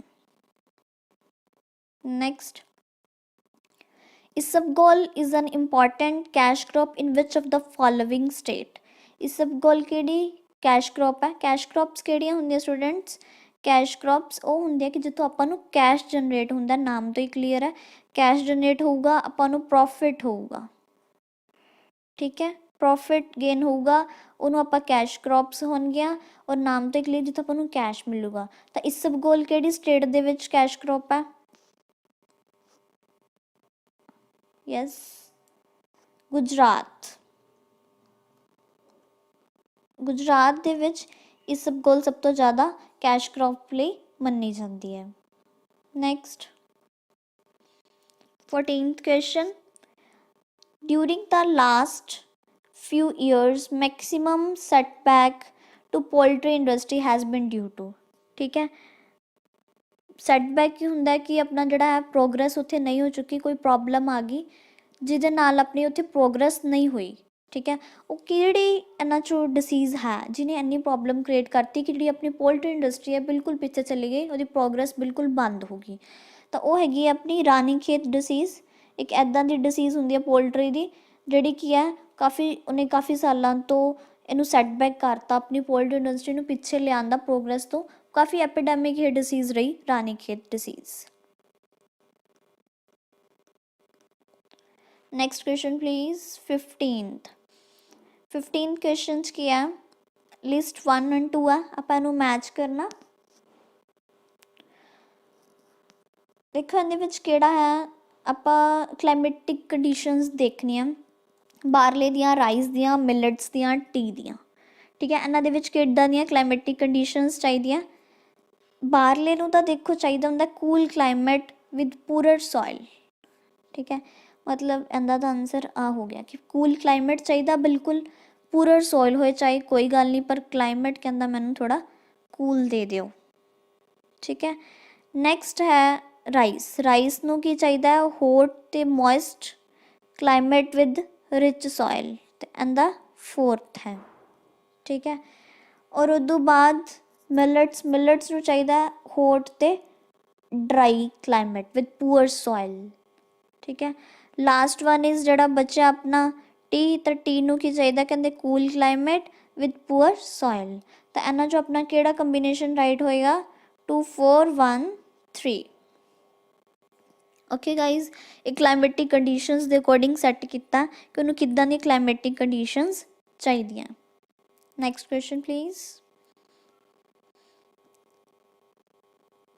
16th, as per the million well scheme currently under practice, farmer from which of the following categories can avail the benefit of open wells for irrigation purpose। Irrigation purpose ਵਾਸਤੇ ਨਾ ਉਹਨਾਂ ਨੇ open Wales generate ਕਰਤੇ ਕਿ farmers ਦੀ help ਲਈ। ਇਹਨੂੰ million well scheme ਕਿਹਾ ਜਾਂਦਾ। ਔਰ ਇਹਦੇ ਵਿੱਚ ਫਾਰਮਰਸ ਕੀ ਆਪਦਾ ਬੈਨੀਫਿਟ ਅਵੇਲ ਕਰ ਸਕਦੇ ਆ। ਕਿੱਦਾਂ ਦੇ ਫਾਰਮਰਸ ਹੋਣਗੇ ਜਿਨ੍ਹਾਂ ਨੂੰ ਇਹ ਬੈਨੀਫਿਟ ਮਿਲੇਗਾ, ਓਨਲੀ ਜਿਹੜੇ ਸਮਾਲ ਅਤੇ ਮਾਰਜਨਲ ਫਾਰਮਰਸ ਹੈ ਜੋ SC ਅਤੇ ST ਕੈਟਾਗਰੀ ਤੋਂ ਬਿਲੋਂਗ ਕਰਦੇ ਆ ਉਹੀ ਲੈ ਸਕਦੇ ਆ। ਮਾਰਜਨਲ ਫਾਰਮਰਸ ਹੁੰਦੇ ਆ ਕਿ ਜਿਨ੍ਹਾਂ ਦੇ 1 ਹੈਕਟੇਅਰ ਤੋਂ ਘੱਟ ਜ਼ਮੀਨ ਹੈ, ਔਰ ਜਿਹੜੇ ਸਮਾਲ ਫਾਰਮਰਸ ਹੁੰਦੇ ਆ 1 ਤੋਂ 2 ਹੈਕਟੇਅਰ ਦੇ ਵਿੱਚ ਜ਼ਮੀਨ ਹੈ, ਦੈਟ ਇਜ਼ ਸਮਾਲ ਫਾਰਮਰ। ਔਰ ਉਹ ਮਸਟ SC ST ਕੈਟਾਗਰੀ ਦੇ ਹੋਣ, ਉਹਨਾਂ ਨੂੰ ਤਾਂ ਹੀ ਆਪਾਂ ਮਿਲੀਅਨ ਵੈਲ ਸਕੀਮ ਦੇ ਅੰਡਰ ਲਿਆ ਜਾਏਗਾ। Next, a crop valued for its oil and protein content is, ਇੱਦਾਂ ਦੀ ਕਿਹੜੀ crop ਹੈ ਜਿਹਨੂੰ oil content ਅਤੇ protein content ਲਈ ਜਾਣਿਆ ਜਾਂਦਾ, that is groundnut। ਇਹਦੇ ਵਿੱਚ ਕੀ ਹੈ ਕਿ 40% ਤੋਂ ਅਬਵ oil ਹੁੰਦਾ, ਠੀਕ ਹੈ। 20% ਤੋਂ ਅਬਵ ਜਿਹੜਾ ਹੈ ਪ੍ਰੋਟੀਨ ਹੁੰਦਾ। 40% ਤੋਂ ਅਬਵ ਕੀ ਹੈ oil ਐਂਡ ਪ੍ਰੋਟੀਨ ਕੀ ਹੈ 20% ਤੋਂ ਅਬਵ। ਤਾਂ ਇਹਦੇ ਵਿੱਚ oil ਅਤੇ ਪ੍ਰੋਟੀਨ ਦੋਨੇ ਹੁੰਦੇ ਆ। ਉਹ ਕਿਹੜੀ crop ਹੈ, groundnut। Next question, which of the following is not the part of green revolution strategy। Green revolution strategy ਦੇ ਅੰਡਰ ਨਹੀਂ ਆਉਂਦਾ। ਦੇਖੋ ਗ੍ਰੀਨ ਰੈਵੋਲਿਊਸ਼ਨ ਸਟ੍ਰੈਟਜੀ 'ਚ ਕੀ ਨਹੀਂ ਸੀ, ਉਹਦੇ 'ਚ ਆਪਾਂ ਨੂੰ ਪਤਾ ਹੈ ਹਾਈ ਯੀਲਡਿੰਗ ਵਰਾਇਟੀਜ਼ ਵੀ ਯੂਜ਼ ਕੀਤੀਆਂ ਗਈਆਂ। HYV ਸੀਡਸ ਕਹਿੰਦੇ ਕਿ ਜਿਹਦੀ ਪ੍ਰੋਡਕਸ਼ਨ ਹੈ ਕਪੈਸਿਟੀ ਬਹੁਤ ਜ਼ਿਆਦਾ ਸੀ, ਜਿਹਨੇ ਬਿਲਕੁਲ ਗ੍ਰੀਨ ਰੈਵੋਲਿਊਸ਼ਨ ਲਿਆ ਕੇ ਰੱਖਤਾ, ਯੀਲਡ ਇੰਨੀ ਜ਼ਿਆਦਾ ਇਨਕਰੀਜ਼ ਕਰਤੀ। ਉਹਦੇ 'ਚੋਂ ਕਹਿੰਦਾ ਕਿ ਫਰਟੀਲਾਈਜ਼ਰਸ ਵੀ ਯੂਜ਼ ਕਰਨੇ। MS ਸਵਾਮੀਨਾਥਨ ਨੇ ਦਿੱਤੀ ਸੀ ਇਹ। ਉਹ ਕਹਿੰਦਾ ਵੀ ਜਿਹੜੀ ਫਰਟੀਲਾਈਜ਼ਰਸ ਵੀ ਯੂਜ਼ ਕਰਨੇ ਆ, ਔਰ ਇਰੀਗੇਸ਼ਨ ਨੂੰ ਵੀ ਅੱਛੇ ਤਰੀਕੇ ਨਾਲ ਯੂਜ਼ ਕਰਨਾ ਕਿ ਜਿੰਨੀ ਚਾਹੀਦੀ ਹੈ। ਅਗਰ ਸਪ੍ਰਿੰਕਲਰ ਨਾਲ ਚਾਹੀਦੀ ਹੈ, ਡ੍ਰਿਪ ਨਾਲ ਚਾਹੀਦੀ ਆ, ਜਿੱਦਾਂ ਤੁਸੀਂ ਯੂਜ਼ ਕਰਨੀ ਮਾਈਕਰੋ ਇਰੀਗੇਸ਼ਨ ਕਰੋ, ਬਟ ਐਫੀਸ਼ੀਐਂਟ ਇਰੀਗੇਸ਼ਨ ਹੋਣੀ ਚਾਹੀਦੀ, ਪ੍ਰੋਪਰ ਯੂਟੀਲਾਈਜੇਸ਼ਨ ਜਿੰਨੀ ਚਾਹੀਦੀ ਕ੍ਰੋਪ ਨੂੰ ਮਿਲਣੀ ਚਾਹੀਦੀ ਆ। ਬਸ ਕ੍ਰੋਪ ਇੰਸ਼ੋਰੈਂਸ ਸਕੀਮ ਹੈ ਐਂਡ ਓਨਲੀ ABC। ਪਰ ਗ੍ਰੀਨ ਰੈਵੋਲਿਊਸ਼ਨ ਦੇ ਅੰਡਰ ਕ੍ਰੋਪ ਇੰਸ਼ੋਰੈਂਸ ਸਕੀਮ ਤਾਂ ਬਿਲਕੁਲ ਨਹੀਂ ਆਇਆ ਸੀ। Right answer is crop insurance. ਇਹ ਬਿਲਕੁਲ ਰਾਈਟ ਹੈ, ਗ੍ਰੀਨ ਰੈਵੋਲਿਊਸ਼ਨ ਦੇ ਅੰਡਰ ਹੈ। ਆ ਵਾਲਾ ਨਹੀਂ ਸੀ। Next question please. Cattle bone powder is used as a fertilizer as it is rich in. ਇੱਕ ਕੈਟਲਸ ਹੁੰਦੇ ਆ ਜਿਹੜੇ ਦੁੱਧ ਦੇਣ ਵਾਲੇ ਹੁੰਦੇ ਜਾਨਵਰ, ਉਹਨਾਂ ਦੀ ਬੋਨਸ ਦੇ ਵਿੱਚੋਂ ਨਾ ਲੈ ਕੇ ਪਾਊਡਰ ਤਿਆਰ ਕੀਤਾ ਜਾਂਦਾ ਹੈ, ਠੀਕ ਹੈ। ਉਹਨਾਂ ਨੂੰ ਬੋਨਸ ਨੂੰ ਕ੍ਰਸ਼ਿੰਗ ਵਗੈਰਾ ਕਰਕੇ ਐਜ਼ ਅ ਪਾਊਡਰ ਫਾਰਮ ਬਣਾਇਆ ਜਾਂਦਾ ਹੈ, ਔਰ ਉਹ ਕੀ ਆਪਣਾ ਫਰਟੀਲਾਈਜ਼ਰ ਦਾ ਕੰਮ ਆਉਂਦਾ ਹੈ, ਜੋ ਆਪਾਂ ਜ਼ਮੀਨ ਦੇ ਵਿੱਚ ਪਾਉਂਦੇ ਹਾਂ ਔਰ ਜ਼ਮੀਨ ਦੀ ਉਪਜਾਊ ਸ਼ਕਤੀ ਆ ਇਨਕਰੀਜ਼ ਕਰਦੇ ਆ। ਔਰ ਉਹ ਕਿਹੜਾ ਨਿਊਟ੍ਰੈਂਟ ਕੰਟੈਂਟ ਇਨਕਰੀਜ਼ ਕਰਦਾ, ਦੈਟ ਇਜ਼ ਫੋਸਫੋਰਸ। NPK 2-3 ਹੈ ਮੈਕਰੋਨਿਊਟ੍ਰੈਂਟਸ ਹੁੰਦੇ ਕਿ ਜਿਹੜੇ ਸਭ ਤੋਂ ਜ਼ਿਆਦਾ ਚਾਹੀਦੇ ਹੁੰਦੇ, ਇਹਨਾਂ 'ਚ ਜਿਹੜਾ ਫੋਸਫੋਰਸ ਹੈ ਨਾ ਉਹ ਪ੍ਰੋਵਾਈਡ ਕਰਦਾ cattle bone powder. Next question. Crops likely covered under the new comprehensive crop insurance scheme would be। ਇੱਕ crop insurance scheme ਚਲਾਇਆ ਗਿਆ ਸੀ, ਇਹ 1985 ਦੇ ਵਿੱਚ ਸਟਾਰਟ ਕੀਤਾ ਸੀ। 1985 ਦੇ ਵਿੱਚ new comprehensive crop insurance scheme ਇਹ ਵਾਲਾ 1985 ਸਟਾਰਟ ਕੀਤਾ ਗਿਆ। ਇਹਦੇ 'ਚ ਕੀ ਸੀ, ਅਗਰ ਕੋਈ ਨੈਚੁਰਲ ਕੈਲੇਮਿਟੀ ਆ ਜਾਂਦੀ ਹੈ ਜਾਂ ਕੋਈ ਪੈਸਟ ਡਿਸੀਜ਼ ਦਾ ਅਟੈਕ ਹੋ ਜਾਂਦਾ ਤਾਂ ਉਹ ਕੀ ਹੁੰਦਾ, ਇੰਸ਼ੋਰੈਂਸ ਕਰ ਦਿੰਦੇ ਸੀ, ਬੀਮਾ ਕਰ ਦਿੰਦੇ ਸੀ ਕ੍ਰੌਪ ਦਾ, ਤਾਂ ਉਹਦੀ ਭਰਪਾਈ ਜਿਹੜੀ ਗੌਰਮੈਂਟ ਕਰਦੀ ਸੀ, ਠੀਕ ਹੈ। ਔਰ ਇਹਦੇ ਅੰਦਰ ਕਿਹੜੀਆਂ ਕ੍ਰੌਪਸ ਨੂੰ ਲਿੱਤਾ ਗਿਆ, ਇਹਦੇ ਅੰਦਰ ਕਮਰਸ਼ੀਅਲ ਕ੍ਰੌਪਸ ਨੂੰ ਲਿੱਤਾ ਗਿਆ, ਜੋ ਆਪਾਂ commercially as a sale purpose ਵਾਸਤੇ ਆਪਾਂ ਗਰੋ ਕਰਦੇ ਹਾਂ, ਉਹੀ ਕ੍ਰੌਪਸ ਇਹਦੇ ਅੰਡਰ ਆਉਣਗੀਆਂ। ਰੱਬੀ ਫਰੂਟਸ ਇੱਦਾਂ ਦਾ ਕੋਈ ਨਹੀਂ, ਜਸਟ ਕਮਰਸ਼ੀਅਲ ਕ੍ਰੌਪਸ ਇਹਦੇ ਅੰਦਰ ਆਉਣਗੀਆਂ। Okay, that's it guys, we done। and मैं दसना चाहूँगी कि अपना क्रैश कोर्स स्टार्ट होया है, ਉਹਦੇ ਵਿੱਚ ਮਸਟ ਤੁਸੀਂ ਐਨਰੋਲ ਕਰੋ। ਅਗਰ ਤੁਸੀਂ ਸਟਾਰਟਿੰਗ